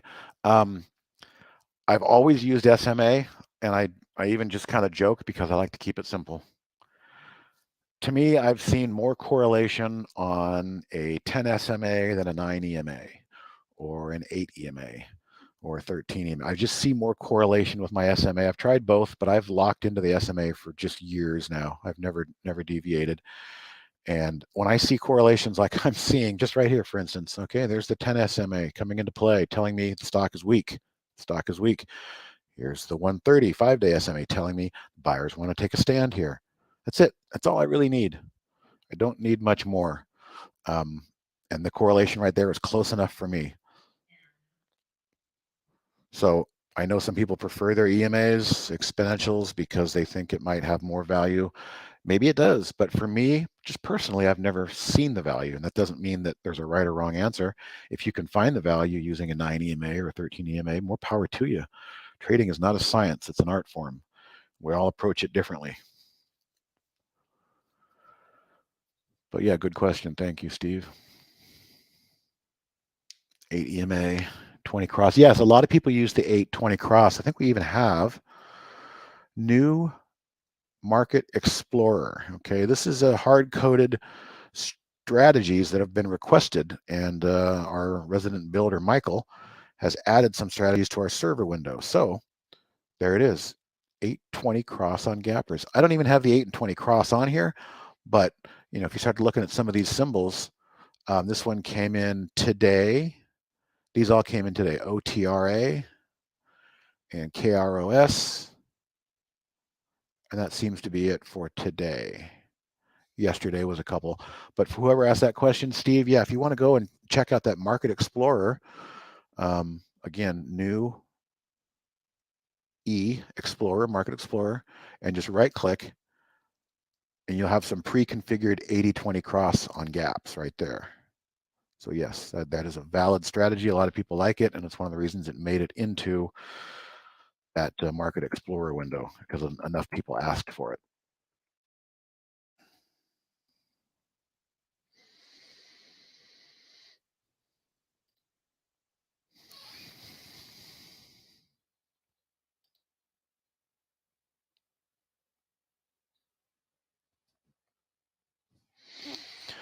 All right, I think Barry's going to jump in here any minute, if he is not already lurking.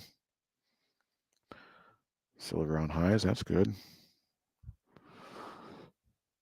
Silver might be decoupling here. This is interesting. Silver had every opportunity to hit this 10 SMA again. Beautiful 10 SMA example. Boom, yesterday. But today it's putting up a fight. It's putting up a fight. We got a bottoming tail, and it's pushing back up through this 10 SMA. It's kind of decoupling, because every time the market sold off, well, we're getting a bounce in the market too.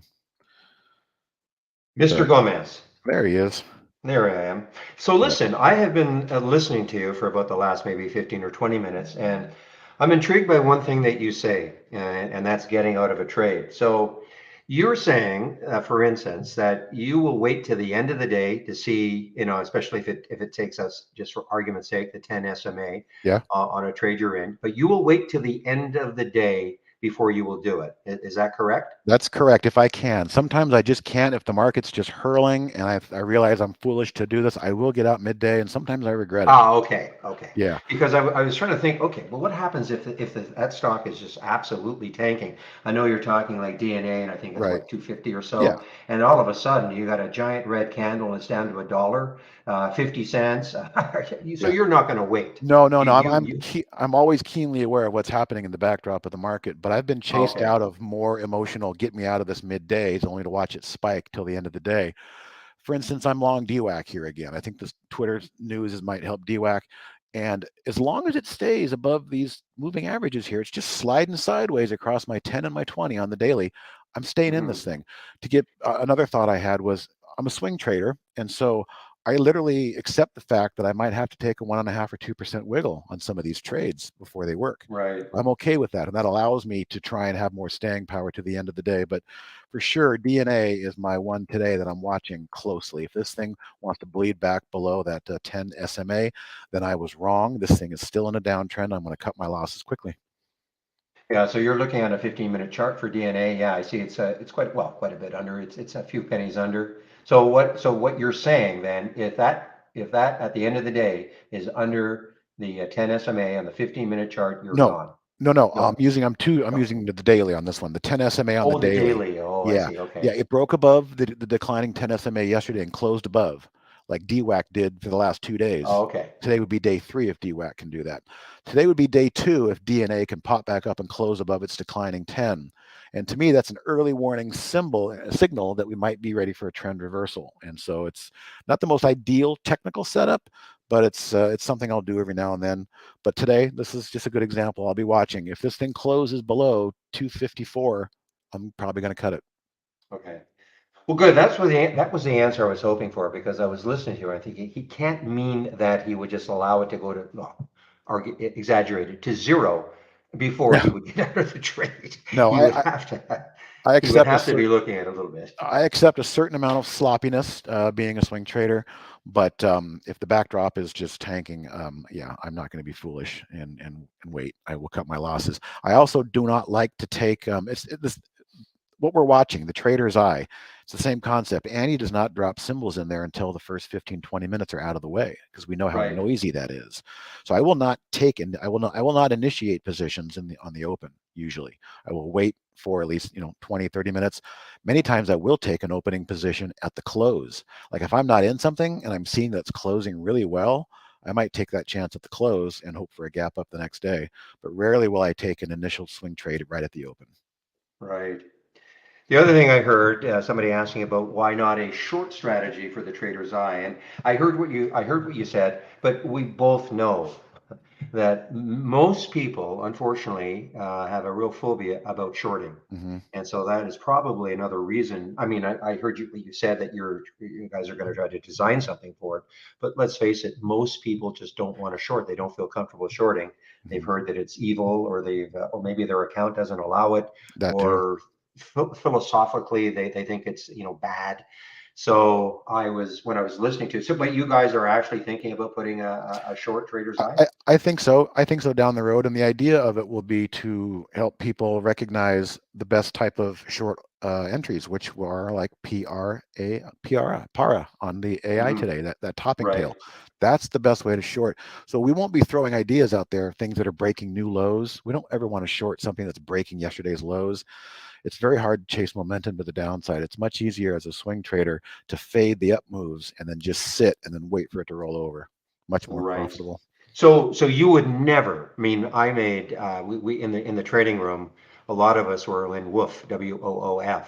And of course, Mhm. that was making new lows, and it was also making a new all-time low. And I just, and it was not earnings. I mean, obviously it's a specialty retailer, Mm. but so that is something that you would never do. I would, in terms of if I was, do you mean enter the trade today or if I came in long the trade today? Yeah, well, would you have ever day traded something like that as an example, or is that just out of what you even are Oh, we're comfortable talking about doing? shorting still, right? We're talking about Oh shorting? yeah, yeah, yeah. Oh Yeah, yeah. okay. Um, I don't know. That's a good question. I generally don't like to chase things to the short side, but for a day trade, there's much more credibility for doing that. For swing trading, where my mind is always, Right. I've Okay. had horrible experience trying to chase shorts on a swing trade time frame. Yeah, I have never actually. I've only think I've swung trade one short in my life. I can't even remember what it was, but I was nervous all night. So I Well, I I shorted Pfizer last week and I had to get out. It was just too strong. It wasn't going down with the oh my market. gosh, yeah, Yeah, yeah, it just exactly, wouldn't go down. exactly. So screw it. I had to let it go. Oh man. All Well, right. Good okay. You times. want to take off? Yep. I got to go. Okay. Okay. Thanks, All right. Steve. You're welcome. See you. I'll get my screen up.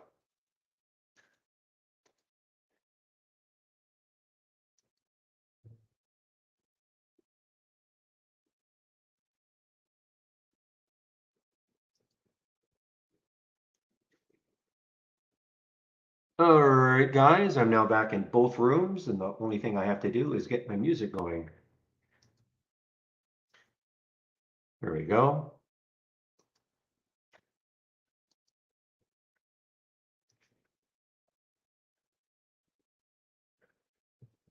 Well, perfect circle, Don. Well, we're talking about intraday trading, though. I mean, listen, you can be in some bio that looks, or some stock that looks great. You can get some horrible intraday news that will just tank it. Also, okay. Rarely, and I mean, for shorting intraday, I don't think there's any more risk than going long intraday. Anything, to be honest.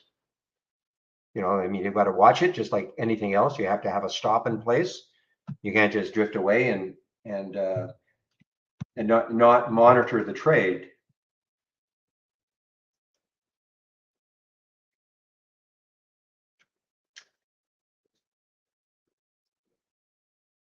Okay, guys, so what am I looking at now? Now, first of all, if I haven't answered any questions, I know the YouTube, there's no questions. Steve was there, but if I haven't answered any questions during the day, or sorry, in our main room, since I went on my break, I apologize. I kind of scanned through. I don't see any, but if I did miss something, just let me know. and perhaps just repost the question if you do have a question.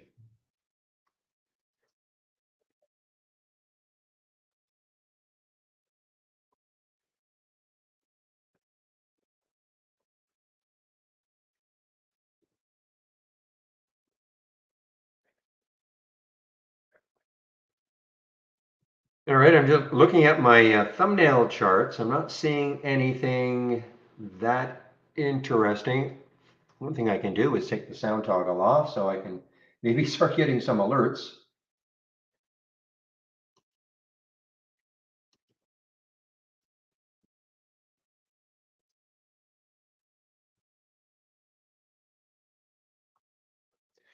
This market has not had, I mean, that's about the biggest bounce we've had.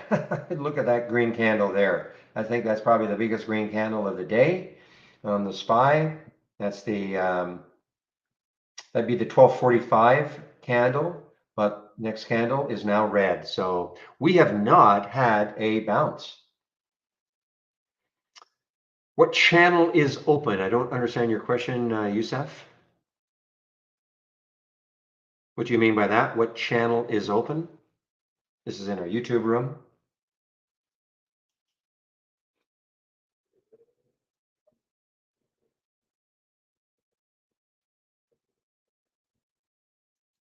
Well, I sort of lost focus with TJX. Yeah, I mean it's been super strong. I mean, yeah, it had a little pullback from its highs, but boy, it's been very, very strong. You know, in the face of what the market was doing, in the face of the fact that it's a retailer. You know, I was listening to Steve talking about the retailers destroying the market today, and that's what I found interesting yesterday. The fact that Walmart, you know, just had one of its worst days, I think, since 1987. It had no effect on the market. But once Target came out this morning, couple and Costco and all the other, you know, some of the other big retailers, you know, that is what really all of a sudden the market goes, uh-oh. So it was more interesting to me that the market did not react really adversely to Walmart yesterday. Oh, I see. What this is? This is just my layout. It's not a channel. It's a layout that I created. You can have it if you want. This is just a chat. This is just my layout. Okay, it's not a channel. You know, I don't use. You know, the channels are all set layouts. So when you get used to using Trade Ideas, I mean, you don't have to. You can always use the set layouts if you want. But you know, once you get used to using Trade Ideas, you probably want to create your own layout. It could be, you know, scans that I'm sharing. It could be scans taken from the channels. But I can give you my layout if you want. But remember, it is a layout. So if you have a layout up and running already, make sure you save your layout to the cloud. Okay? Just make sure you save your layout to the cloud. That is my layout that you're seeing.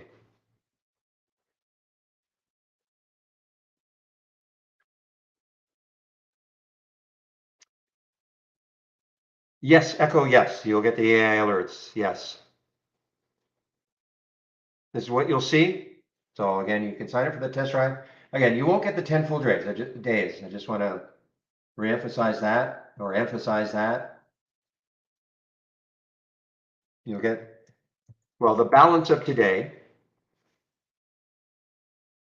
Okay, the balance of today plus 7 trading days. And it will still cost you $11.11.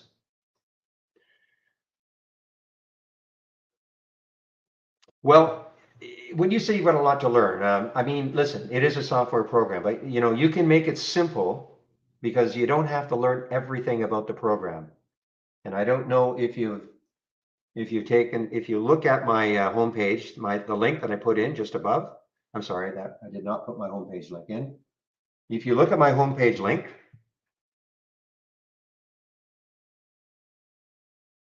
okay, and you click on the link, first thing I would do before I would do anything else, when you click on the link, click on that, let's get started. Now you may have already done that, and that's fine. You know, it's 10 videos, lasts about 30 minutes. You've probably done the download and installation and some of the other things. But then, you can take a look at the user guide. But all I would do, in the education section on my homepage, click on that. And then when you click on the user guide, like, don't get hung up, and everybody who might be listening, and all the things that we've got. I would just concentrate on these first four. I mean, the getting started, you should do that. You should take a look at the channel bar because there are all set layouts and individual scans in those layouts that you might want to have as part of your layout. And then you should know what an alert window is and what a top list window is, what the differences are. And this actually shows you how you can create them if you want. You don't, but with if you take my scans and you take the scans that are in the channel, you almost don't have to know how to create any scans at all. You just have to know how to save something to the cloud and load it from the cloud, and that's it. Now, remember, Trade Ideas it's a program. It's called Trade Ideas. It's not called Trade when I get an alert. Okay, I mean, and that's the whole thing about creating your own scans. Because you might have a certain idea about how you want to trade. Do you like to see things making new highs for the day, new lows for the day on momentum, or do you much prefer playing something that's pulled back to a certain level? I know Steve talked about that a lot. It's not that Trade Ideas is hard. Trading is hard. Okay, trading is hard because, again, I know I always say this, but you can make Trade Ideas as hard as you want, thinking I've got to learn everything, and you don't have to learn everything. It's like looking at an MS Word manual, and most people, they probably don't look at anything. They probably look at getting started, and here's how you print, here's how you change a font, here's how you save a file. I mean, I would bet that 99% of people, that's all they do. And yet, look at the size of that manual. So if somebody said, well, in order to use MS Word, you've got to learn everything in the manual, nobody would do it. So the same thing with Trade Ideas. If we said you must learn everything about Trade Ideas before you can use the program, nobody would do it.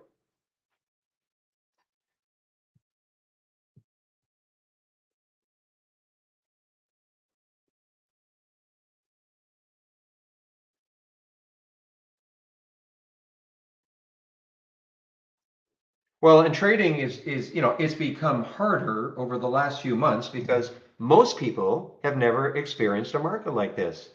We've had a tremendous run from about, I don't know, 2010, we'll say. Yes, we had the 2-month blip of the pandemic. But from there, from about 2010 until, maybe a few months ago, people were just so comfortable trading. Well, it's still hard, but at least most people don't want to short. And so now all of a sudden you're in a market that if you're not shorting or not willing to or able to, maybe your account doesn't permit it. I mean, you are really, really going to struggle to find something that's good long. I'm not saying there is nothing, but the overall market sentiment is just not good. I mean, if you want to go long, and I'm not just talking to you, Youssef. I mean, there are other people who probably looking at this market and going, oh my gosh, I mean, what am I supposed to do? Yesterday was a great day. I mean, if you wanted to go long, and who knows? I don't know what's going to happen tomorrow. But we appear to be giving up that 400, that little psychological spy level. I mean, we gave it up before. It did get down to what, 381. You can kind of see that if it gave up 381 again, I doubt if it's going to happen today, but if it happens, I think a lot of people they're going to say, oh, well, look at that. Got to 381, and then we had a nice kind of 4-day bounce or 3-day bounce. All's good again. And then all of a sudden we get this. So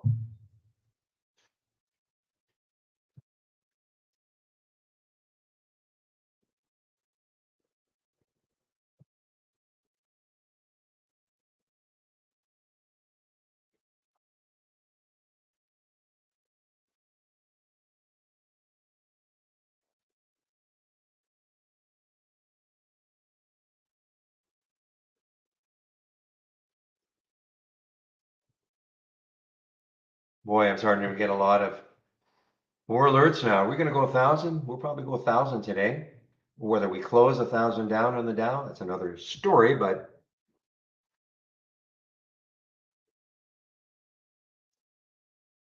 look at Target now, guys. I mean, Target was holding that, that 160 fairly religiously all day long. Just kind of chopping around 160, 163. Now look at it.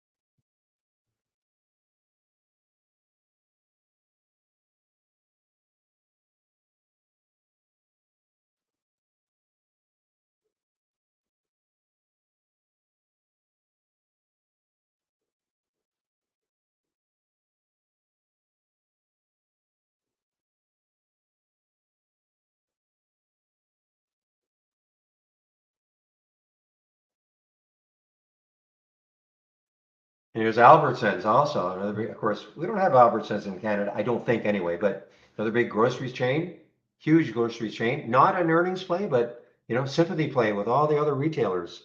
I mean, look at Costco. Costco, I don't believe is an earnings play. No, I mean, it has earnings on the 26th. How good are they going to be? I mean, it's in what, we're 18th now. So next week, they're going to have earnings. Yeah, so I'm the wrong person to ask, Youssef, regarding. I'm a Canadian, so I don't have the PDT to contend with.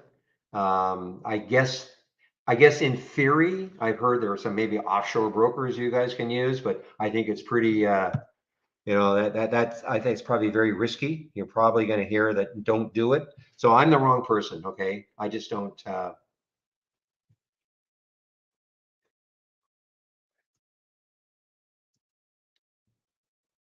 So those of you in the a room, both rooms, there's really no way to get around the PDT rule, is there? Unless you get one of these kind of sketchy offline brokers, and that's if that is that correct? In which case, I would never ever recommend that.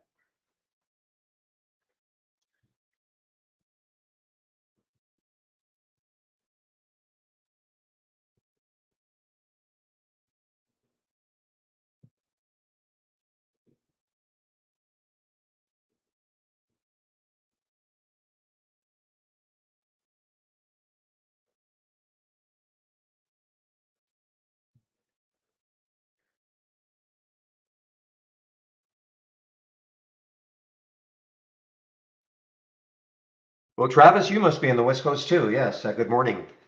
It is now 1:16 East Coast time.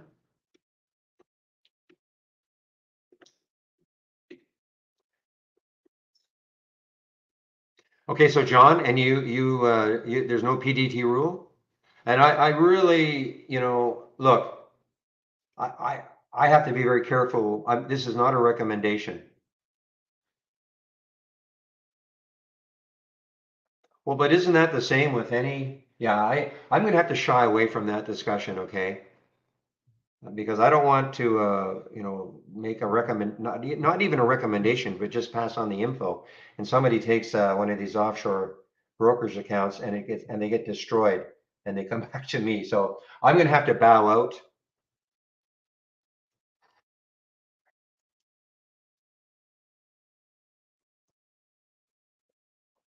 There's no PDT rule in Canada, no.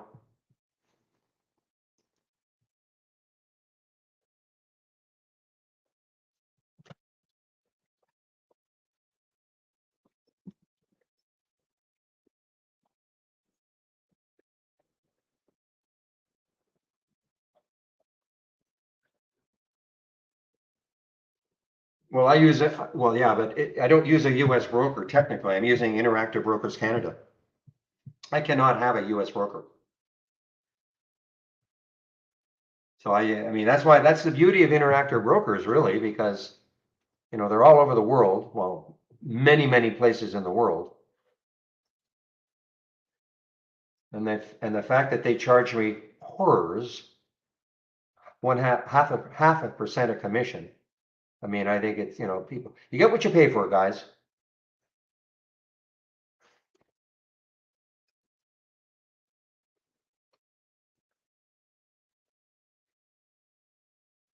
Yeah, well, that's what I thought. I mean, if you want to go cash, as long as you're not using margin, yeah, that's what I thought. So if you had a $10,000 account, as long as you, only trade within 10,000 and close out, I guess there's really no, oh, you need margin to short. Okay. Okay. That I did not know.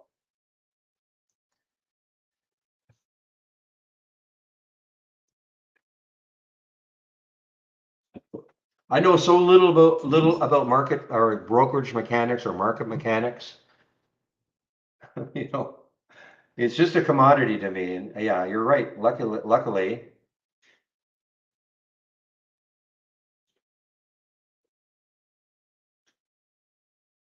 yeah, it's a 2 day settlement time, isn't it?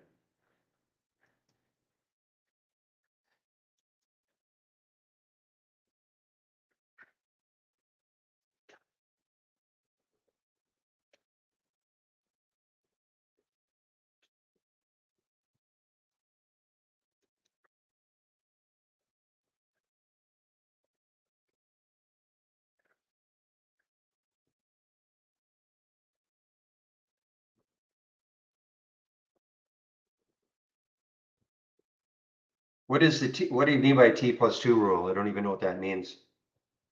Boy, look at that, man, that globe.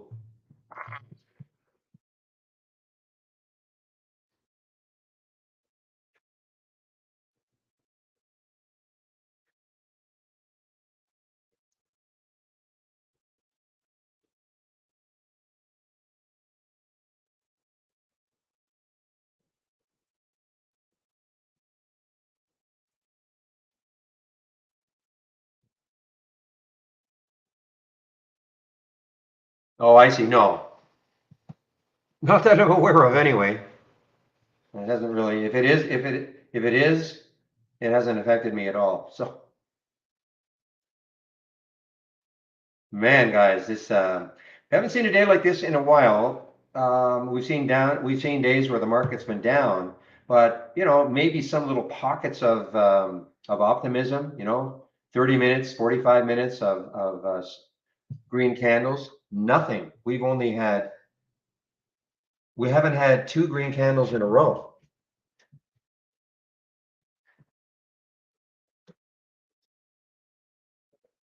Yeah, the race car window. So the question is about the race car window. So listen, this is an interesting, excuse me, sorry, just one moment.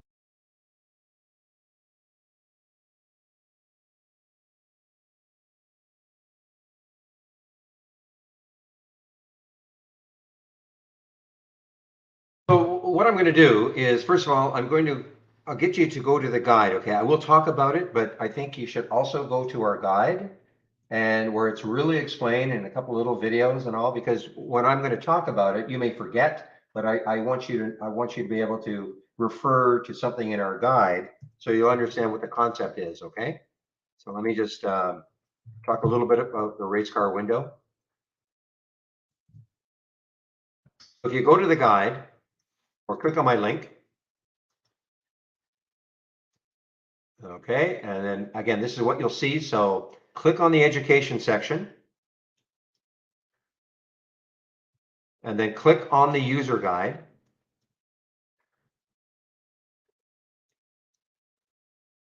And then if you scroll down to where it says TI stock race, okay? And so again, there are a couple little videos, I think there, and there's some text, and it explains what the race is all about, how you can set one up, okay? But just to give you an overview about what the racing is all about.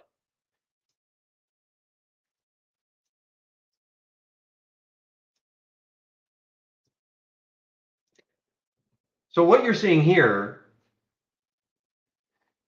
is I have a top list and I have my watch list in the top list. Now racing is not based on just a symbol list or a top list. I mean, or sorry, symbol list or a watch list. I mean, you can take any top list you want and create a race from it. So what why would you even do that? Well, if you know me, and you don't know me well, I'm sure, but I'm talking to you, Youssef, and any others in the room. I'm more of a momentum trader. I always want to see the stocks near the high or the low of the day before I act. Okay, I am not a great pullback trader, and I have no scans. To be honest, I have no scans set up for pullback trading. In other words, pulling back to a certain level and then moving. What the racing can do, though, is, for instance, here's a top list I call biggest gainers. Okay, let me just sort it on the change from the close or change from the open. Okay, so these are the ones that are right at the top. DPSI, its change from the open is 83%, 19%, etc. Okay, so but the top list gets updated every 30 seconds. So what the race can do, though, it can find something down here that, hey, maybe starting to move up. I would never see that, never. You know, because I could construct a race based on this top list. And again, you should go to the guide and it'll tell you. But I'm just trying to show you sort of philosophically what the racing is all about. And so for somebody like myself, you know, so I see the UPST. So what is it doing? Yeah, you see how it's having a little bit of a pop here on the 5-minute chart, a little bit of a pop. Now, does that mean I'm going to take this trade? You know, probably not in the face of this market. But what if the market was moving higher, and this stock was, you know, looking reasonably strong, and it had pulled back, and now it's starting to move? Well, I would never see this. I personally would never see this move because it's not at the high of the day and it's not at the low of the day. I mean, and that's, you know, those are what my filters are constructed to do.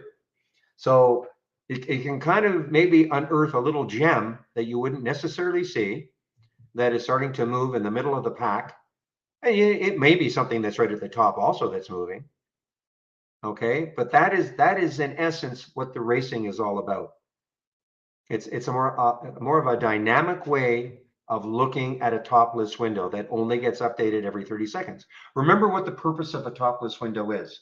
It's completely different from an alert window, because an alert window, let's give me a moment here. An alert window is event based. Okay, so what do I mean by that?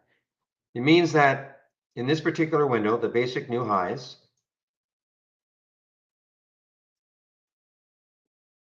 if I click on the summary, this is my little event. If the stock is between 1 and 20, and if the current volume is at least 8, so it's trading 8 times normal up to this point of the day, and the volume is 400,000 shares, etc. If all these filter requirements are met, and the stock makes a new high for the day, I get a real-time alert. So this is the event. I get a real-time alert letting me know that happened. But what if you just wanted to say, or say, you know, to yourself, well, I wonder what stocks are up the most today. So that's what a top list window can do, because you have all these different columns and you can sort on all the different columns. So right now I've sorted on where it is in the position in the day's range. You know, I like to see stocks near the high, but if I wanted to, I just double left click quickly. And now I'm showing the stocks that are up the most today. That doesn't mean though that it's making a new high today right now. It just means that stock is up the most. But if I look at it, you know, here, for me to see it as an event, it would have to get back up over 13. So it's just sort of, it ranks stocks. You know, what stocks are up the most, what stocks are up the most from the open. And these are just filters. You could have as many columns as you want. You know, what stock is, you know, the highest relative volume today. Okay. So that's what a top list window does.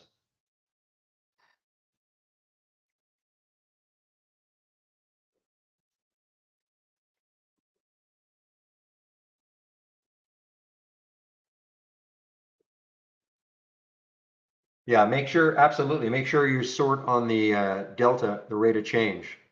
And so what happens here,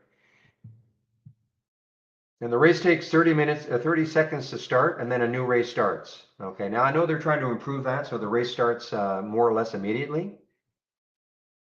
But this is a 10-minute race, and you can, of course, again, that's why I want you to take a look at the video, because of course you can have a 2-minute race, a 5-minute race, a 60-minute race, a 10-minute race.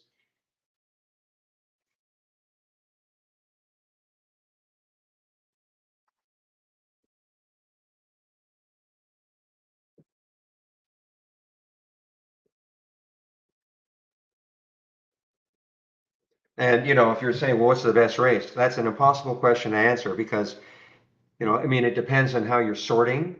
It depends on what you're looking for.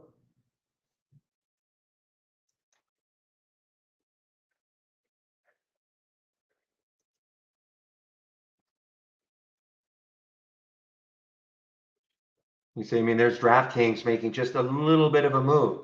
Am I going to take this trade right now? Probably not. If this market just continues to sell and sell and sell, I'm not taking anything long, even if it looks great.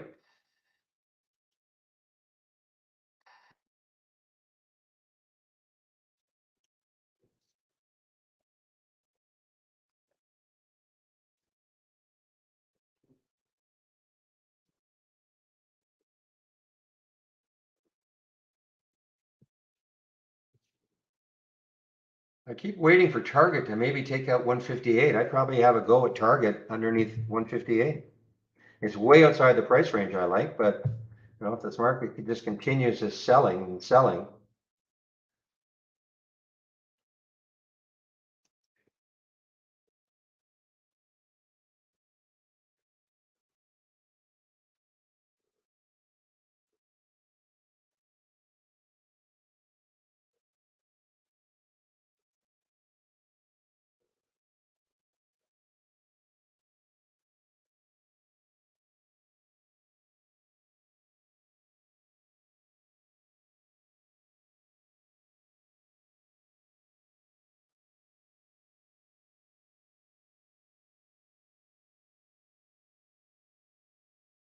Yeah, in order to pause, yeah, you can put it on freeze, Black Dog. Okay, so for instance, so yes, this gets updated every 30 seconds. So, but if I didn't want this to get updated, I just right click, sorry, and freeze.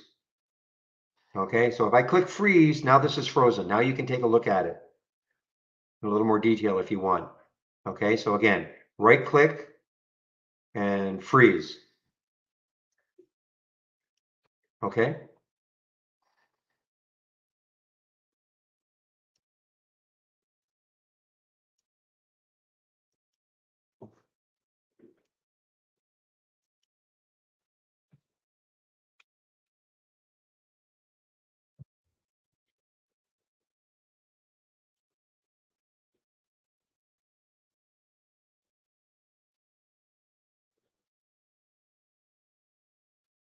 You see, for my style of trading, I don't mind using the top list. Doesn't have I don't have to be using a race, and I mean I don't mind doing it here. But for instance, I mean I look at Ardas. Notice how I have it sorted. I have it sorted on the day's range, the position in the day's range. This stock is right. You can just maybe see a small. Well, you probably can't, but there's a small glimmer of white. That means it's not quite at the day's range, low of the day. Okay, because the low of the day would be right here at 516. But I also have this column here, which is the position in yesterday's range. If it's all the way over, that means it's also below yesterday's low. So these are stocks that are super, super weak. So the fact that it's not, running a race for me, look at Newell. I mean, Newell is just right at the low now. And it's also, of course, way below the low of yesterday. And so now I can kind of make a decision. What do I like this one? It's underneath that whole number. Is this an interesting looking short perhaps?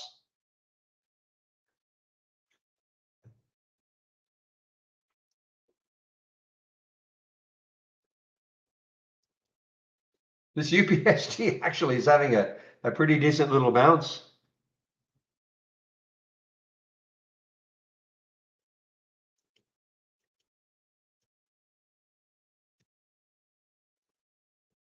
All right, I have to put an alert here for target underneath 158 and see if it takes it out.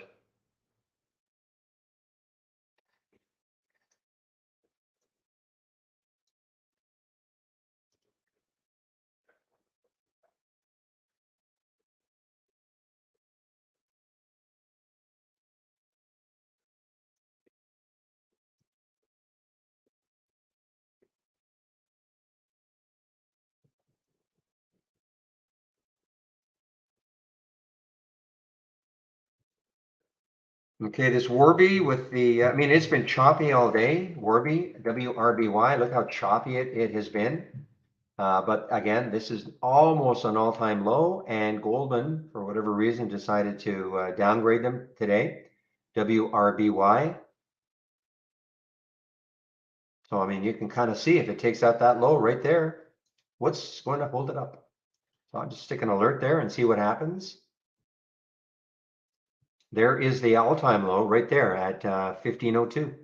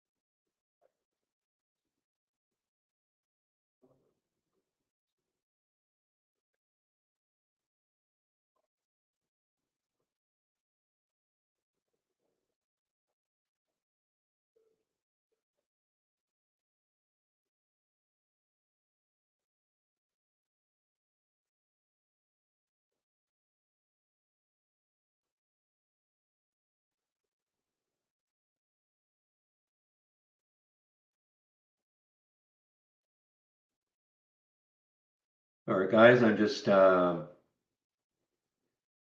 really doing nothing. I'm not at any trades right now. Just kind of waiting on this target to see if it can take out that 158. Have a half an eye on the Warby, see if it takes out its low of the day. As long as you don't get any bounce at all, I mean,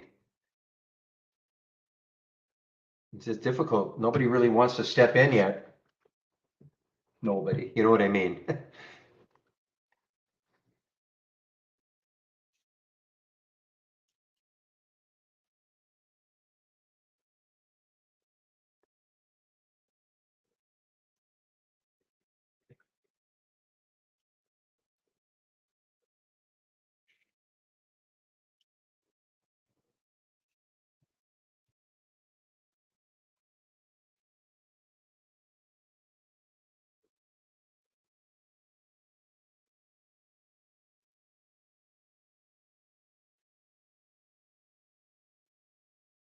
Or another one, this Ruckus, Arcus, RCUS, another one that is just failing again. Is that earnings here? Or that was the result of earnings, the big move down? You know, it had 4 days of recovery.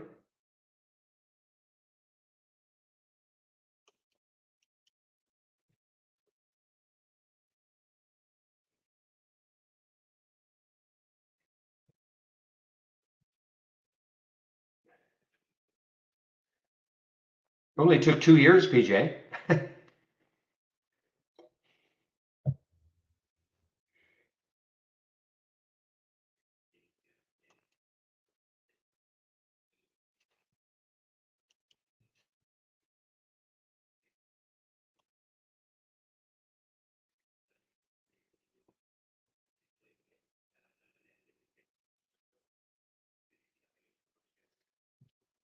All right, Target, are you going to make that move down? Are you going to make that move through 158?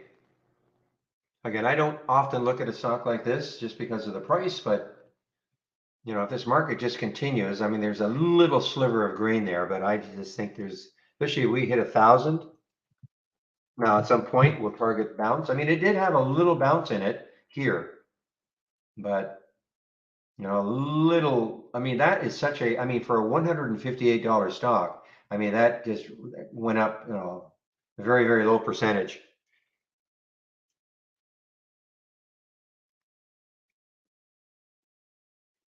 And when you look left on the monthly chart, what do we see? 152.80. That looks like the next low looking left on the monthly. I'm not saying it's going to get there, but on the weekly, let me back the weekly out. It's going to be hard to see.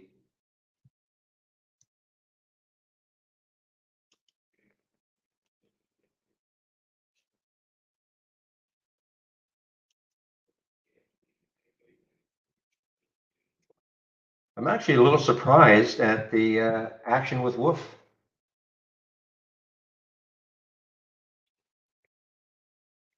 Only surprised in that, in the face of what the market has been doing, that it, I know it had the pull up, but I would have thought maybe it would start to break down again. But this is actually turning into, I hate to say it, but a decent bounce play. I mean, it's already bounced a lot, but could it keep going? I mean, it's on an earnings play.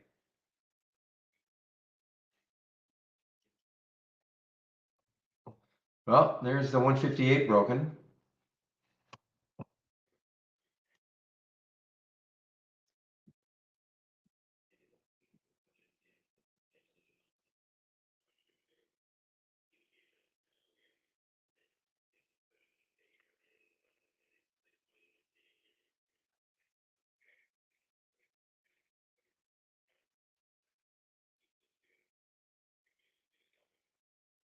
You guys are talking about this PDT rule, and one of the things that has kind of fascinated me. I mean, Canada has a reputation for being extremely conservative, especially when it comes to banking and all of that.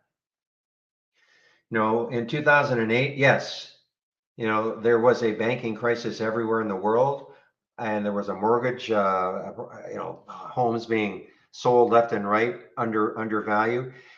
Did it happen in Canada? Absolutely, but nowhere to the extent that it happened in the United States, because our lending practices are just, I'm not saying there's nothing perfect, but a little more conservative, shall we say. That's why I'm always surprised that you guys have this PDT rule, which is supposed to, in theory, protect you from yourselves, and our government doesn't care. I mean, I just find it kind of interesting.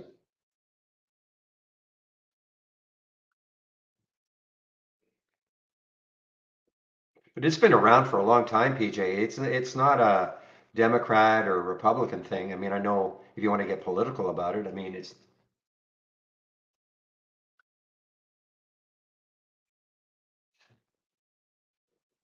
yeah, there you go, 2001. So many different governments since then.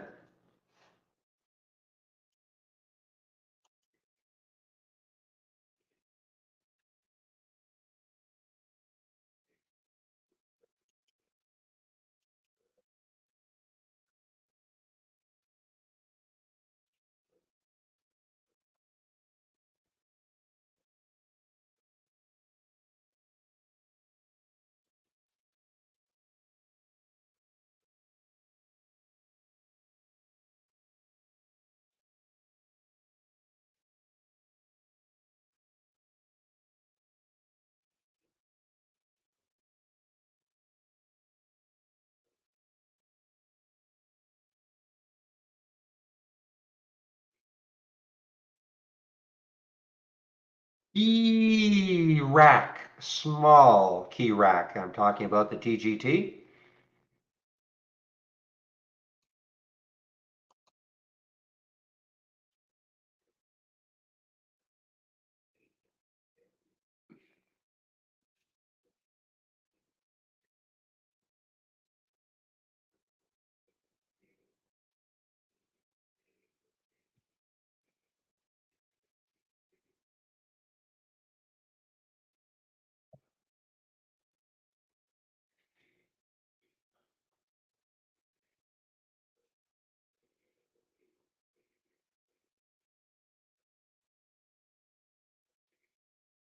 Looks good so far.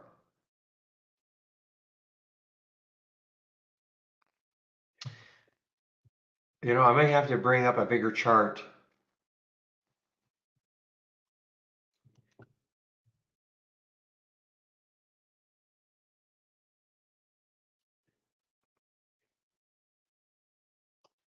There we go. So now let's take a look left.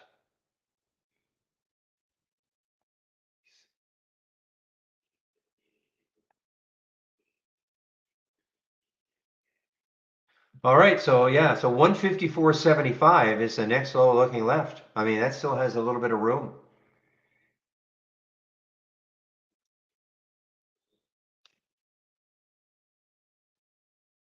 And yes,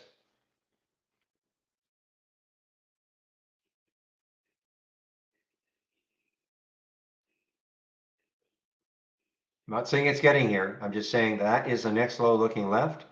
So it does have, a little bit of room.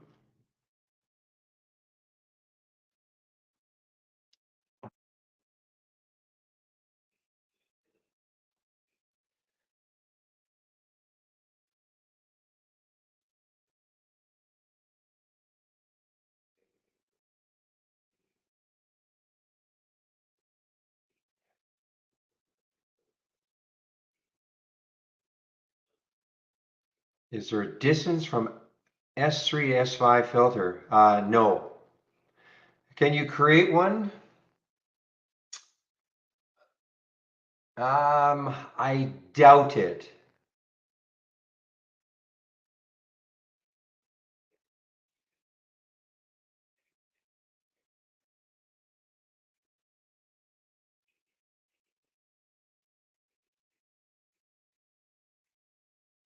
Yeah, I would doubt it because I don't know if we have that. We don't have those data points, but I don't think we have a data point for S5 as an example.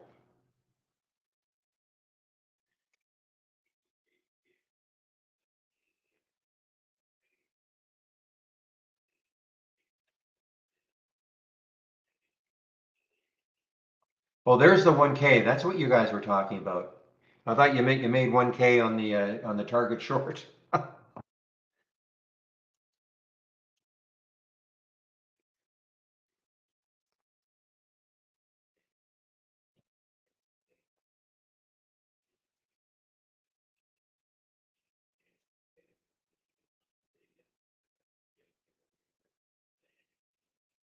Okay, I've covered a little bit of this target, guys, just in case. I don't want to see this thing bounce at all, but I've covered some of this target. Again, got in just underneath that 158. We kept talking about it, talking about it, talking about it. So I mean, it would have to, it moves another couple of dollars. It'll turn into a, pretty decent trade. Right now, it's just kind of scalping.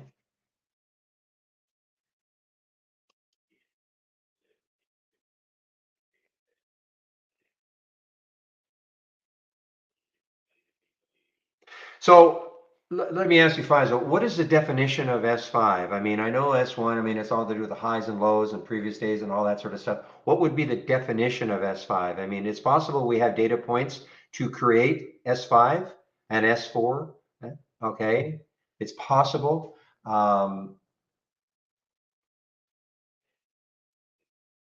mean, it would be complicated, but for instance,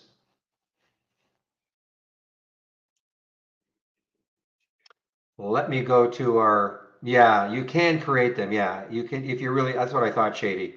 I mean, it's just data points that I guess we do have, and it's just ratios. So you could create them if you really wanted to, but it is a bit of a bear to do it. So you know who might have something? Stephanie might have something. Let me just show you what I'm talking about.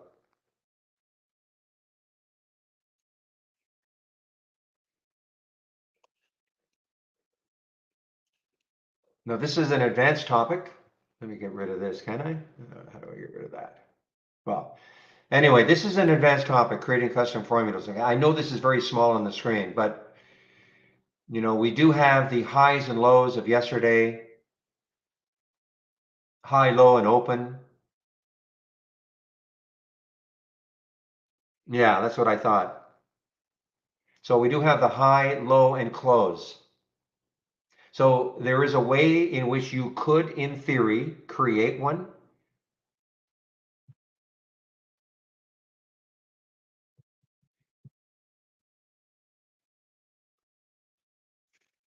Because there is the high, there's the low, and the close is, I don't know why we don't have it here.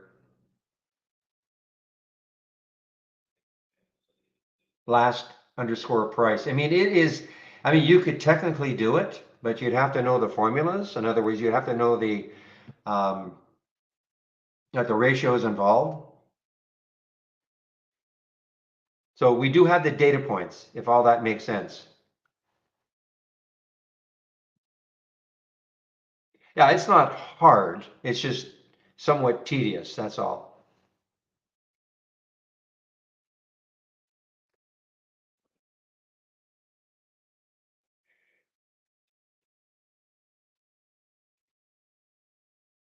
But you know what you might want to do? Go to support. Stephanie may have done something like this for somebody a long time ago. I used to create, I don't create custom formulas anymore. I used to, I mean, I could sit down and do it, but I'll be quite honest with you. I mean, by the time I'm done this, it's just, my brain is fried. So I don't do custom formulas anymore for myself. But I'll tell you what, if you go to support at trade-ideas.com,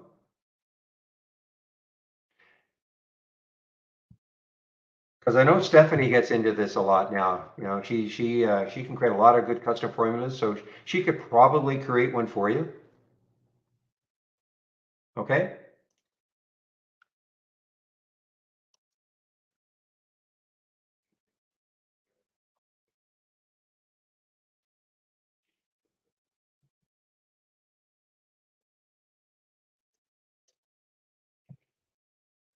All right, guys. Well, this is giving us now almost $2 from that break under 158. Whew. I know I'm repeating myself, but long time seeing it. Well, okay. I guess technically there were two green candles here, but I mean, we just haven't had any sort of a bounce today. Look at Macy's now. Oh, brother.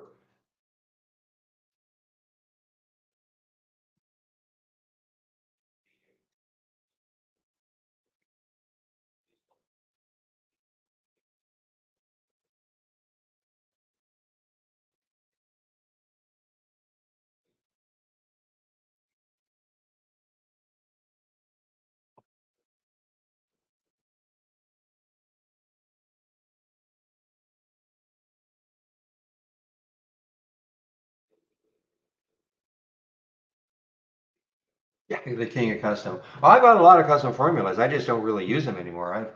You have a limit of 99 that you can create, and I've got 99 of them. But I was doing this a long time ago.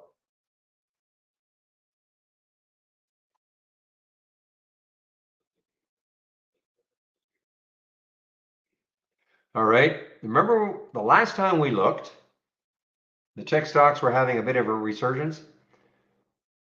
Doc channel bar. Oh yeah, I created my ooh.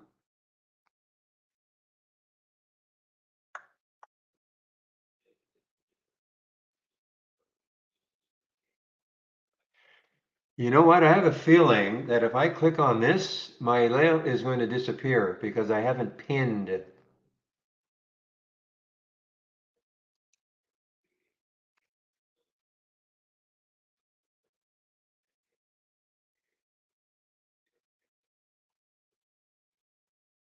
I used to say, why do we have the pin feature right here? Pepe, you'll know.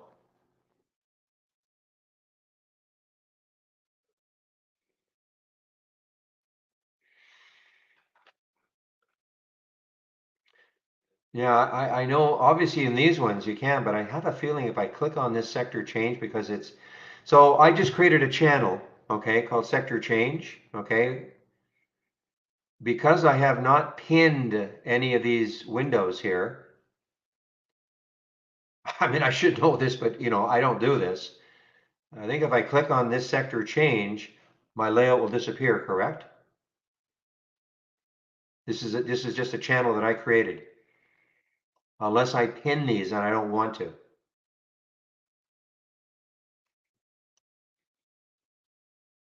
I thought channels that you create and the 5 that you can have.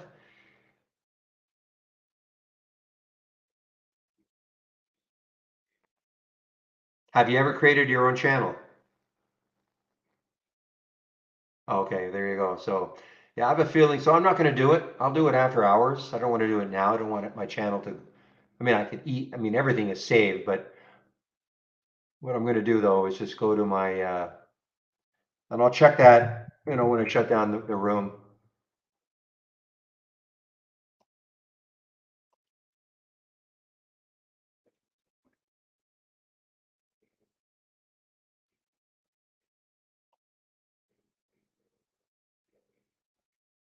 It may not be a problem because this is all dock. But anyway, look at this now, guys. Look at this now. I mean, obviously the red, even energy, all the red.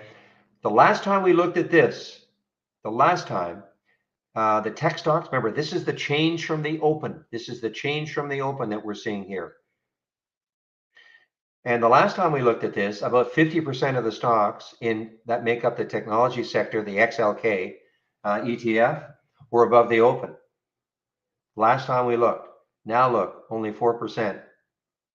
Okay, and man, oh man, there's virtually every stock now is below the open, which makes sense. We've had no bounces. I mean, I'm not saying there's, the stocks that make up these ETFs, though, which are the major ones, there's hardly any that are above the open.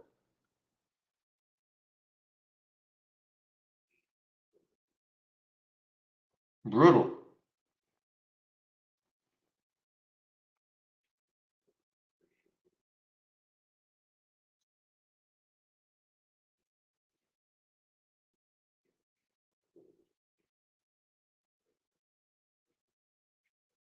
All right, we took out 156 briefly. Again, this is an atypical trade for me, guys. I don't usually trade these more expensive ones. I'm usually 30 and under. And if you ask why, just because of the percentage moves that are possible. But with the market doing what it's doing,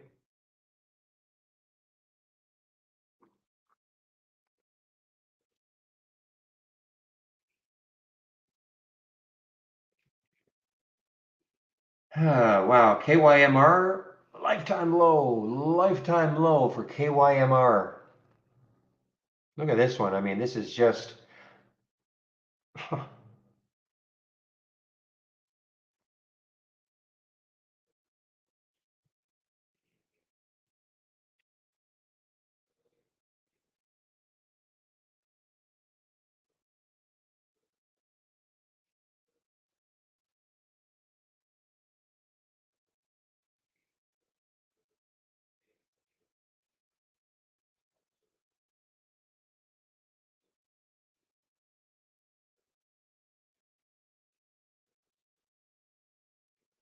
oof.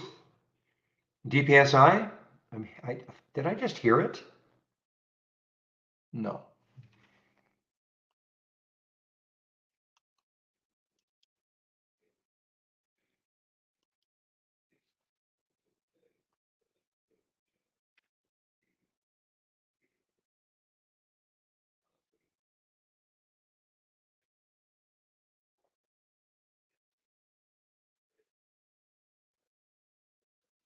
It depends on the scan, Yusuf. I mean, in this particular scan, my basic new highs and lows, I think I have a minimum of 400,000.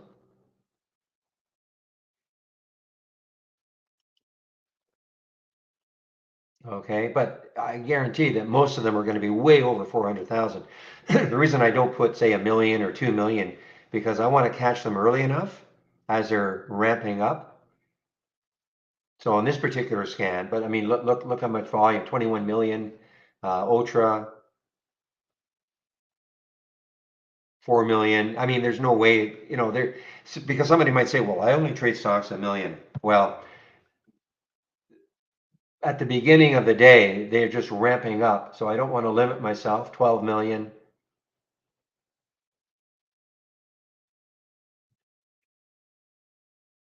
Well, that's me, of course. That's just me. And I also don't, because I'm an intraday trader, I also don't give a rip about average volume over, say, the last 5 days or 10 days or 30 days. I don't use that filter ever.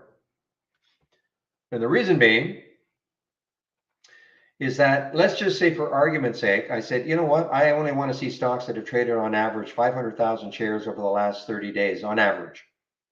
And I'm not saying don't use a filter. I'm just talking in general. The problem with using a filter like that, if you're an intraday trader like myself, is that some stock can be just sleepy forever, and all of a sudden it's having its day and it's trading millions and millions and millions of shares. You'd never see that. You'd never see it if you put that a stock like that would have had to trade 500,000 on average over the last 30 days. You'd never see it then because it wouldn't trade that much.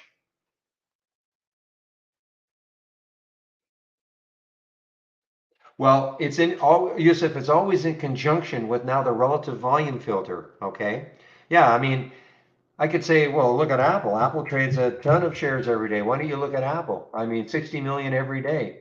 But look at this, the relative volume's only one.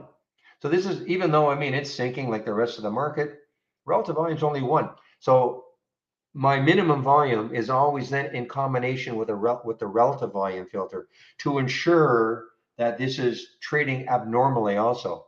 Most of my filters, my scans probably have a minimum of 3. This one has a minimum of 8. I only want to see things that are really, really abnormal in these two. That's why I don't get too many. So I have a relative volume or current volume, relative volume of 8. I mean, that's why I don't see very many stocks in here because, there's not that many that are going to be like that with these other filters. So it's a combination, if that makes sense. Our relative volume filter I use in virtually every scan because I don't want to see stocks that are just trading normally.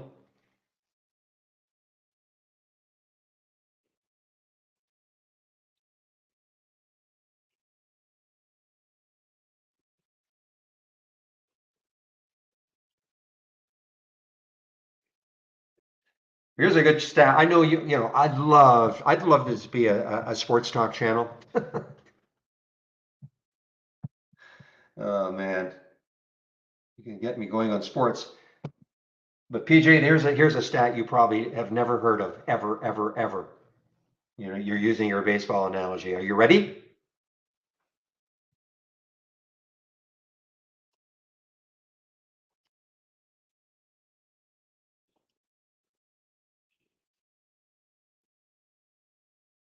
I'm ready. You got to say you're ready.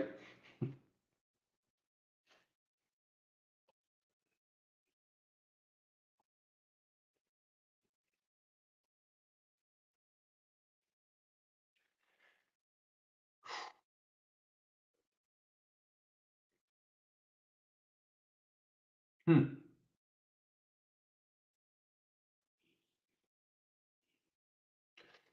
Okay, guys, I'm all out of target. Okay, I watched that take out that whole number, got down to 155. Was waiting to see if it could get through 155. It bounced a bit, so I made a little bit. I mean, obviously it's an expensive stock, but it was worth it. Well, again, Yusuf, I mean, you can try 3. There's no right or wrong, okay, but you might want to try 3 to start off with. One of the things about creating scans is that, I mean, some might say, well, Barry, why don't you reduce the filters here and then you'll get more alerts? I don't want more alerts. Okay. But if you want more alerts, then you'd have to reduce the filter values as an example. So it's trial and error. And from day to day, week to week, it could be different. So I use 8 in this one. Now, listen, if I day after day I wasn't getting anything, okay, I would make a change. Yeah, well, you're talking to the wrong person, Jesse. I'm not a Canuck fan, even though I live in Vancouver.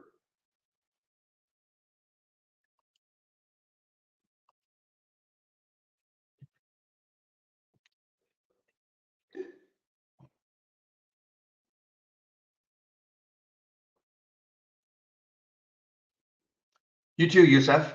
So yeah, a lot of it is trial and error. Also with the volume. I mean, if you're getting too many alerts, if you create a scan and you're getting too many alerts, overwhelmed by the alerts, you can do a couple of things. Obviously, increase the relative volume, increase the volume itself. Maybe increase, it has to be a minimum of a change from the open, either on the upside or low side. There's always some tinkering.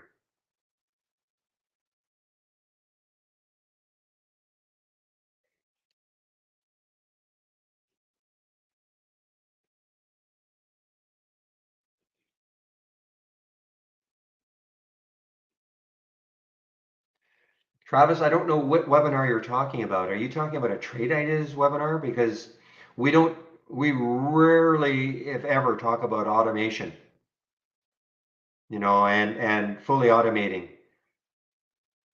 And I don't agree with it. And most of the traders at Trade Ideas who put on the webinars do not auto trade. So I'm not sure what you're referring.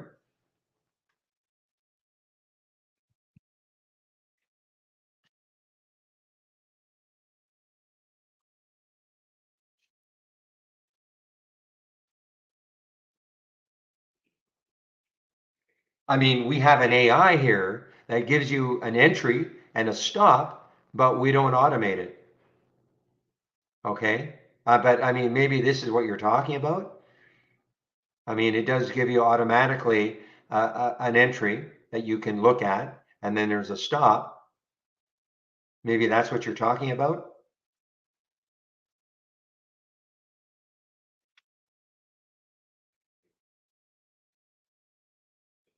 But this is not anything new. I mean, we've had the AI for a long time.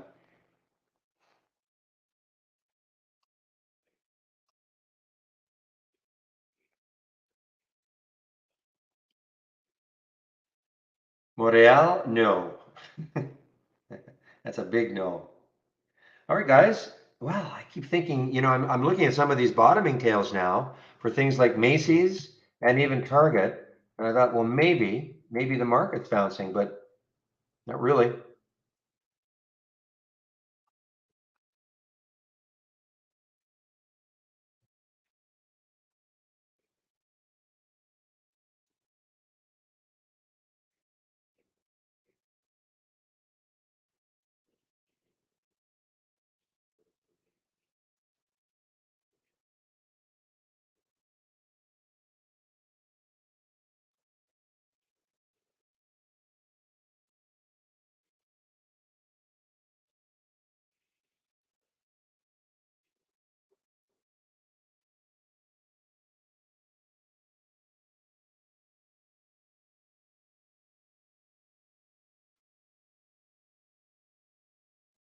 All right, guys. Yeah, we're down 1,000. What a day.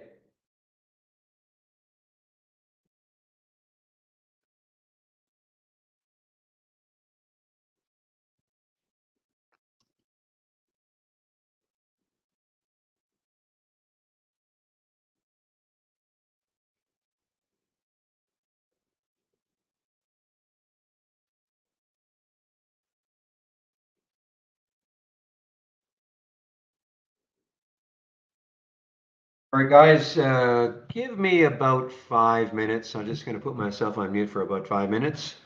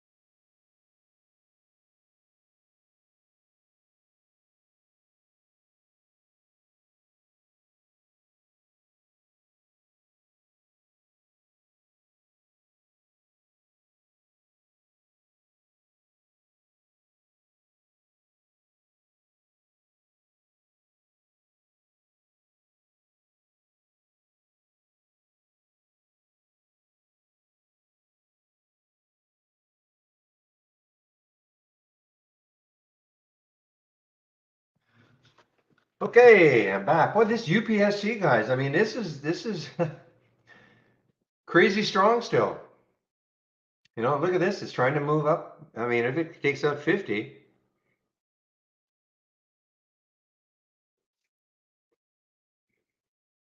Okay, that is definitely not trade ideas, Travis. There's no way in the world that we would have anything like that as a webinar. No way.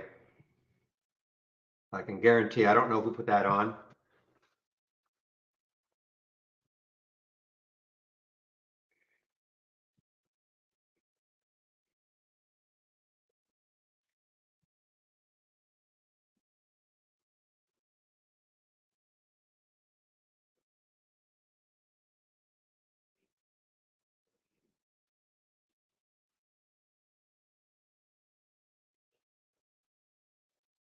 Oh, I see. Okay, I thought you were referring to trade. Yeah, so we definitely don't make any claims like that. I'm talking to somebody in our YouTube room.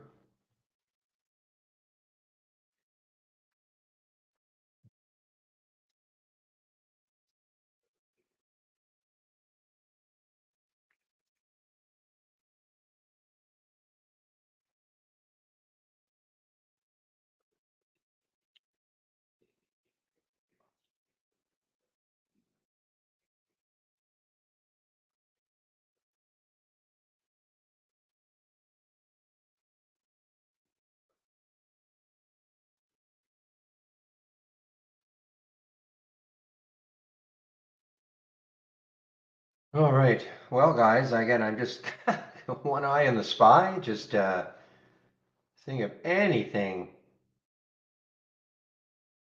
is going to make this market bounce for a bit. I want to check the SPY volume, though. Let's just take a look at the SPY volume. Yeah, it's going to be about yesterday. I mean, yesterday's volume was 80 million. So we're at 58 now with, well, actually it might not. Okay, so this is definitely low volume. We got less than 2 hours.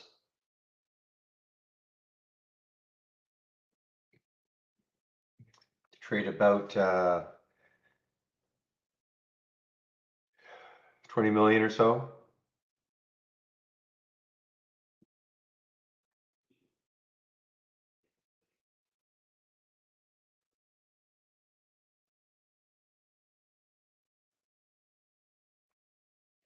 Yeah, no, Travis. So the answer is one big no. I've never heard about anybody like that. I mean, they exist, of course, but I don't know specifically any company like that.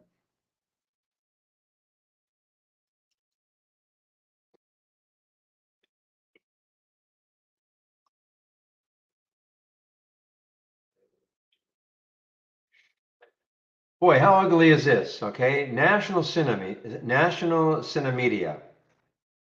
Now we've gone negative. Should have shorted the you know what out of this. I mean, their news was that AMC disclosed a 6%, 6.8% stake in the company, and that caused it all sorts of excitement. Look at this, all the way up to $1.96. Now it's gone negative.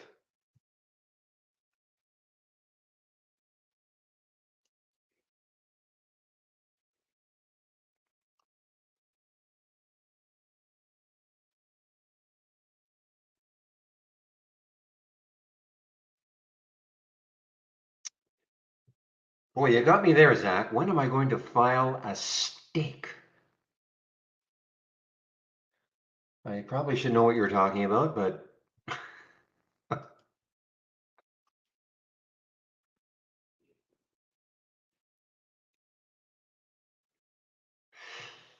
well, if you know nothing about trading, Travis, and literally nothing about trading, I'll give you at least a free.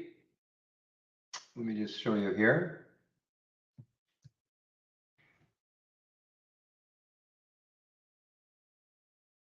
So if you click on my homepage link,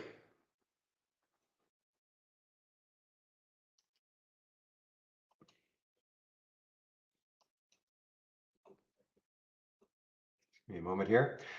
So if you click on my homepage link, there's an education section, okay? And if you So click on the education section. And if you scroll down until you see back to basics, this is a great little free video series that one of the traders at Trade Ideas, Michael Noss, put together. And it starts off with what is a stock, okay? So when you say, I know nothing about trading, at least this gives you an introduction, okay? I'm not saying you're going to be a trader after this, but at least you'll have some kind of a starting point, okay?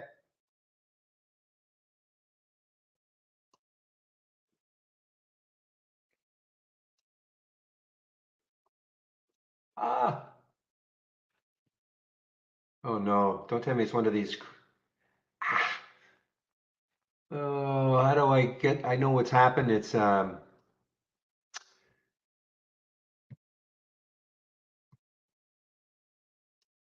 good. Phew. Sometimes these things get pinned right to the top and you can't get them back. So what do I think of DPSI?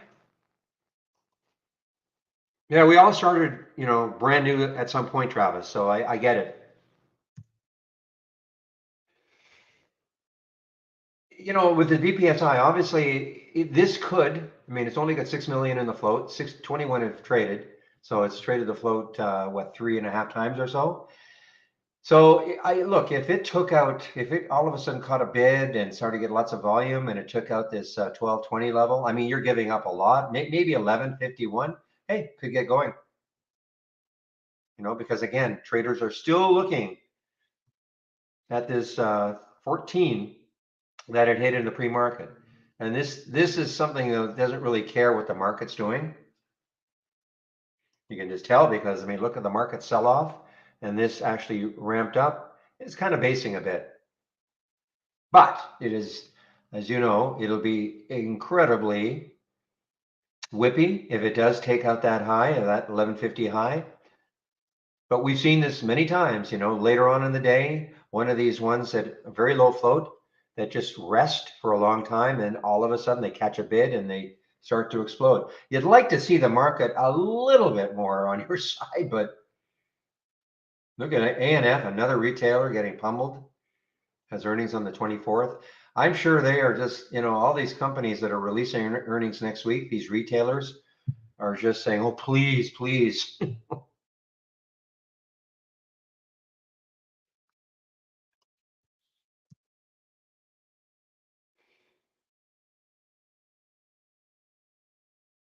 Yeah, also it's sitting at the VWAP. Thank you, John. Yeah, so it is also sitting right on top of the VWAP. So, as long as that holds to a certain extent, the VWAP is at 1054, so it's a little bit above it. But remember, that float is the key.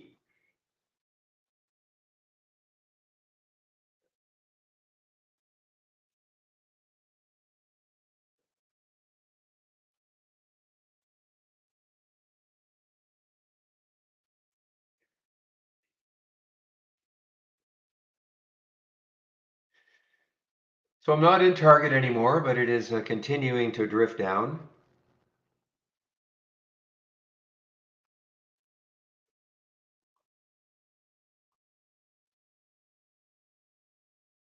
AGYS.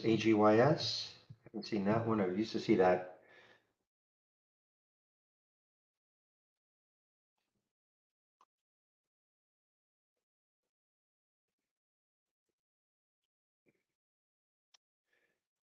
Well, I mean, it's an earnings play. It hasn't done too badly. I mean, obviously, it hasn't done too badly at all. It is hanging in here. But it doesn't trade very much. I mean, that's a major problem. I know it's 8 times normal, but that's only 250,000 shares. So, well, it was earnings yesterday, but remember, it's post-market. So I always think of post-market, after hours, the day before. The real reaction, all the major volume is going to come in today.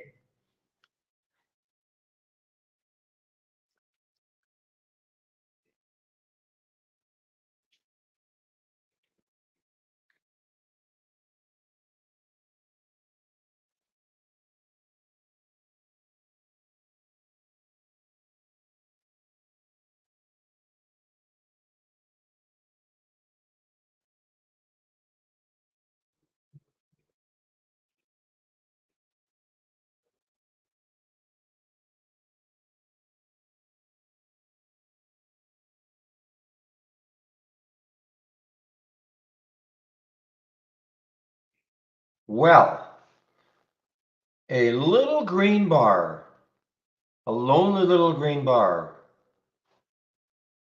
Let's bring up a big SPY chart and take a look at the lonely little green bar.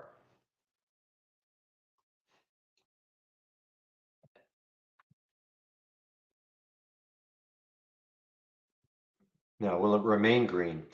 So we are 219. So this still has 11 minutes or so to close. 10 minutes. 10 minutes to close. How do I know that? Well, it's a 15-minute chart, and it's 10 minutes to 2:30. Candle started at 2:15, so nothing magical. People ask me that. They go, "How do you know?" I said, "Well, just look at your computer clock and wow. Well, could it be?"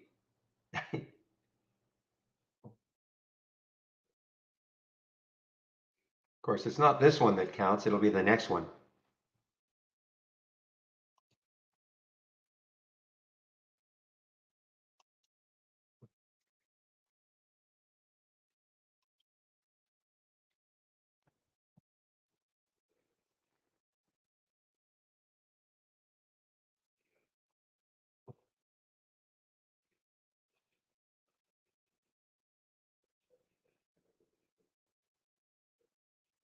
Hmm. Gonna have to watch this one tomorrow to see if it has this big breakdown. WRBY. It has just been a choppy one today. I have my alert set down here, 1570. May not happen today, but if it happens tomorrow, I certainly want to know about it. It'll be very close to an all-time low.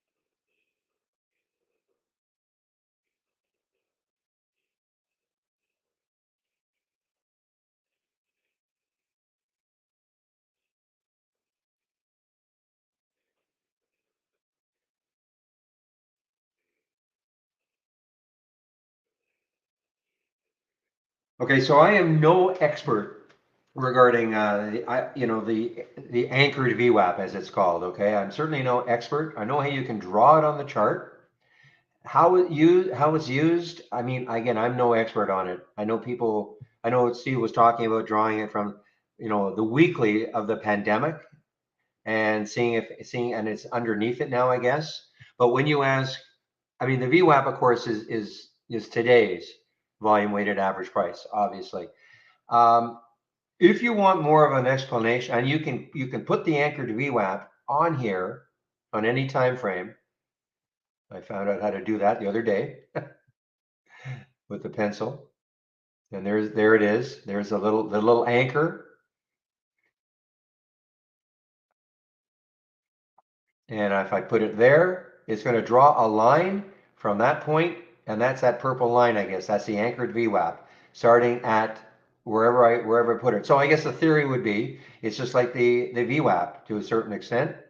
If it breaks, touches it, breaks down. But I'm not an anchored VWAP player at all. Okay. If you, I mean, I thought Steve went over it fairly well. I know he's starting to warm up to it. I know it's Brian Shannon's thing. But how to use it, don't ask me. I mean, I just drew it right here just to see what would happen. I suppose I could say that anchored VWAP, 15-minute. There it is, that purple line. So let's bring out a big chart. Well, I don't think there's a right or wrong way to use it. Okay, it's not. I mean, you can start it at any point. And this is on a 15-minute chart, but of course you could start it on a weekly chart. I think this is what he said. Let me, for instance, let's see if I can sort of duplicate this. So let's take a look at the weekly chart. Let's get a big one. There's the bottom of the pandemic, okay? Right there. So if I do this, and I just click on that little anchor there, and then I click here, see it's going to draw this line. Okay? So, in theory, I think what he was saying, in theory, this is not yet broken. How to use it, I don't know, but it's not broken that anchored VWAP yet. Okay? If it breaks this, I suppose you might say, really look out below. So how to use it? I don't know. I mean, I think you use it very long term, starting at the low of the pandemic, and that line would be the anchored, what's called the anchored VWAP. Now you could probably go do a Google search and just type in anchored VWAP to get a like a real definition of it all. Okay, but you know you can start it at any point.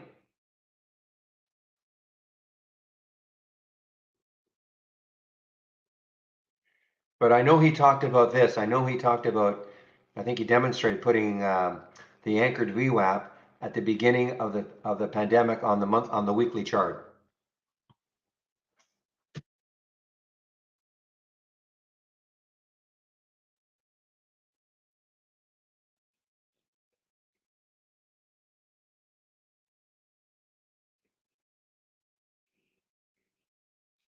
Okay.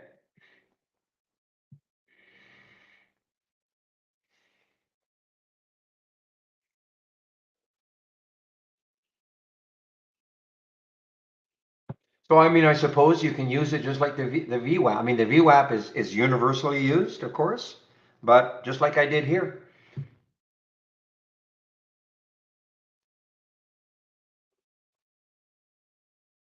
I put the anchored VWAP on the 15-minute chart, and for whatever reason it disappeared. So I guess it gives you the opportunity to start at different points. I mean, obviously that's what it does. It gives you the opportunity to start at different points during the day, as opposed to, I guess the VWAP takes into account the entire trading day. Okay, where the anchored VWAP, you can start from a different point.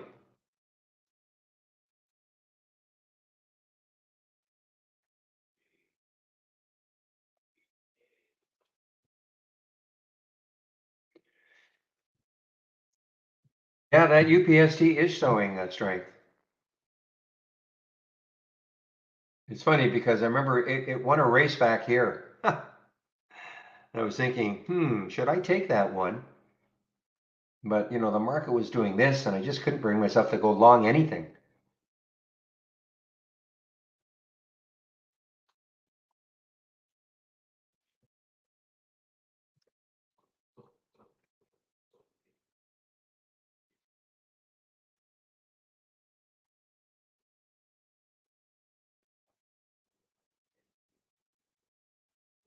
Okay, then I would do that, Black Dog.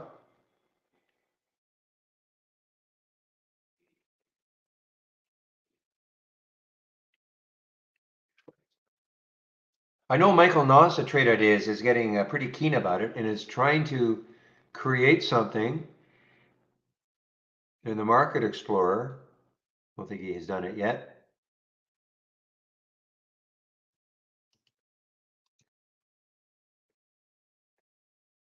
Yeah, I don't see it yet. So I think he's trying to create something around an anchored VWAP.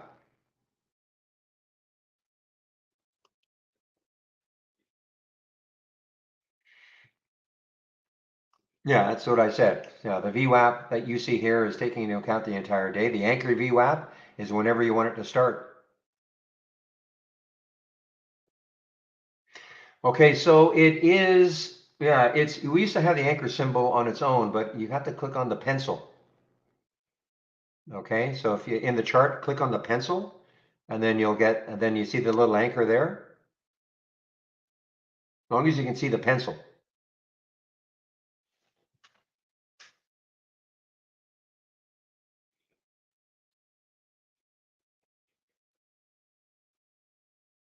Okay, Tank, you get that?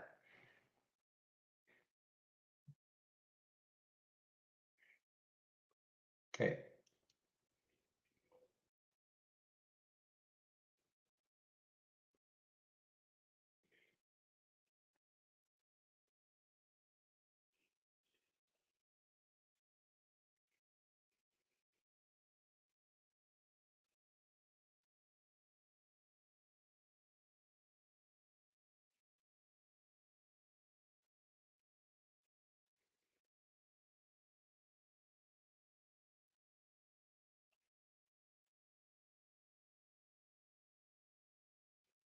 Yeah, I keep waiting for it to be added. I don't know what is taking so much time. I think Michael has completed it. I don't know what's taking the time. I honestly don't. I do apologize because I've been told a few weeks ago that it was going to be added. The problem is though, like any of the other things in this Market Explorer, you have no control over it. In other words,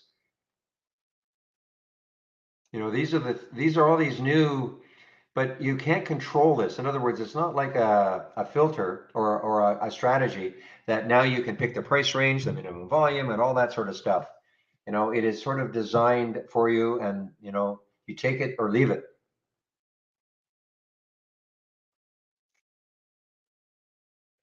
Now, and I don't know what he did, but it's not here yet.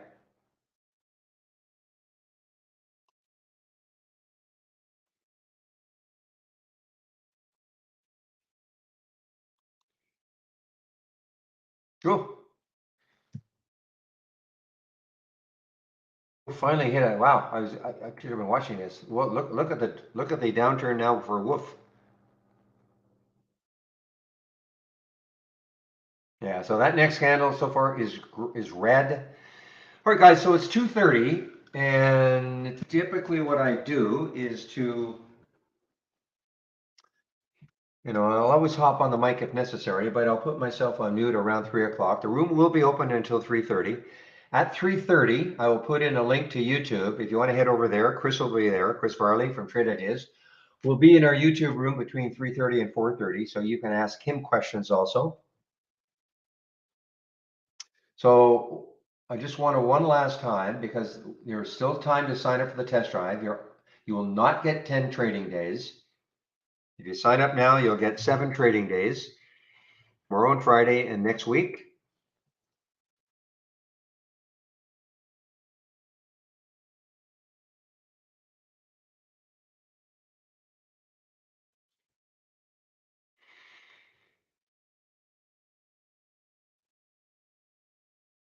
And so when you click on the link, this is what you're going to see. So it will still cost the $11.11, okay? But you're only going to get 7 trading days, not the full 10. But if you think that's worth it, then go for it. We only do this about 4 times a year.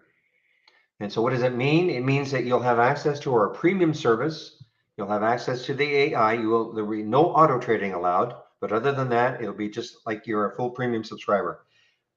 I would say that the absolute majority of our premium subscribers do not auto trade anyway. So to me, it's just not a big deal. All they just want to have access to the AI. Once it's over, it's over. In other words, there's nothing to unsubscribe from. We don't put you into a subscription, so don't worry about that. Common question. The only thing I would say is this, and also if you're a standard subscriber, you can have access to the AI also. And then, you'll be moved back to a standard subscription unless you say, no, I want to keep as a premium subscriber. So the only thing I will say is this, is that anything you do during the test drive, if you create a little scan, if you create a layout, if you take my scans or something from the toolbar, save everything to the cloud. The reason for that is that if you decide that you want to take out a subscription later on, it could be a day after the test drive is over, it could be a month, a year, 5 years, as long as you use the same email address that you use to sign up for the test drive, everything you did during the test drive will be there for you. It'll all be saved for you. It's in our cloud, okay? So save everything to the cloud. It's very simple. You know, if you've got an alert window, right click, save or share to cloud, save, done. If it's a layout, click on entire, give it a name, save it, okay? I mean, it's pretty simple. No excuses. You know, I don't want to hear people say, oh, I lost everything. And then if I ask them, did you save it to the cloud? No. Well, I can't help you. Protect your work. Another reason for saving things to the cloud is that you can have trade ideas. You can, can have trade ideas on as many devices as you want. You can only have trade ideas open one device at a time. But let's say, you know, you go and buy a new laptop. Well, instead of having to recreate everything from scratch, just download the program and then you file load from cloud, okay?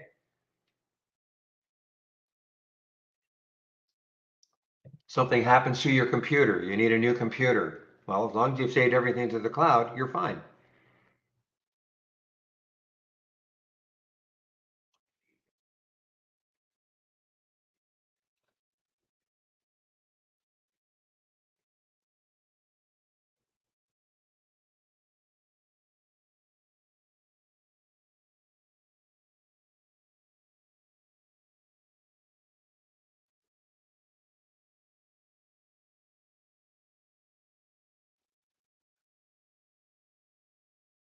Okay, so I did put my homepage link in.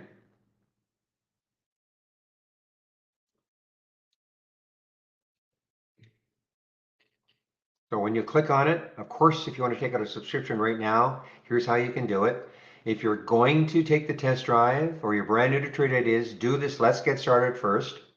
I'm lobbying for this to be mandatory. You can't open the program unless you do this. So on my homepage, lots of information, including, of course, the Let's Get Started. The trade of the week is sent to you before the market opens every Monday morning. I do a stock of the day video. All of the education is here, the user guide, the webinars, everything is here, and my scans are here. Okay, the scans that I'm sharing. So save my link, and then you can look at this anytime you want. These three sections, of course, has a lot of information. So you can look at them anytime you want. Just save my link.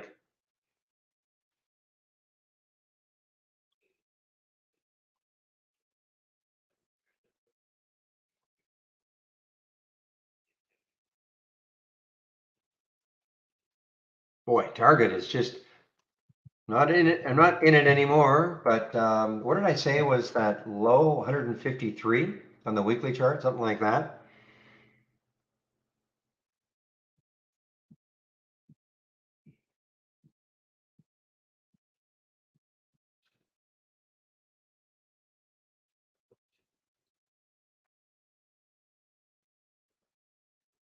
Yeah, look at that, guys. So that green candle on the SPY, that 215 candle, that was not the key one. It was the next one. Could it be green? And we have our answer. Boy, what a sell-off.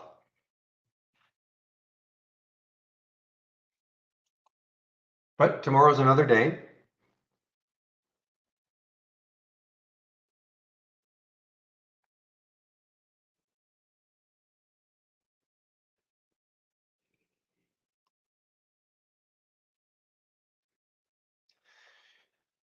Well, I don't know why this one, the Global High Income Fund, who's got a high income anymore? But this is working.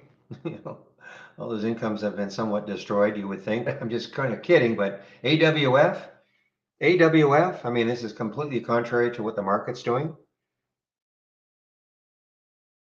And I'm kind of kidding with the high income, of course. Even this one, this Neophotonics, haven't seen this one for a while. Look at this one. I mean, this is, I don't see any news on it. Gains on report of likely China antitrust approval for deal. Okay, this is a buyout at 16. Not seeing any major objections in China. They're being bought by Lite, Lite. Well, that's the reason why I guess a little pop.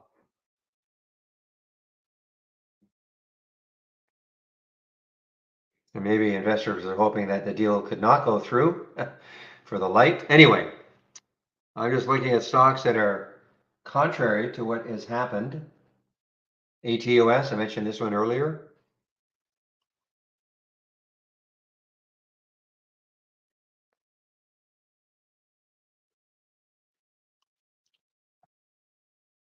UDR.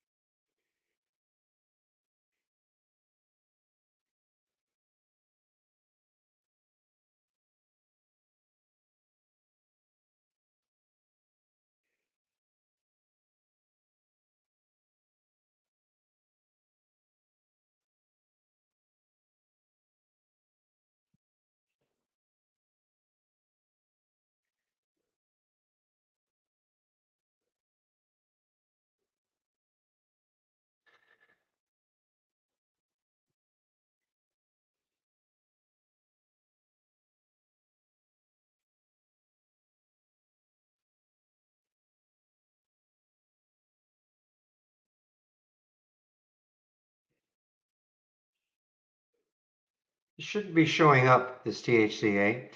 But this, we had, I mean, this is, you would have thought it would even be better, the para. I mean, it's not been bad. There's the alert at 33.13. I mean, it didn't have like a tremendous collapse.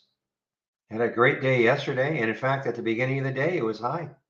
And that's what I guess this particular strategy was looking for, was some kind of a big topping tail.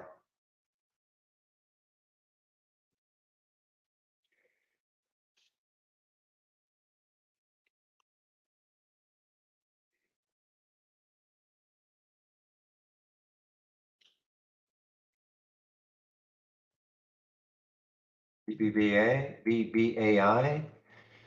Big Bear, yeah, Big Bear. Haven't seen this one for all. This was a memer, I think, back here this last month. A meme stock. Now look at GLBE now, guys. I mean, some of these are having bounces without the market. And this is not a market bounce at all for some of these.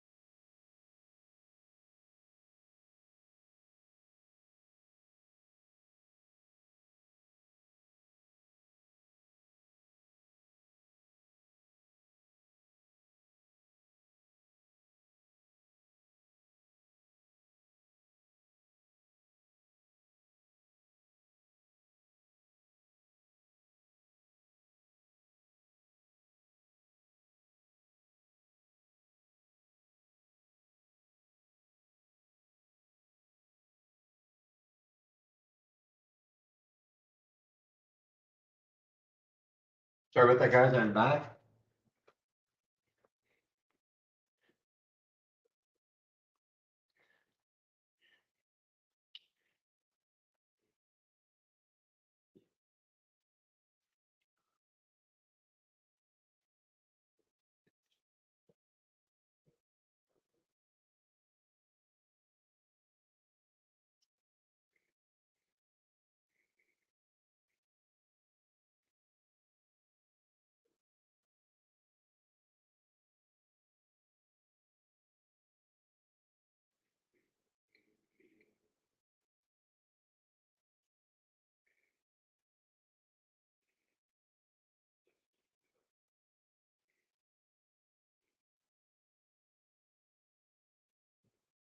All right, guys. Let's see. It's now 2:45.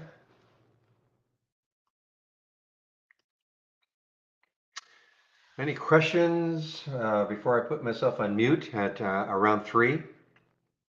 And the room will be open until 3:30.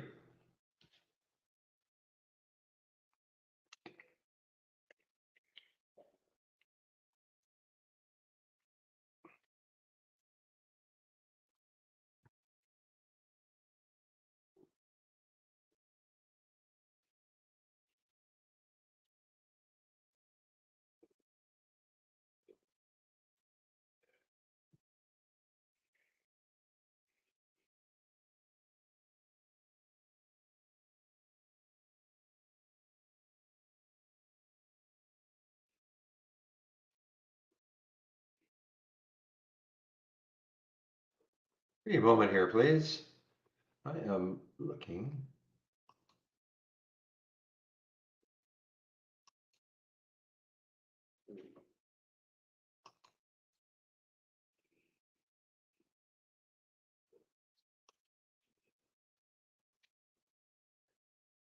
My time zone is, well, if you're looking at my all the times here, I live in Vancouver, so West Coast, but my computer and Trade Ideas is set to Eastern time, just to make it easy, you know. So when we're always referring to a time, I always refer to Eastern time zone. Just easier that way.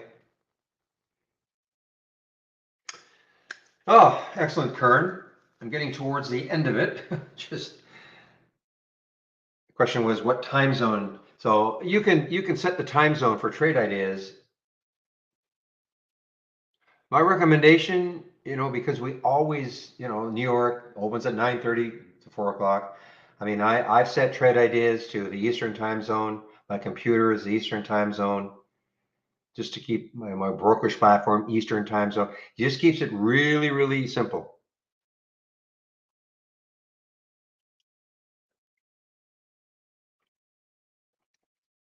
But if you want, you can go to click on Tools, Options, and then Time Options. Okay, you click on Time Options.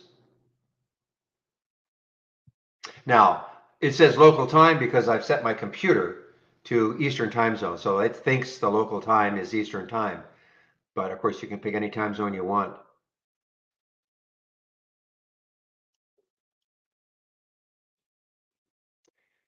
This is a bug.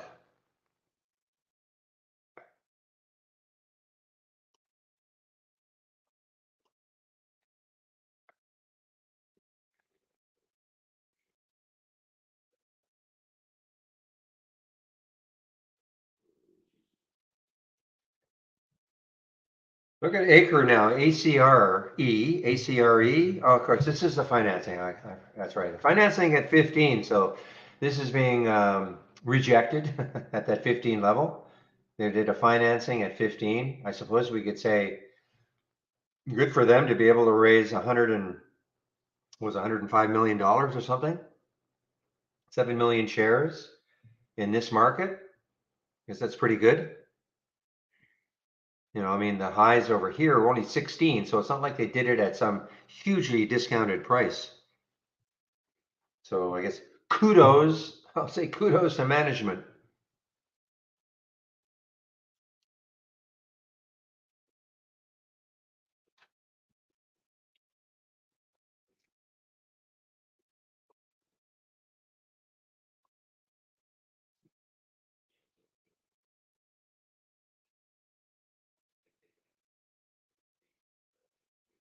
Triumph.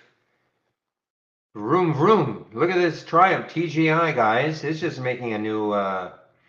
This showed up very late. Very late. Rarely do we get something in the 10-day daily breakdown this late. And one of the reasons is it had to take out that low, that first 15-minute candle, and it just did. And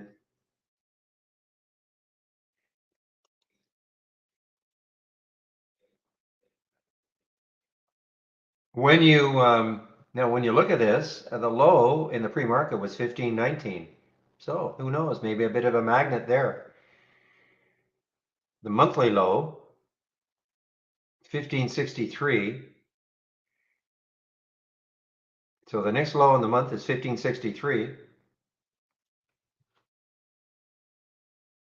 And this is what I'm talking about right there. It's very rare to get one so late.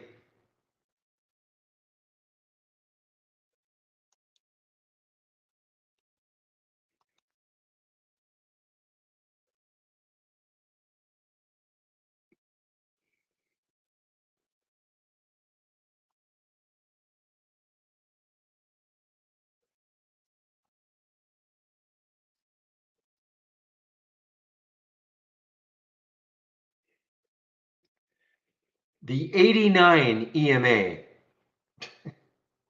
The 89. Oh, okay. I'm gonna say. Well, maybe that was some weird one that now everybody's talking about. Hi, Vicky.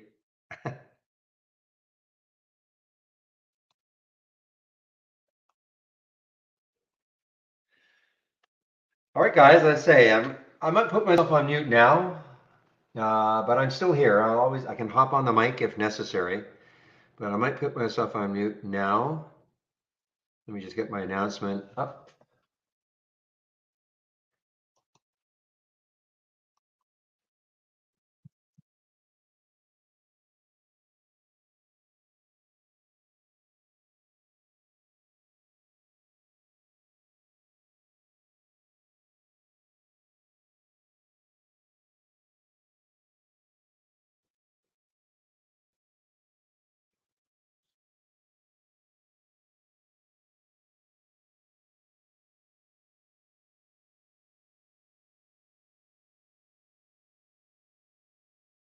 You guys, so I'll put myself on mute. Again, I'll hop on if necessary.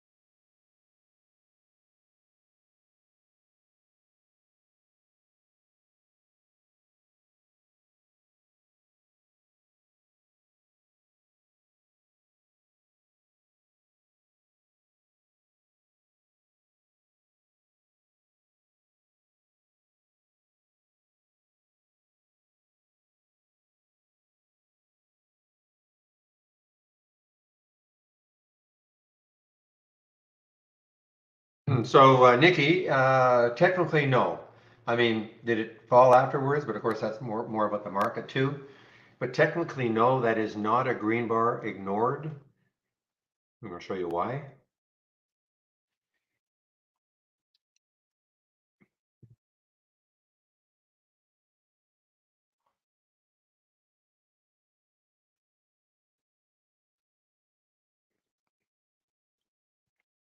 Oops. You're talking about that bar right there. So technically, no, for it to be a true green bar ignored, that would have had to have been totally engulfed by the previous red candle. Okay. Now, did the trend continue down after that anyway? Yes, but I mean, for it to be technically correct, that green bar has to be engulfed by the previous red candle. Okay. Oh, can you hear me, by the way?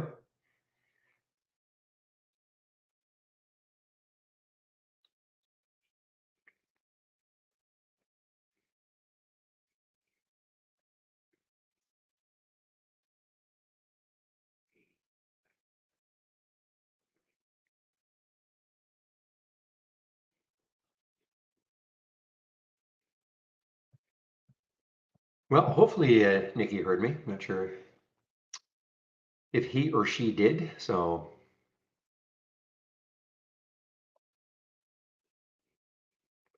back on mute.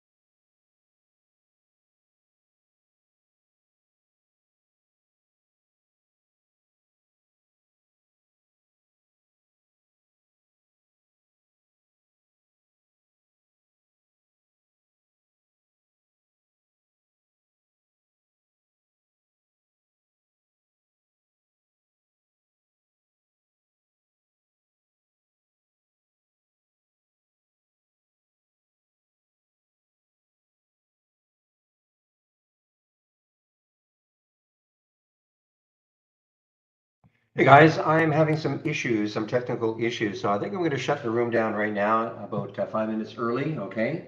So appreciate all your help today. Let me just get my script together.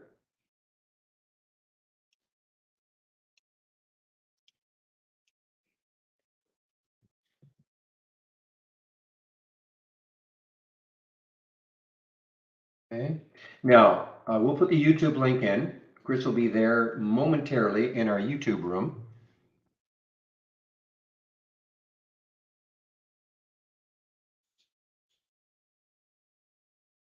Yeah, there is something at 3:30. Yeah, I'm just there. There's your link. Okay. Just put it at, just put it on top of you. There's the YouTube link right on top of you, Raj. Okay, you got it? He's not there yet. Okay. So at 3:30 or even a touch earlier, I'm having some technical issues that when I get to the bottom of. I hope they don't persist tomorrow. That's all. So thanks a lot for all the help, everybody. Another interesting day. No bounce whatsoever, but we never know what's going to happen tomorrow. So that's what makes it kind of fun. Okay, guys, I'll open the room tomorrow at 8 o'clock Eastern time. Have a great evening, and we'll see you then. Bye bye. And of course, you guys in YouTube, you can hang around.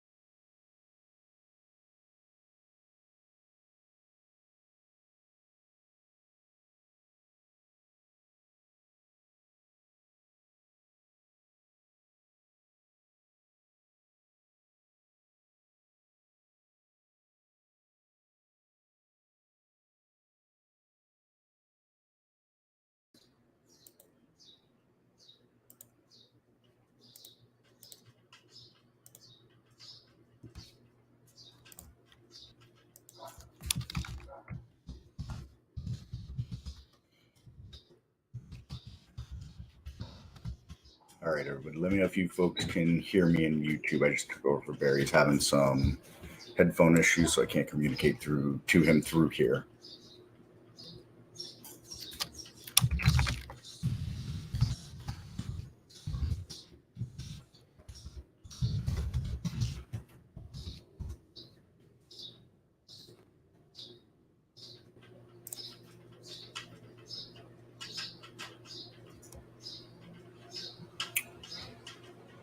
All right.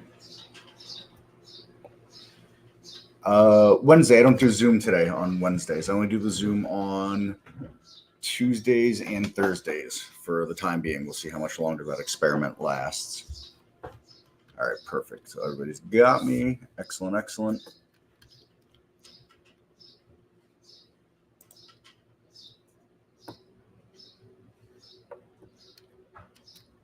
So happy Wednesday. We've got a good one going on here. We got a double gap fill on the SPY. And someone might say, what do you mean by double gap fill, Chris? And I would say, check this out, everybody. We had gap on Friday, gapped up Friday. We've held that gap right up until today, and now we're below that. So it looks like we're going to come to the yearly lows. We also filled the gap from yesterday. Filled that gap early on the day, though. And, I mean, we're down 4.25%. I mean, that's nothing to sneeze at. 17 points off the SPY again on one day. And we're doing that on no volume either. Look at that relative volume, 1.3. I mean, I've said it before, I'll say it again. Dip buyers, anybody that's going to be a dip buyer and think they're going to hold on any moves up, they're going to get ground into the dirt hard. The bounces are smaller and shorter at this point, it looks like. Let's go back on a SPY chart here. You know, so there's the top. There's a bounce. All right, and there's a bounce. That'll end it. You know, small bounce, big move down, small bounce, big move down, taking out, you know, like I said, that gap from Friday. And I would be shocked if we do not take out the yearly lows tomorrow. On what's tomorrow's Thursday, right? Yeah, yearly lows on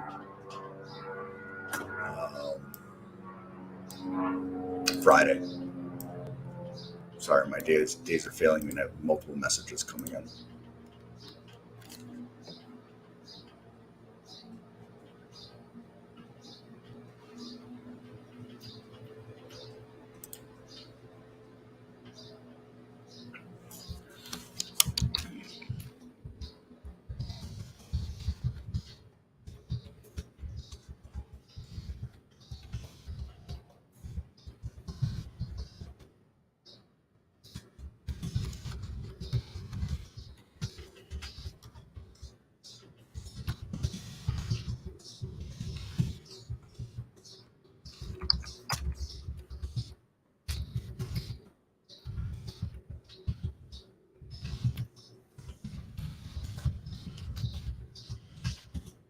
I think my noise canceling is not working for some reason.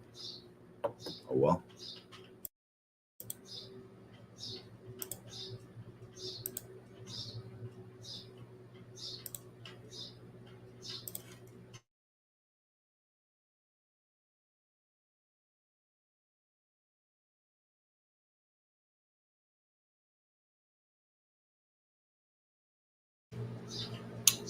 You folks, you know, if you have questions, throw them at me.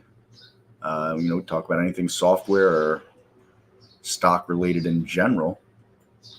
I'm trying to get my noise canceling to work, but it is not working for some reason.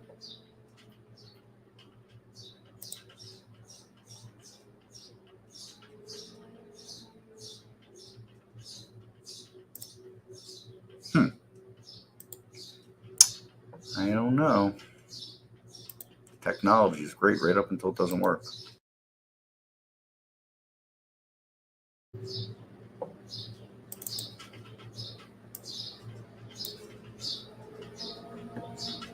Let's see if the third time's a charm.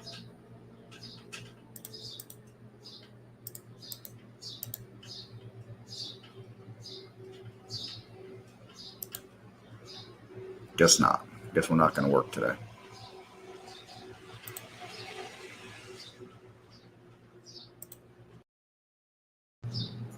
Oh, well. So, all right. With all that said, yeah, I don't think there's anywhere to hide today. Well, I forgot I left these open all day. I think that's something. That is a lot of red on that sector analysis list. That is woof.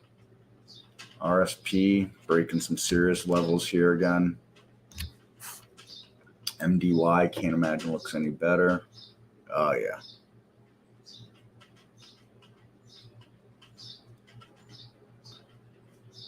Ugh, these freaking spammers.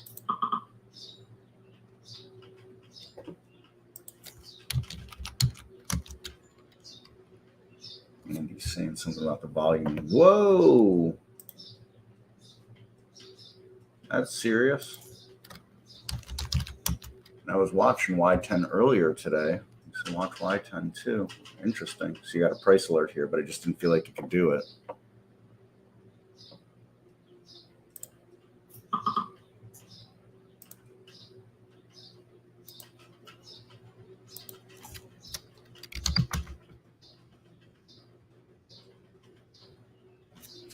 I had a position in this. And I sold it for modest gain. Just didn't feel confident in this making a move like I thought it might do a couple of weeks ago or months ago, I guess now. It's hard to believe that that's a few months ago, really. So, anywho's, DPSI,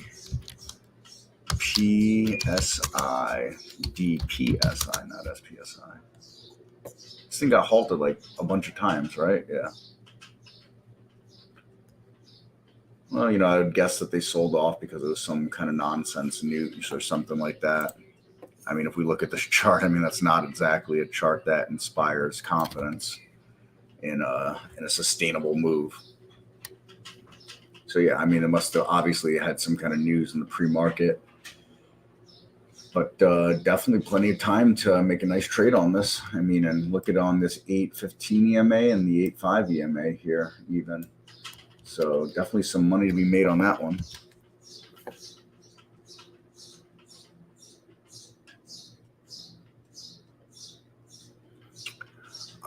Tom, hard for me to troubleshoot from this end. I need a little more information. Let's see. So wondering desktop will not load. My screens are just white. Were you logged in, Tom, from the web earlier? You might have to go and reset your connection. Reset connection here. Also, you know, if you're on a controlled network, you'll have to change the connection type. So if you're on a hotel hotspot, work, something like that, you'll have to make some adjustments there. If that's the case, you'd have to go to Tools, Options, Connection, go from primary to new HTTPS mode. No, you'll not have all these other ones in here. You should just see HTTPS mode, new HTTPS mode, which is what I would tell you to go on, and primary connection. Those should be the only three options you have. I'm trying to think of what else can cause you issues. Can you also trade-ideas.com? Can you send us an email there with some screenshots of what it looks like? Because by you sending in an email, it'll show me your account name, and there's other things on the back end I can look at to see if there's anything that shows me there as well, Tom. Let me know when you send that, and I'll see what it can do.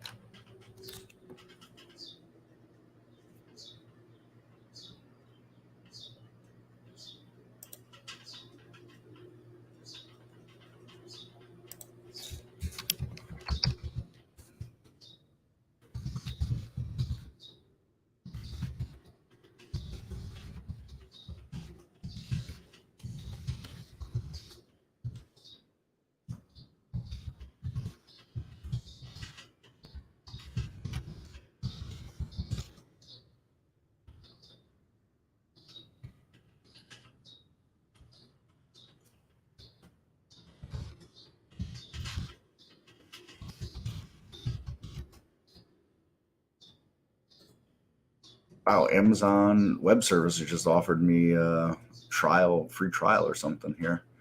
Pretty amazing. I tweeted at Jeff Bezos for it, and they responded.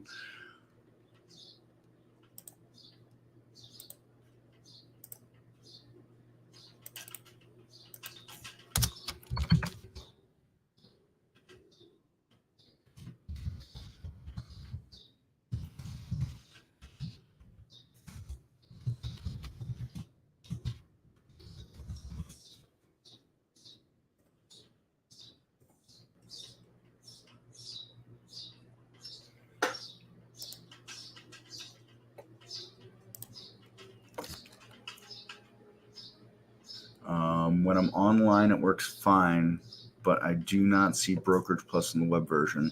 Yeah, no, there is no Brokerage Plus on the web version. I'm guessing, Tom, if the web version is working, and the app is not, it's going to be one of two things. Either you're on some kind of controlled network, or you're putting in the wrong login information. Remember, the username is case sensitive.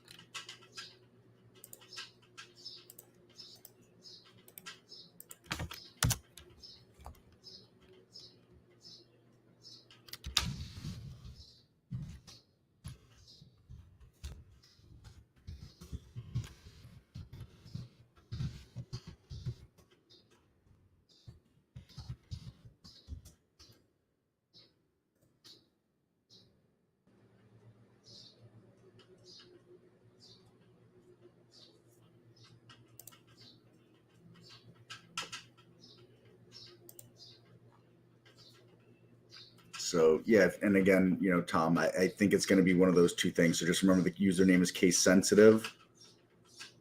And I know sometimes with when you're switching back and forth between the web and the app, that can get lost in translation on that. And then, like I said, the other one that I'm led to believe is it's going to be a network connection issue. Not necessarily a network connection issue, but if you're on a controlled network is what my thought is. But if you can send us an email to that support@trade-ideas.com that I posted there.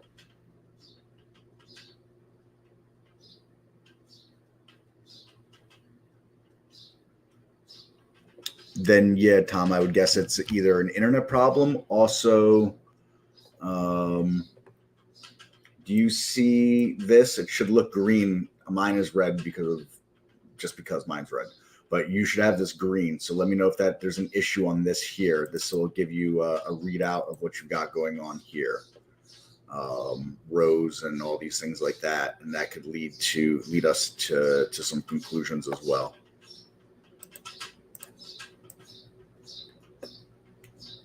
All right. So aside from Tom, you're a quiet bunch in here today. So Holly, not quite as nice as the last couple of days. However, this was a really solid alert here on Para for a short. All right. Really nailed that one. And this THCA, you would have had to been really quick, but you know, it would have been possible. It wouldn't have been impossible, but you know, Holly called it right here. Made a fast move up there. You know, could have gotten a few pennies in between there. And that's really it though from Holly. All the rest.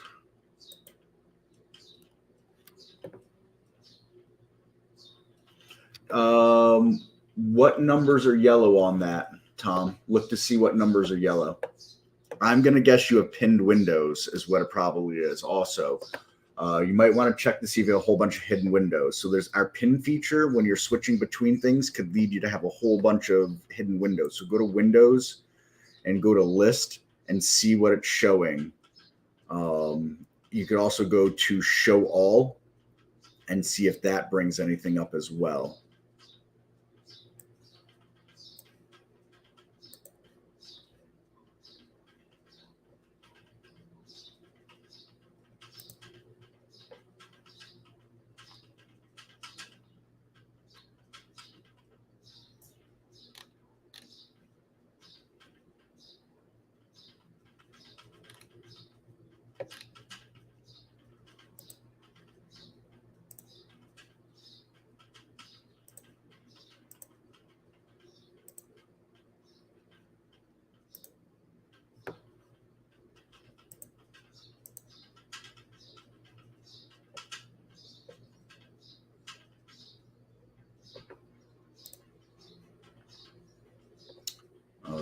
Sorry, it was some Holly thoughts. All right, perfect. And any more troubles with the Tom, the more information you can give us, especially via like screenshots and things like that to the support email address, we can definitely get, dig in more to help you with that. And again, here it is. Support at trade-ideas.com. So MX with this alert at 1961. We made it up to 1979 at one point. So, definitely a few pennies on the spread in there that you could have gotten away with. So, while it wasn't a blockbuster day for Holly like it had been, last week or so,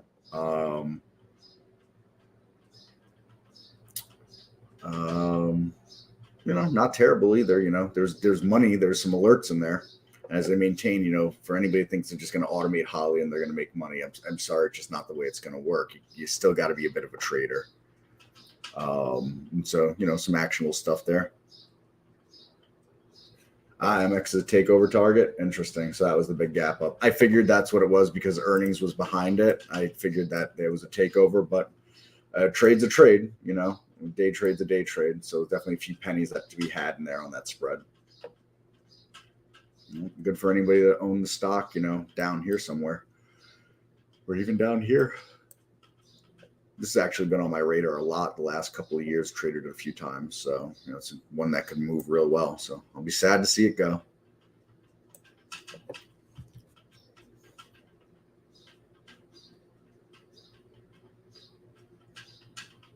Yes, all long, no shorts on the trader's eye.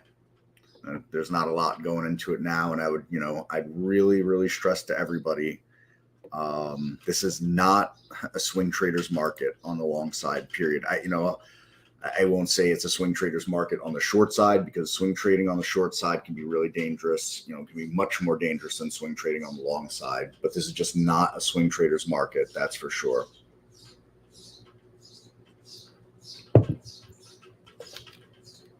I mean, there are traders that I know that have been trading, for 25, 30 years or more.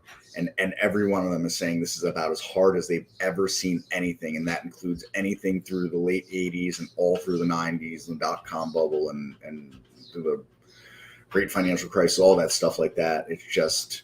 It is an unrelenting grind down. Every dip that's bought gets sold right afterwards. So, I'd keep that in mind.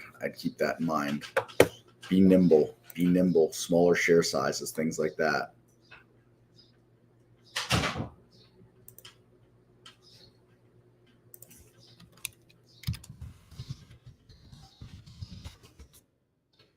So let's see, Y10 and C. Did anything happen with those? Yeah, so it was very short-lived. Not sure what happened there. With that small float, you could have had some trading room pumping it or something, some nonsense like that. Wouldn't be unheard of or impossible for them to do.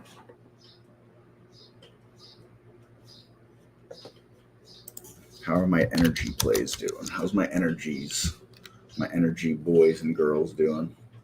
So interesting on the XOP here. Much healthier close on the XOP than basically any other index at this point. So I remain bullish that. UNG, what do you look like, Natty? It's not a bad day from Nat Gas to be flat, basically, given the environment. So I'd expect, I just laugh top callers and bottom callers. I mean, I get it if you know your personality on the news and you're getting asked, you got to respond to it, obviously. But a whole lot of top callers on Nat Gas here. That was wrong. A whole lot of top callers on Nat Gas here. And while we haven't taken it out, to call that a top with what's going on here, not so much.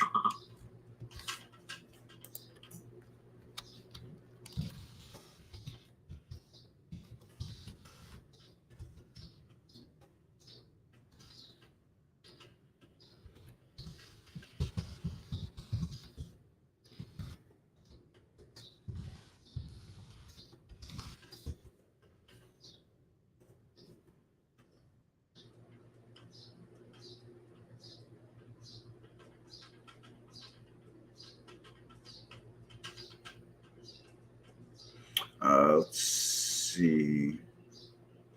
Chris was wondering if save as a default layout in the app is.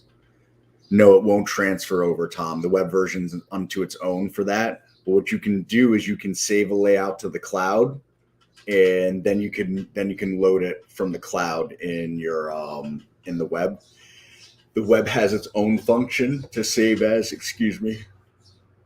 Hitting that time of the day where I start to hit the wall. The web has its own default version in it. Let me see if I can pull that up for you. So I'm loading the web here.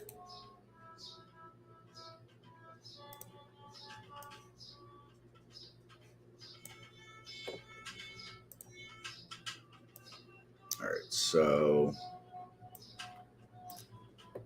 what I would suggest to you, if there's a layout that you want to be a default layout in the web, I would first save it to the cloud in the app. All right. So, go when you have that layout up, go file, load from cloud, file, save or share to cloud, and then click entire layout, give it a name, save it, and then you can come to file, load from cloud, and that will be in here. Or it won't be because this doesn't want to load for some reason. Oh, that's why I was in there. Go to tools, load from cloud, and it'll be in here like that. And then you can go to tools and save as default layout in the web. And that'll have that saved as your default layout afterwards. Let me know if that didn't make sense or you need me to go over those steps again.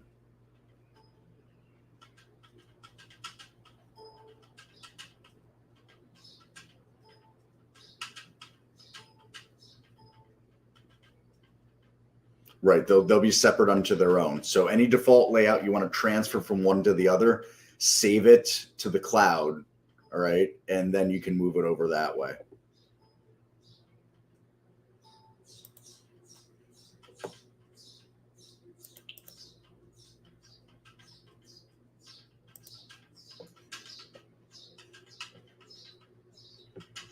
Okay, so that's interesting to see with energy holding up so well. Anybody that is looking for bright spots, overall, energy still holding up very well. XLE, we didn't look at the XLE. XLE doesn't look quite as good right now as the XOP does on the intraday chart. Daily chart looks a little nicer still, though.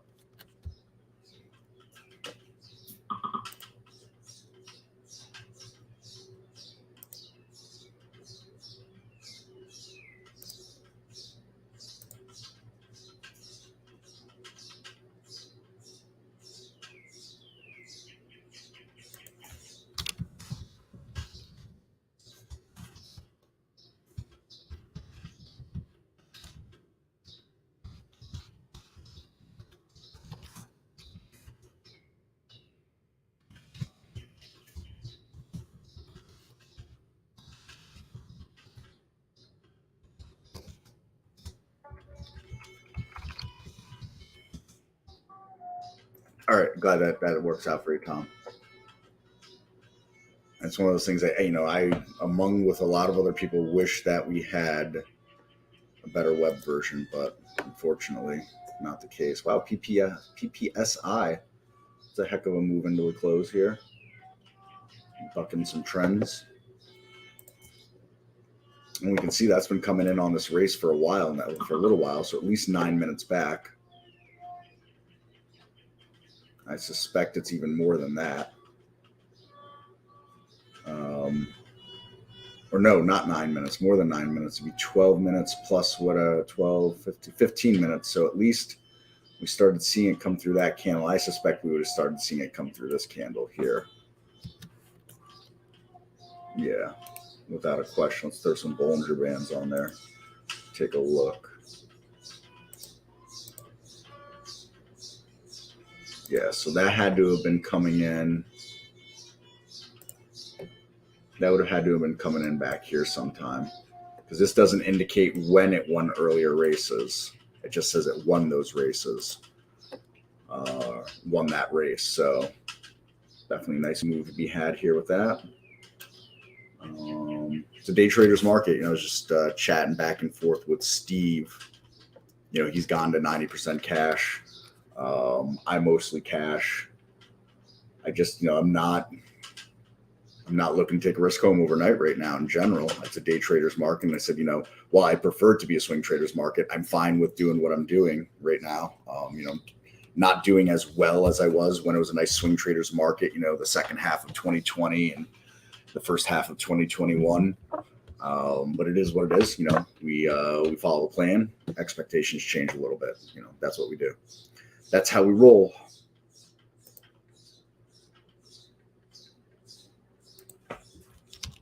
Check on wheat. Oops, wheat. Not wheat. All right, so down, but holding this level.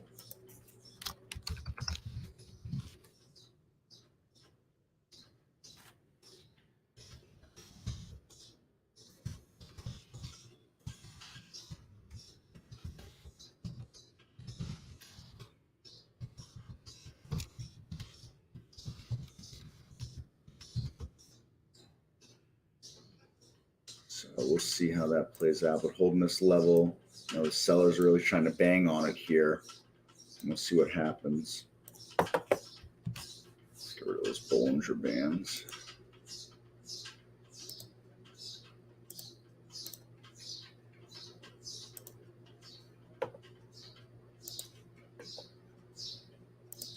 RDUS. Whoa!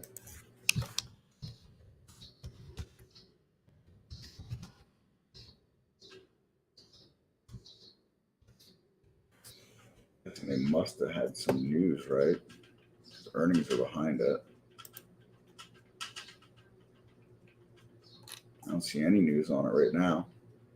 Interesting. So no news on this for my news lovers. No news, but look at this move. And look at that huge volume candle in the middle of the day. But then that sell-off continued. And bang, what a bounce. And it did the earlier bounce on, you know, less than this volume here, actually declining volume. Had a divergence between price and volume, and then explodes later. That's interesting. That is interesting. Yeah, I like this scam. I definitely like this scam.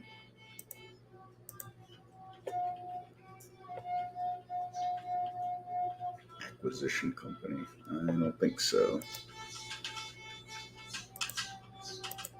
Big lots. Let's see. I'm making a nice move. Curling up. It's got room up to that 30 level. Market's done for the day, but yeah, it might be something to watch for tomorrow. Big lots. Maybe you get a little move back up here before it gets faded again into that gap. I wouldn't be surprised, unless it's just, you know, unless there's a slaughter on overnight in futures, and we just have a big gap down. The market, you know, continues to roll hard. But if we don't get that and the market kind of stays flat-ish to slightly down, and of course upward, you know, rising tide and boats and all that, I wouldn't be surprised to see this try to challenge the gap and then get faded tomorrow. So for anybody that's looking for some ideas, you might want to put that one in the notepad. Let's see. Lulu's Fashion Lounge. I don't even know what that means. Apparel, accessories.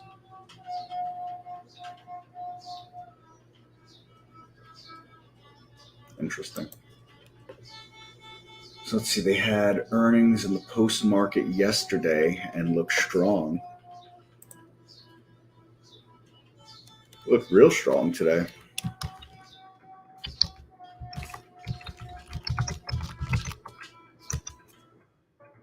Even strong into the close overall. That's interesting.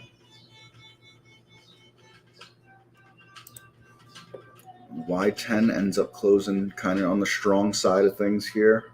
Oh no, they faked me out with that last price there. So that's where that last price is showing. This is where we really close. So nope, never mind. I mean, not that I'm not going to watch. I'm going to keep this price alert for tomorrow. There might be a day trade in there for me. Who knows? You know, Brian Shannon would shoot me. You know, don't buy stocks in downtrends. But I'm not buying. You know, not marrying the stock. I'm, you know, looking for a relief bounce on this selling essentially. Also looking at a you know, play on wheat shortages and food shortages and all that stuff like that. So you know, play what we can. See which scanner you're using is custom. Yeah, just I'm racing on Bollinger Bands essentially. Here, I'll share it with you. For anybody else, I've shared it a bunch recently, so perhaps you have it already, but if not, here you go. Copy.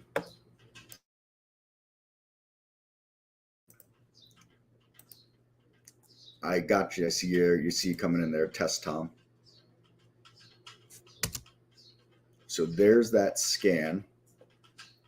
And if we come into the configure of it, close some windows so I can do that. Configure. What I've done here is, you know, races are a multi-part.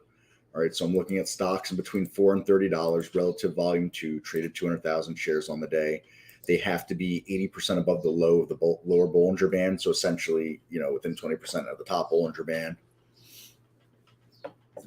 Change in 5 minutes. They have to be up or flat over the last 5 minutes. Then I'm sorting it on position in Bollinger Bands for 15 minutes. So, you know, the stocks that'll be at the top here are at the top, towards the top of the Bollinger Band.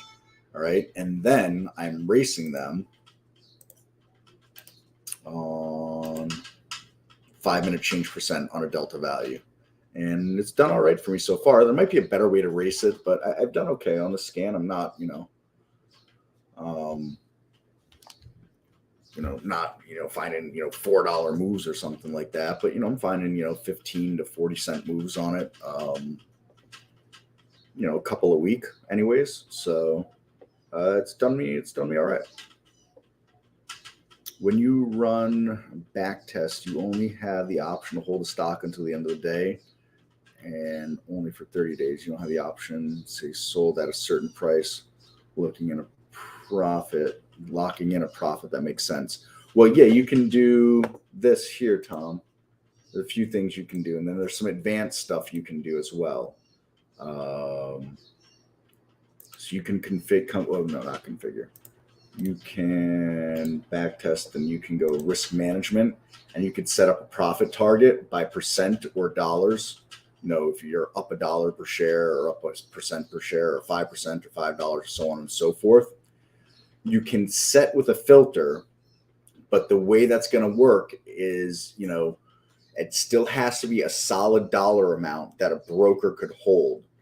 All right. So that's why doing it in a percent or a dollar amount per share is, you know, the most universally useful, because, you know, you can't set up every strategy to say sell if I get to $4 as, you know, the stock gets to $4. It doesn't work like that. You know, the strategy's got to be universal to all the stocks that could come through and get alerted on it. But you could set it up like that. Like I said, there's some stuff, quote unquote, fancy stuff you can do using filters. But my suggestion is this. If your idea behind it is automation, your ultimate goal behind it is automation, you got to make it universal to all the possible stocks that could come through. And you have to make it realistic that a broker can hold that stop or that target, whichever, you know, both.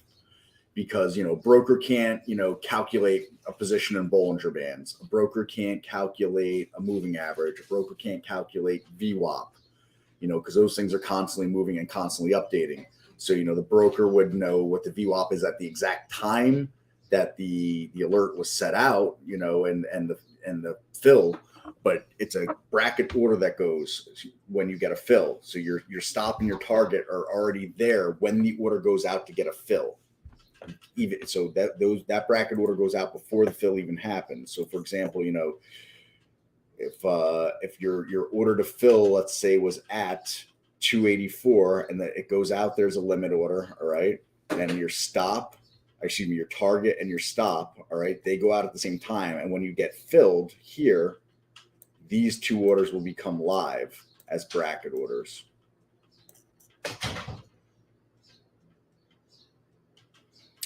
No, I haven't done almost anything with Anchored VWAP. The only thing I've ever used Anchored VWAP for is on a 15-minute SPY chart, and I anchor it back 2 days for momentum, but I don't even need it anymore. I've really gotten away from almost all indicators at this point. I mean, I'm leaving the 8 EMA and the 20 SMA on both a 15 and 5-minute chart because I've been day trading more. But, you know, if you look at my daily chart, all I have is a position in 20-day range. And honestly, I only like it because I like looking at it as steps moving up and down. Otherwise, I'd take that away too. But you can see on my daily chart, I mean, that's how I roll. I don't use any indicators. I have an RSI on here, and I'm not even using that much anymore.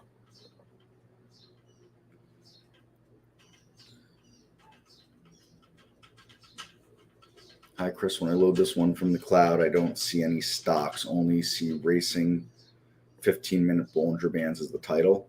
If you press play, are you getting any stocks? And also, are you on?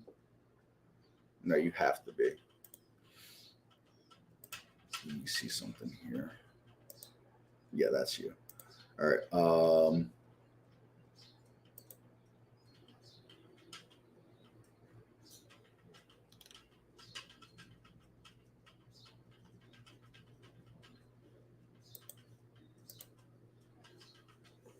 All right. Yeah, you got it. And if you want the top list to that, all you have to do is if you right click, you can go open top list. All right. And that'll give you the actual top list that I made right here. And you can see it like that. And you can make any, you know, you don't need the top list to do anything to the race. The race is technically a top list. So if you don't like something, you can come to configure and you can adjust it all in here. You know, you can change any of these filters you want. If you want a different price range, if you want to sort differently, you're obviously welcome to change any of that stuff in there that you see like that.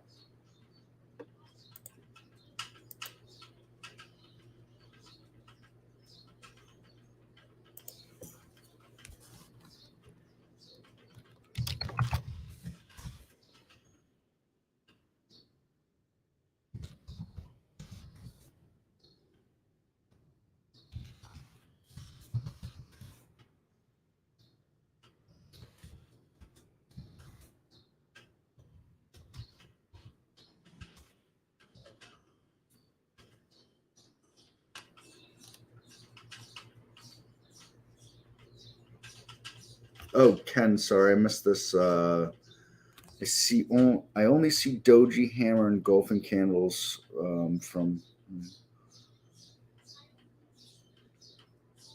No, we have those are alerts. There's no customs on alerts. Sorry, there's no way to custom that, Ken. It's hard coded into the system like that.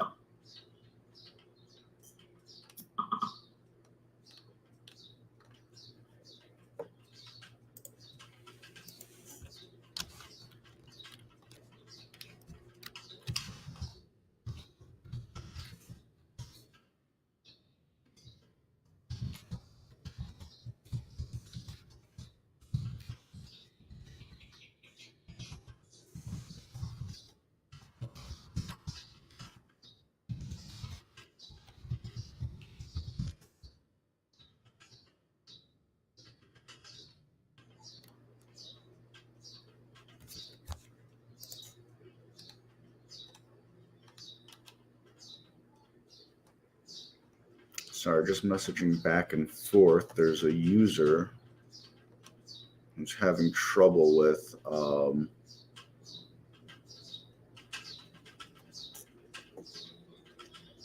buy and sell buttons on the simulator, but I don't see him in this live stream. So if there's a Gary here on the simulator and having trouble, let me know if you're in the stream. And then, yeah, Ken, I missed that before. I scrolled back up and I found it. Yeah, there's really nothing you can do on that. You can look for some engulfing. Actually, we do have engulfing on the Market Explorer. So if you're in a Market Explorer window, right click server and you can find, oh no, you want engulfing, not inside. I'm sorry. Nope, nothing. Sorry. I got nothing for you.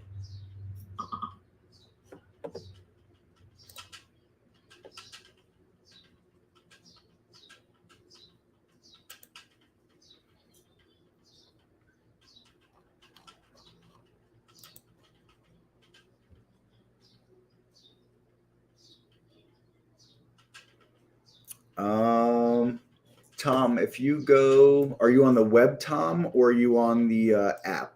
You got to be on the app to load a race. And then also, you got to be on at least versions 5.5.69 or 5.5.82. So go to help and about if you're on the app and see what you are there.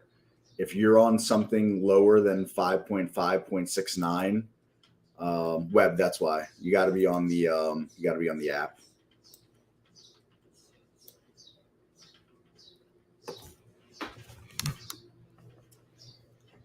It's become kind of one of my pet peeves that, you know, the web just can't keep up with the app. It's really, really unfortunate on our end, but I'm just the messenger.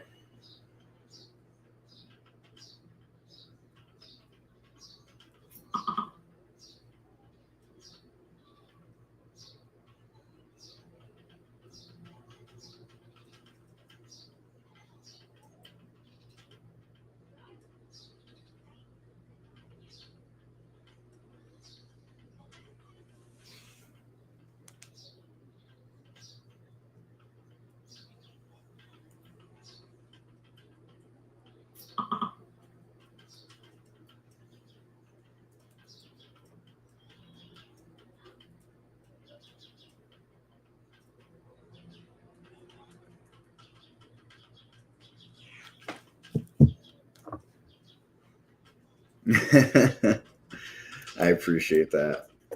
I worked in service industry for a very, very, very long time, and I worked very hard to never tell people no, but it just doesn't work like that, unfortunately, in life.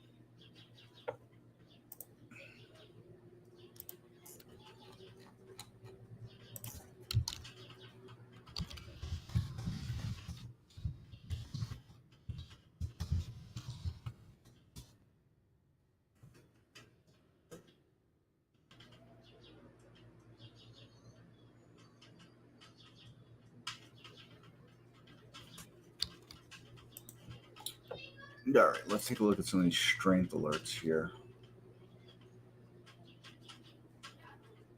So, yeah, the gap up and it filled the gap. We'll see what happens with that tomorrow. Overall, a strong looking chart. Neptune. It's a buyout, must be right. I thought I remembered something about being a buyout a while ago.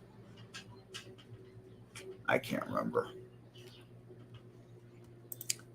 You're welcome, Roger. Always a pleasure. It's what I'm here for. Keep coming back. Keep coming back, man.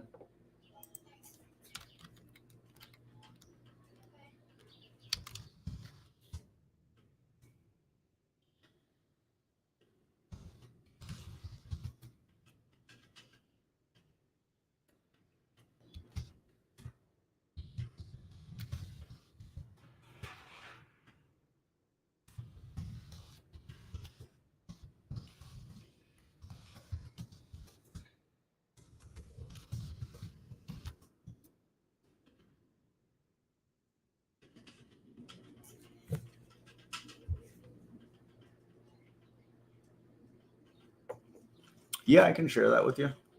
There's no I got a couple of pre-market things if you want.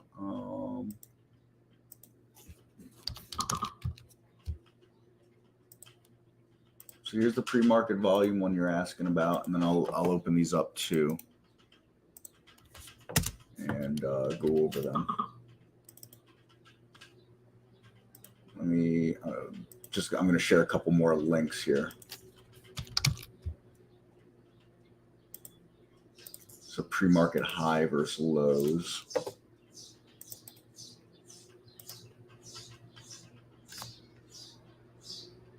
Oh, you got it. All right, Tom. Let me know if there's anything else on that, and I can go over with you.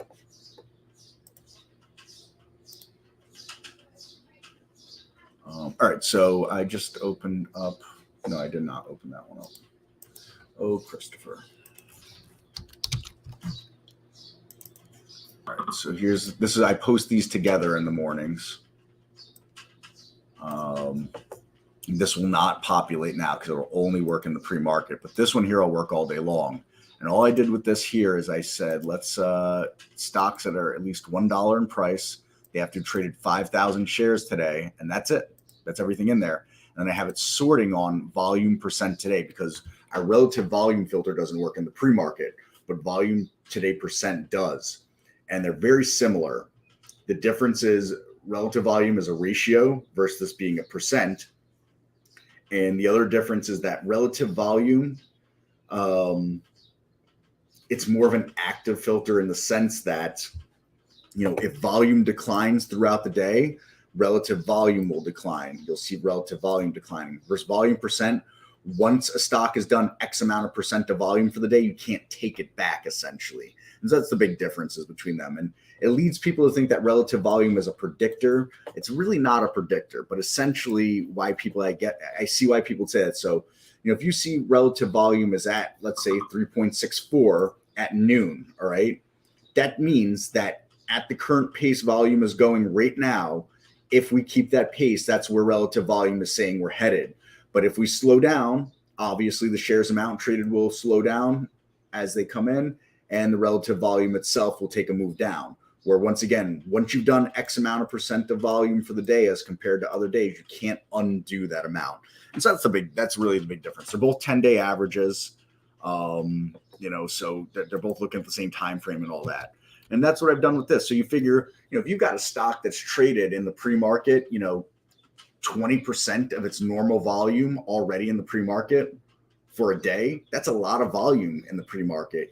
Heck, even 10% can be considered a decent amount if it's, you got something that's traded 10% of its normal 10-day volume in the pre-market by 7 o'clock Eastern. That's a good amount of volume already. So there might be something you want to keep an eye on. And that's what I've done with this scan essentially. So that's the first one I shared. And then this pre-market highs versus low, just a simple compare count window. So the green data is just going to be simply, you got to be making a pre-market high, stocks between $1 and $250, traded at least 10,000 shares on the day. And then the red data is no different essentially, other than it's a pre-market low and doing the same thing here. We could probably up those numbers a little more, but I don't think for the average retail trader, I don't think there's any need to personally, but I've shared those windows with you, and you folks are welcome to make any adjustments you want in those windows, how you see fit. for the data you want to see coming in. And that's the short and skinny of those. Settlement. You have people that have to settle. You have a lot of firms and things that have to settle for whatever reasons. So it's just always been that way. If you look at any stock chart of stocks that are what we'll call fairly liquid, let's say 250,000 shares traded or more, you're going to see bigger volume at the open and bigger volume at the close. And you'll see usually a lull in the middle for just about anything you look at. I mean, we can see that, chart after chart.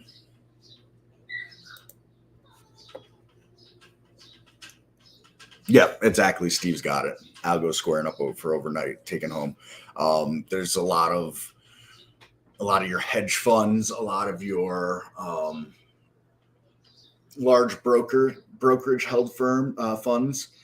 They all have to settle. They can't take a lot of that risk home overnight.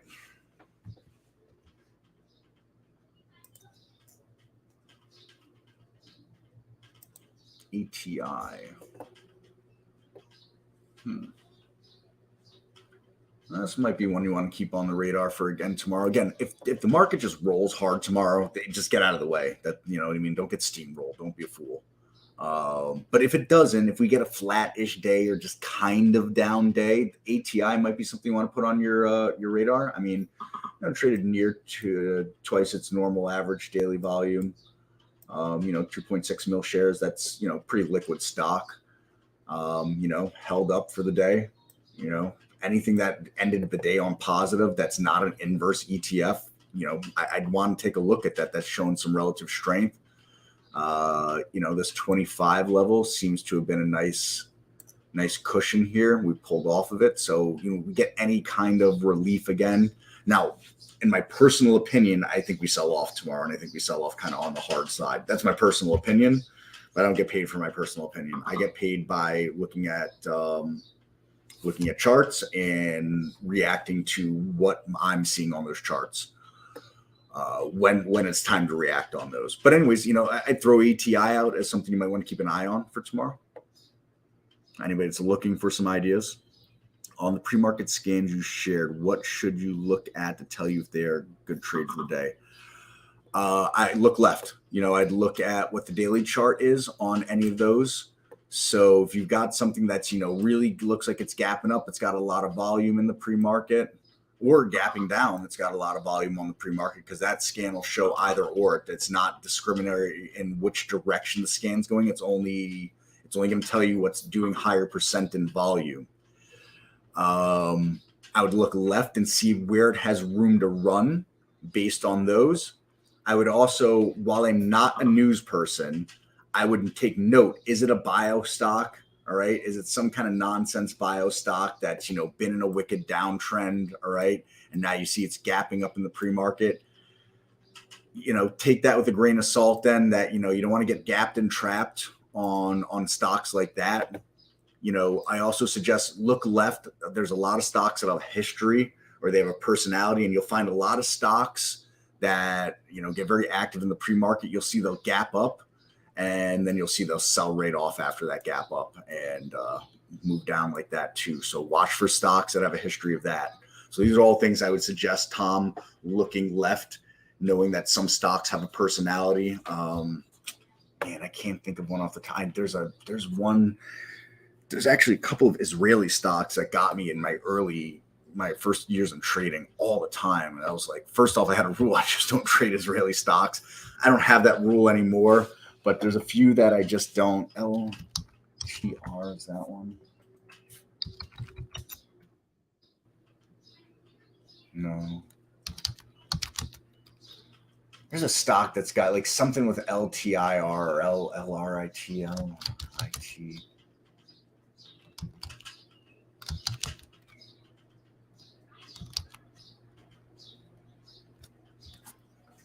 Sorry, I'm trying to. I can't think of the name of it, but if I could think of the name of it, it's just one of these stocks that all the time you'll see this big gap up on it. You'll see, it gaps up, and then it'll like it'll trade way up in the first like 5 minutes or something like that. And then it'll give it right up and it'll have this big, it'll have the small body candle with a big upper shadow or topping wick or tail or whatever you want to call it. So watch out for stocks when you look left like that they're probably prone to do that again. Those are some things I'd point at with looking at that.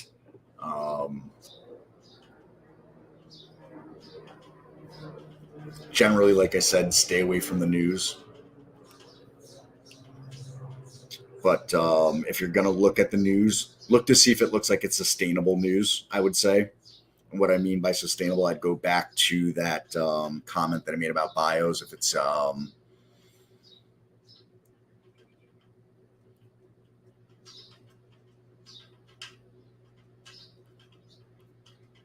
it's like phase 1 bio news, you're going to want to forget about that nonsense. I stay away from stuff like that, especially I would say especially to quote unquote newer traders. And a newer trader doesn't necessarily indicate time. Some people, have more overall market experience in things in general, not necessarily trading. So I would steer clear of those phase 1 bios, or at least I'd steer clear of them in the first half an hour. And yes, you're going to miss some that end up being the runner of the day. But my motto is I'd rather miss out on the upside than participate on the downside, because you get trapped on one of those things that gapped up like, 3, 4, 5, 6, 7, 8%, and you get trapped on, that upper side of the gap or, upper side of the change from close move, and the rug gets pulled on you, especially on those low floats. I mean, it can turn into a really big loss really, really, really fast. And I'm telling you from experience that has happened to me and, nearly taken me out. So, those are the things I would, I'd point you towards. On the compare count window one that I shared, I would say use it maybe as a market pulse a little bit and look at pre-market, highs versus lows, and also look at the stocks that are coming across the bottom of that. So like I close that window, but if you look at compare count windows, you can see the stocks that are coming across here. You might want to look at some of the stocks. You can go ahead and click on any of those and it'll bring up the chart. You might want to take a look at some of those and take note of what it is that's making the pre-market highs and pre-market lows, because that I think kind of helps sets a tone for the overall market. And that's not to say things can't change during the day, but we have to deal with what the information is that we have at that time that's coming in, and that's what I point you at. So, all right, my friends, I think that's going to do it for me on this Wednesday afternoon. I do always appreciate everybody popping in, engaging, asking questions. As always, selfless plug, please subscribe to our channels, our Twitter pages. Anything else that we got out there, give us a pump.